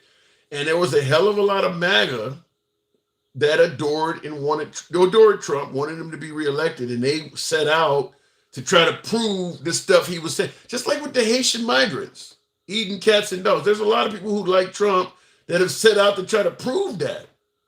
That are trying to prove that you're seeing videos of people eating cats and dogs in other countries. The woman in the black woman in Canton, Ohio, they're using that. I mean, they're coming up with things to try to prove it. Well, they tried to do the same thing to the Dominion voting machines as well. And Dominion ended up making a mint off of that, making a killing off of it. But yeah, they just, took his word for it. I say this all the time on the program. January 6th was only 2 months and 2 days after the 2020 election. There's no way in hell those people should have been acting like that day. They had nothing. They believed the election was being stolen, and they were acting solely on what people were telling them. They had absolutely no proof that close to the election that it had been stolen. They were acting solely on what they were being told. I don't want to call them sheep, but it wasn't based on any research at all. It was based on what they were being told. And if you had asked them on January 6th, a lot of them would have probably said the Dominion voting machines back then, which we now know, at least that part has been proven in a court of law to be false. Ali brings up Margaret Sanger, suggesting she was a Democrat for eugenics. Now, that's the one that I believe is responsible for Planned Parenthood. Here's the issue I have with that. I don't buy into the claims that Planned Parenthood was originally created to euthanize or eugenics towards black people, because Planned Parenthood is an optional facility. Nobody's making black women go in there and do that. I mean, if they were forcing women, that would be different. And by the way, I don't think the black population, now that Planned Parenthood has been around for a couple generations, I don't think the black population has went down due to that. It would have been a lot larger if every African-American woman that got pregnant and brought the baby to term. I get that, but I don't think we're in danger of disappearing due to Planned Parenthood. Will G, and by the way, if every single African-American woman that was impregnated carried the baby to term and had it, regardless of financial well-being or being able to take care of that kid, some of them women would be in jail. That's something I feel confident that is going to come down the pipe for women with these abortion bans. You can't have an abortion in some of these states. So you're forced to carry the baby to term, assuming you can't pay whatever it costs to go to another state and get it done. Keep in mind, for folks who are saying, well, just go somewhere else, that ain't free. That ain't free. That costs money. If you live in Miami, Florida, for instance, you're going to travel quite a bit. If you live in New Orleans, Louisiana, you're going to travel a good distance to have a pregnancy termination. That ain't free. So what's going to end up happening, in my humble opinion, is that certainly with people of color, if you're popping out a bunch of kids you can't afford, they're going to start coming up with ways of punishing you for that. Maybe you need to be sterilized. I mean, you don't have 5, 6 kids, you don't have a job. Just like, of course, in the child support world, if a man has a bunch of kids he can't afford, they punish him.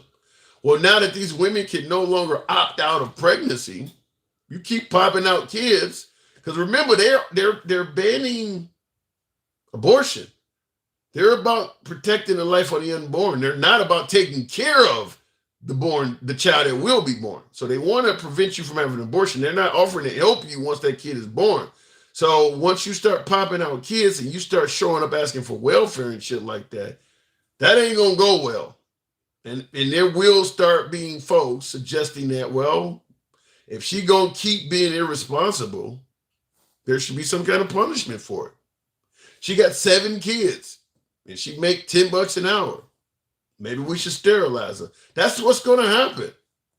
They're not going to just let you keep popping out children you can't afford, and the abortion ban is not going to go away. So the next step is to punish them.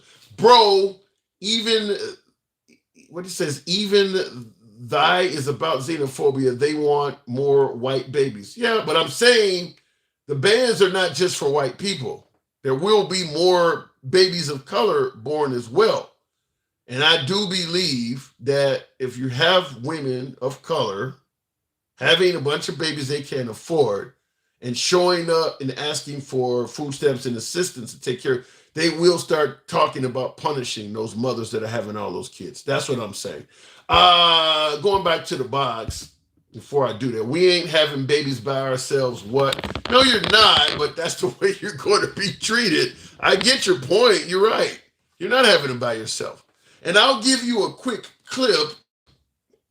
This is none other than, I think I lost. Oh, there we go. This is none other than J.D. Vance that falls in line with this topic that we're discussing. Because as I said, I do believe there will be some issues if women keep popping out children they can't afford, particularly women of color, because it's not designed to increase the population for people of color. Let's give votes to all children in this country, but let's give control over those votes to the parents of... I don't know why I was trying to blow this up, but I'll just let you hear the audio of it.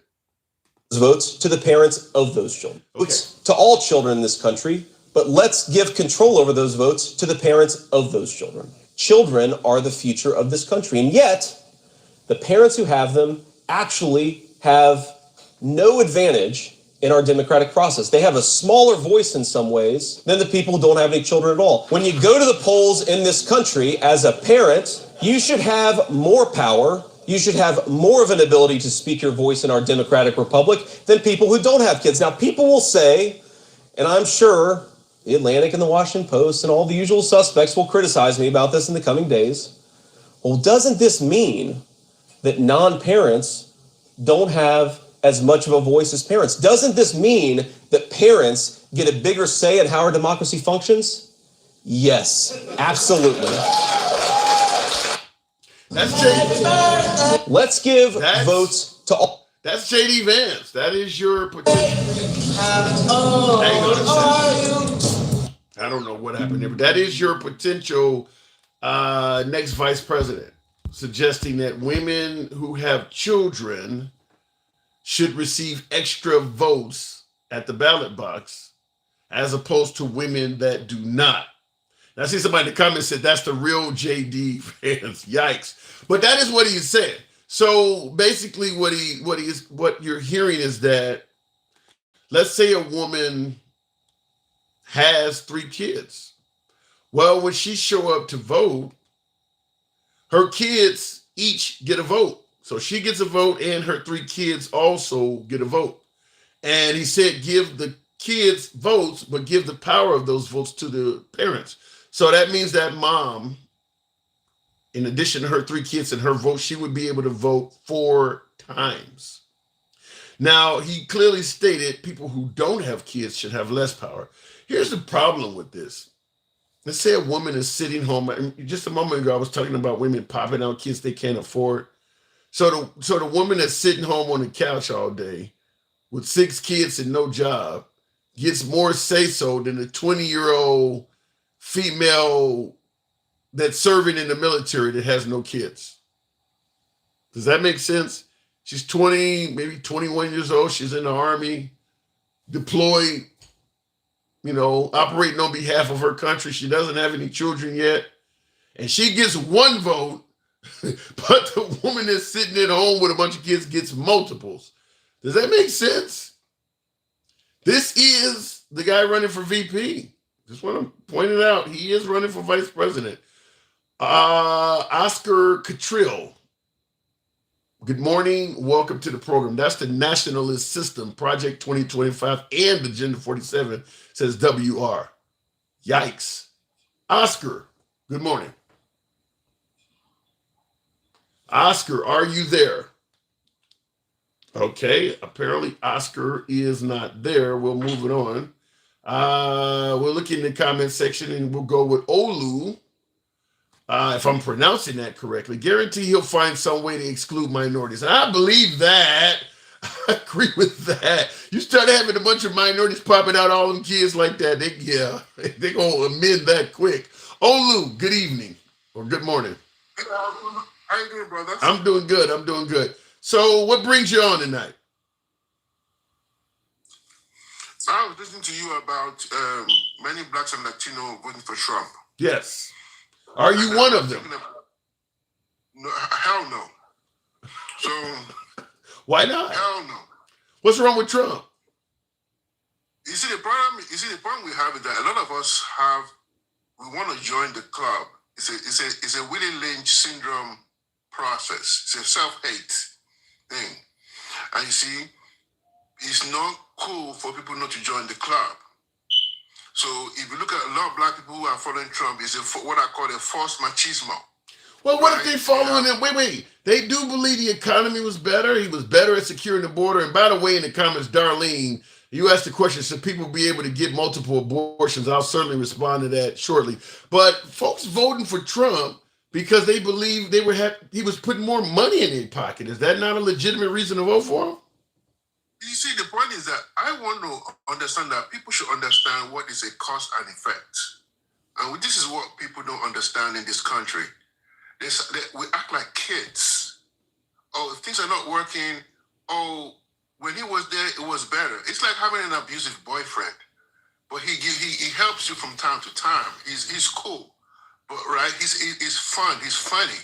But he's not real. The other guy might be boring, but he's steady. And that's what I have in America. I hear people sometimes, I feel like getting in their eyes and smacking them. But they don't understand. What are they thinking?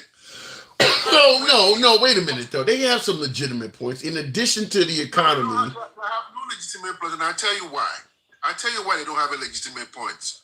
We had COVID, right? We had supply chain backed up. Okay. We had different things happen. And this guy, when there was COVID going on, he was pitching the blue states against the red states. So some states will get vaccines, some states will not get vaccines. When Trump was there, even as a black man, it's a disgrace because they don't do their research. 17 people, federal execution rose when Trump was there. Go check it out. It's So written let down. me ask you this: do you believe there is any redeeming qualities at all to Trump's first term? Did he do anything right? He was. I know you want to have that middle ground. No, I'm asking you though. Yeah, of course I'm going to play devil's advocate where I think, but I don't say anything. I kind of know Trump sideways through a friend of a friend of a friend, right? The guys in New York, we know Trump. The rest of the nation may not know him. And I already know it's going to be a disaster from 2016. But everybody in America did not know that because he's a good talker. He's a great yeah, but you're not answering the question. Was there anything redeeming at all from his presidency? No, in my opinion. Nothing good at all. No. What is good? What is good in tweeting every day? What is good in what is good in you signing by Putin and you agreeing with Putin in front of the nation? What is good with that? What is good you telling people that they should use bleach, right? What is good in that? He didn't say that. He said disinfectant. He didn't say that. Yeah, disinfectant, whatever that is. You know, he's very incoherent. He has no policy. What I don't understand, most of the surrogates have to interpret what he says. Don't you notice that? Yeah. They would say something like, "Oh, what he meant was," right? But if a Democrat saying that all those nonsense, oh, he's not qualified, right? I can't argue with that. I can't argue with that. So I might get actually independent. When you have a proper Republican, this is not your grandfather's Republican Party, right? True. When you have a proper Republican, But they don't want their grandfather's Republican Party. They think Trump came in. They're gonna keep on getting whooped. Don't worry about that because the point is that a lot of these black men, they want to. You see, when you have no substance, no disrespect to my brothers, right? Or you have low information, what you normally would do is you gravitate to people who try and see they're showing strength, but they're not showing any strength, right? Strength. There's a scripture that says the meek shall inherit the world. That's the Bible verse. It simply means strength, power under control, not power out of control. So what we have with Trump is when you have power, you don't see a lion going around saying, I'm a lion, I'm a lion, I'm a lion. He either is a lion or he's not. Well, of course he ain't gonna do that. So the problem is, it's a false machismo, and he gives this white man, no disrespect, he gives them a voice, so they see a champion in him, right? He gives them that. But you do understand there is a lot of folks in this country that believe that the white man is getting an unfair shake. I believe Trump even said this, that it's becoming okay. They should go sit there. They should go sit there behind down. What do you mean they got a fair shake?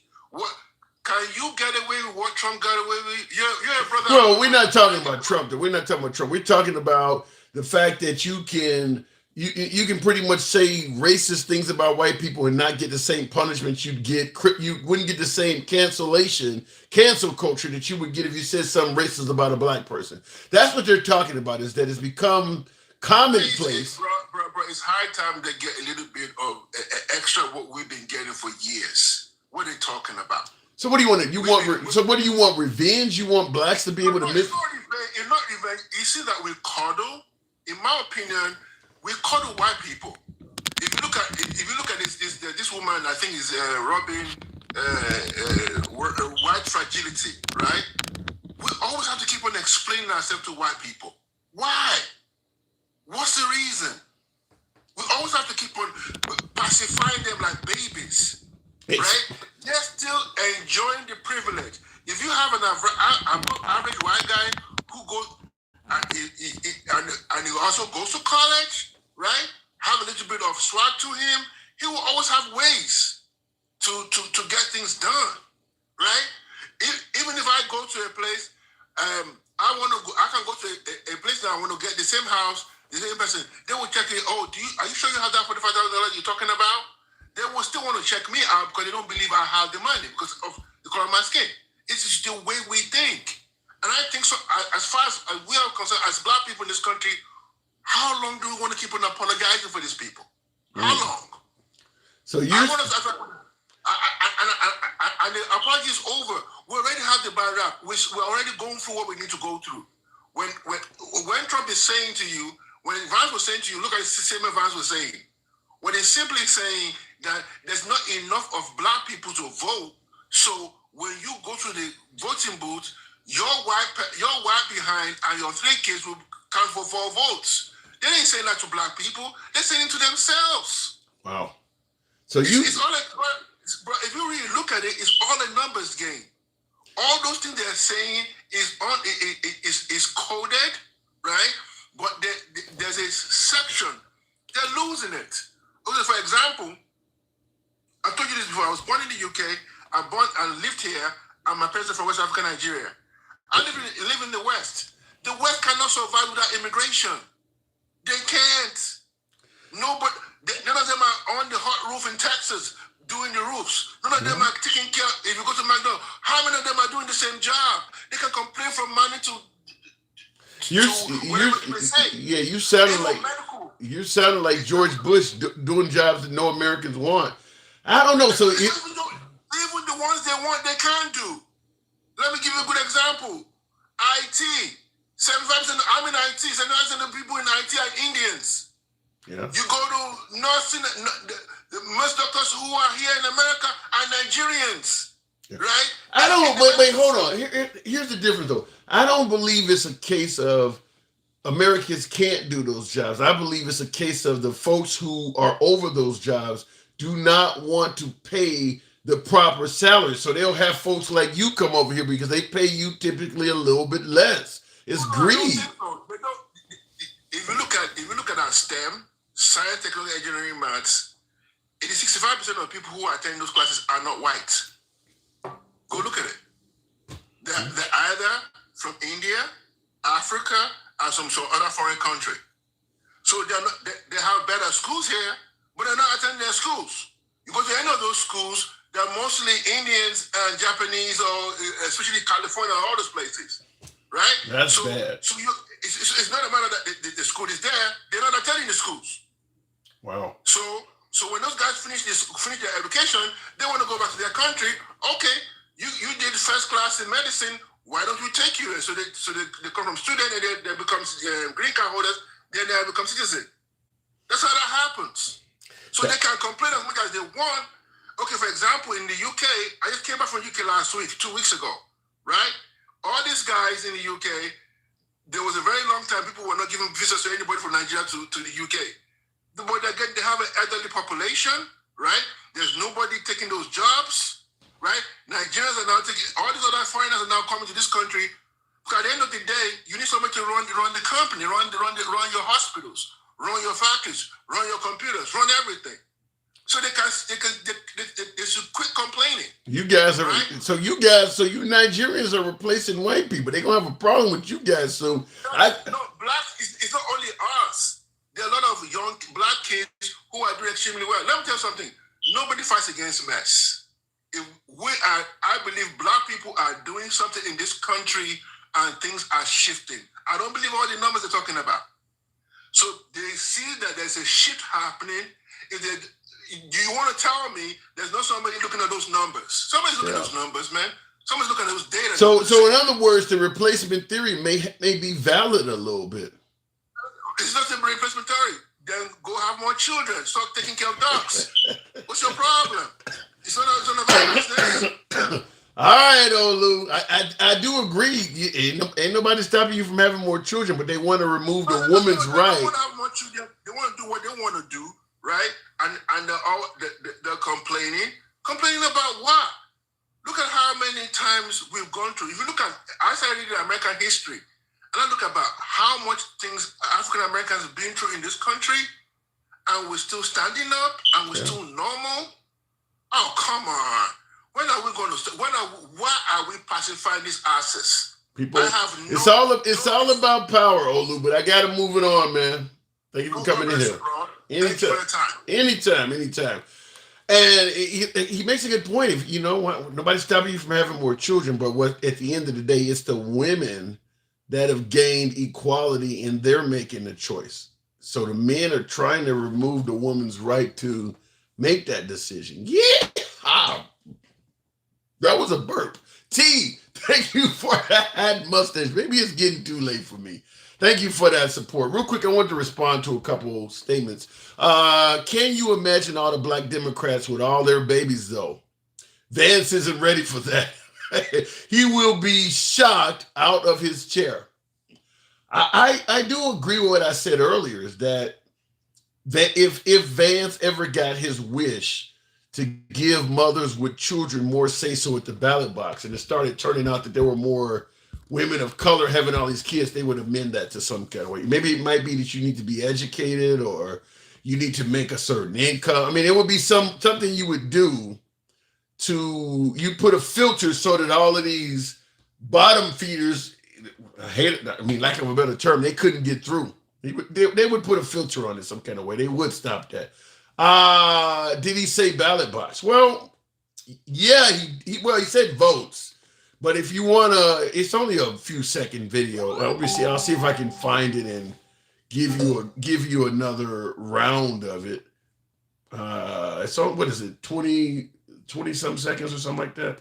Give votes to all children in this country, but let's give control over those votes to the parents of those children. Children are the future of this country, and yet the parents who have them actually have no advantage in our democratic process. They have a smaller voice in some ways than the people who don't have any children at all. When you go to the polls in this country as a parent, you should have more power. You should have more of an ability to speak your voice in our democratic republic than people who don't have kids. Now, people will say, and I'm sure the Atlantic and the Washington Post and all the usual suspects will criticize me about this in the coming days.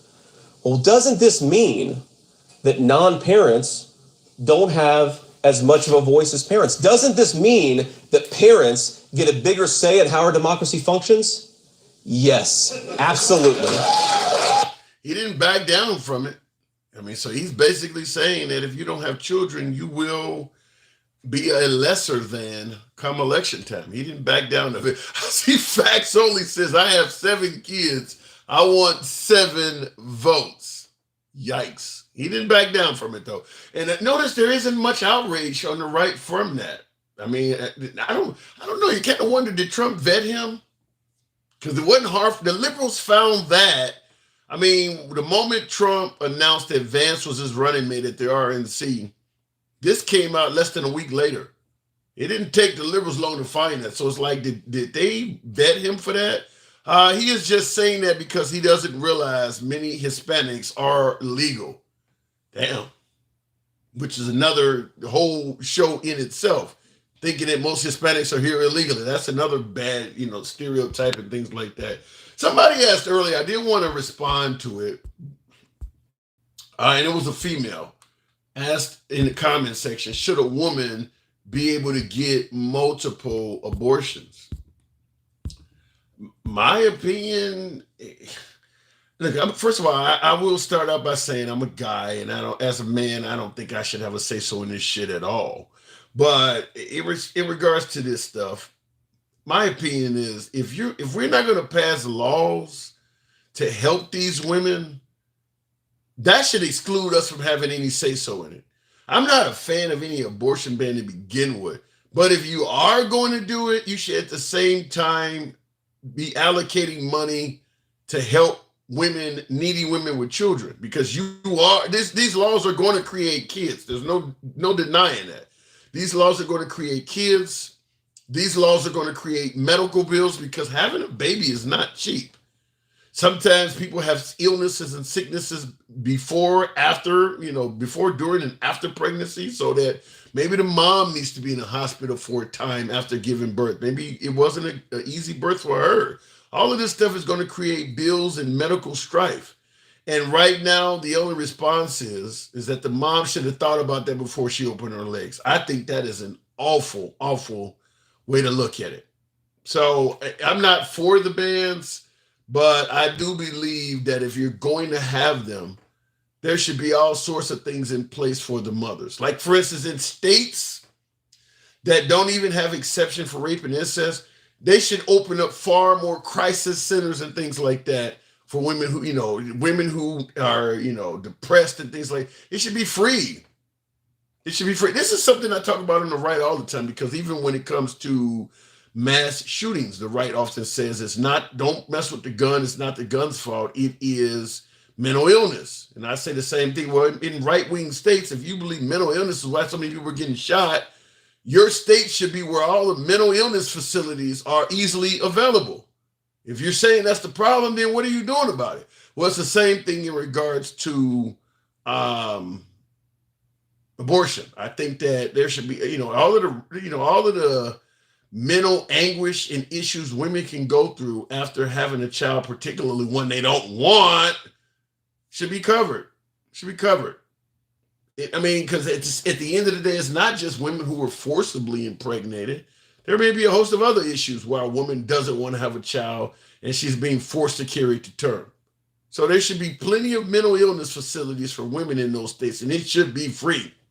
I haven't heard anything, not one proposal at all, to do anything for women or children once those bans were passed. They're not talking about doing anything for that kid.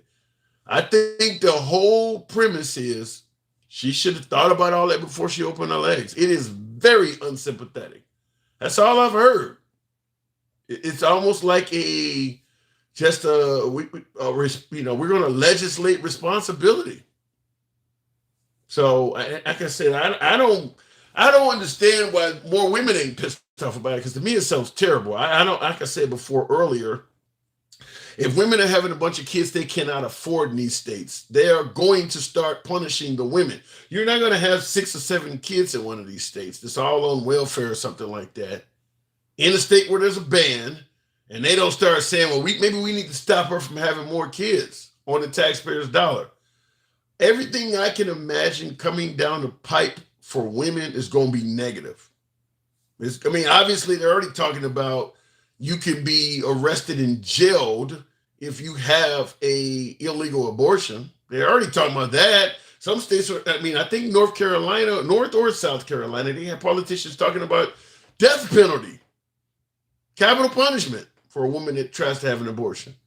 So everything I've heard about this is about saving the life of the unborn, with literally no concern over the woman's finances or even her health or life at all. It is 100% negative for the women of these kids.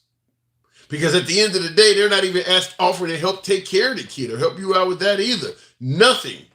I can't think of one good thing in this for the woman. It's 100% negative. So, like I said, I don't know where the women stand on it, but I know where they should. Republicans do not want to help. They take pride in making people suffer. Well, I don't buy that. Okay, you're saying the Republicans do not want to help. I do believe that, because they are a self-reliance party, but I don't believe the Republicans take pride in making people suffer. Damn. And I see the comments, World Kid, you're talking about EBT and food stamps. Most Republican areas are trying to make it harder to get that, to place permanent time frames on getting that. In other words, look, you can get food stamps, but if you haven't gotten your life together in 3 years or 5 years, you're permanently banned from ever getting food stamps again. They've passed laws in states that do that. So like I said, if a woman is popping out a bunch of kids she can't afford, that law is going to make it so that, eventually she can't get any help. So yeah, like I said, eventually women are going to realize this is not good for them. Now, see in the comments, Rick Blair says children have a right to live too. Yeah, but you're doing nothing for the kid. Does the kid not have a right to eat? Does the kid not have a right to shelter? Because you're ensuring the kid is born, but then after that, you seem to walk away from it. What about, does the child not have a right to do all that stuff? Like I said, I don't see anything good coming down the pipe for some women are going to be jailed behind this. Remember the old hanger stuff. Women are trying to terminate the child themselves using hand. Well, they're doing that again. They're just using medicine and black market shit. And there's already a couple women that have lost their lives doing that. So nothing good coming down the pipe for women on this. I think Kamala Harris is talking about one of them that had a failed, termination and was bleeding out and things like that. And the doctors were hesitant to deal with her, and she bled out in the parking lot or something like that. I mean, that's basically the hanger theory, just a more modern version of it. Maybe take a drug cocktail or something like that that's supposed to do the same duty as the hanger. And if it's partial, if it doesn't completely terminate the child, but is a partial, then they may leave you hanging because what's left in you still has a heartbeat or something like that. And that's kind of what it sounds like happened to that woman as well. Now, also keep in mind, if you do survive, then they can throw you in prison for it because now you try to take a life. Nothing good coming out of pipe. There will be women that are going to end up in prison for this and in the grave. It's nothing good coming. And then, of course, poverty. Some women are going to be poor behind it. But the response is, you should have thought about the fact that you might be poor, dead, or mentally. You should have thought about all that before you open your legs up. It's a real unsympathetic approach. They want to go back. Women relying on men having the control, says Tiffany.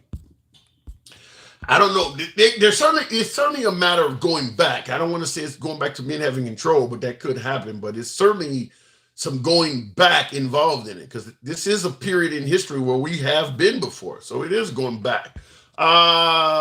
Republicans, what it says, Tim, pay attention.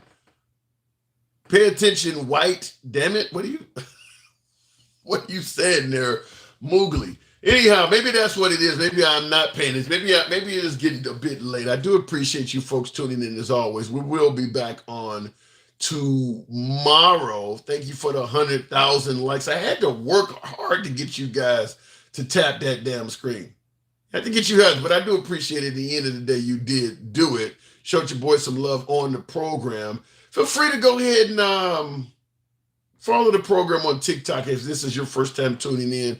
We don't block, ban, or censor anyone. We do tackle some pretty tough subjects, but at the end of the day, it doesn't matter what your political affiliation is. We do believe in letting everyone speak, and we respect and don't talk down to guests. So if that's what you favor, feel free to follow the program on TikTok, a subscription on YouTube, if you will. Even though some don't like me, says Michael.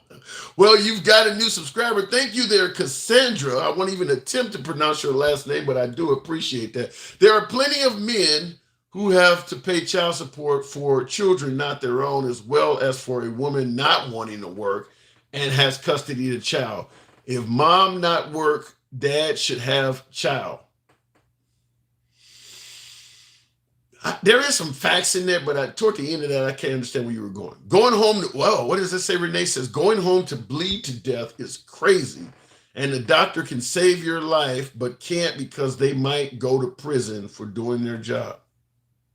Yeah, there's, because my day job is involved in dealing with hospitals, and I do go into an OBGYN to drop off supplies. They've put up all sorts of security. I mean, these people are concerned. They've put up, they put locks on all the damn doors and everything. OBGYN, some of these people are really concerned now. They're really concerned that if they, giving a woman the wrong advice, they could face some uprising. I've heard of folks in the profession either relocating to a different state or getting out of the profession. There has been, it used to be a guy, I'm a big O'Reilly fan. I've been watching Bill O'Reilly for years. There used to be a guy out in Kansas they used to call Tiller the baby killer. He was an abortion doctor, and he would abort, late term. And they gave him so much. For you folks on the right, you've probably, you've been around for a while. For you folks that have been watching Fox and some of these networks, you've probably heard of who I'm talking about. He used to be called Tiller the baby killer. I don't know what his first name was, but he was Dr. Tiller. and he would perform late term terminations. And the right attacked him so much, put his name out there so much, that he got assassinated. Somebody killed him. I think he was doing it in Kansas. This was about 10, 15 years or so ago. I mean, Bill O'Reilly went off of Fox News in 2017, I believe.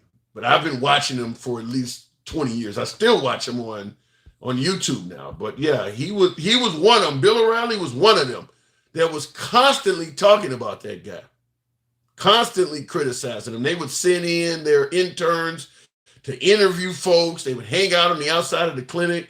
Well, somebody ended up killing that doctor. So some of these folks that are in that profession are frightened now because some of the folks on the right are pretty radical about that shit.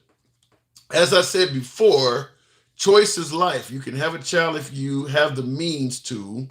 Not pro-choice person is forcing people to terminate. Forcing people to termination. I just believe that you should live and let live. I don't believe in invoking my beliefs, religion, or way of life on somebody else's life. Certainly if I ain't gonna do shit to help them out. And that's, to me, what the pro-life stance is about, is telling folks to do what you believe you think is right in their life while providing them no help or assistance at all. It is your boy Tim, the Handsome Liberal. I will be on tomorrow. I'll catch you then.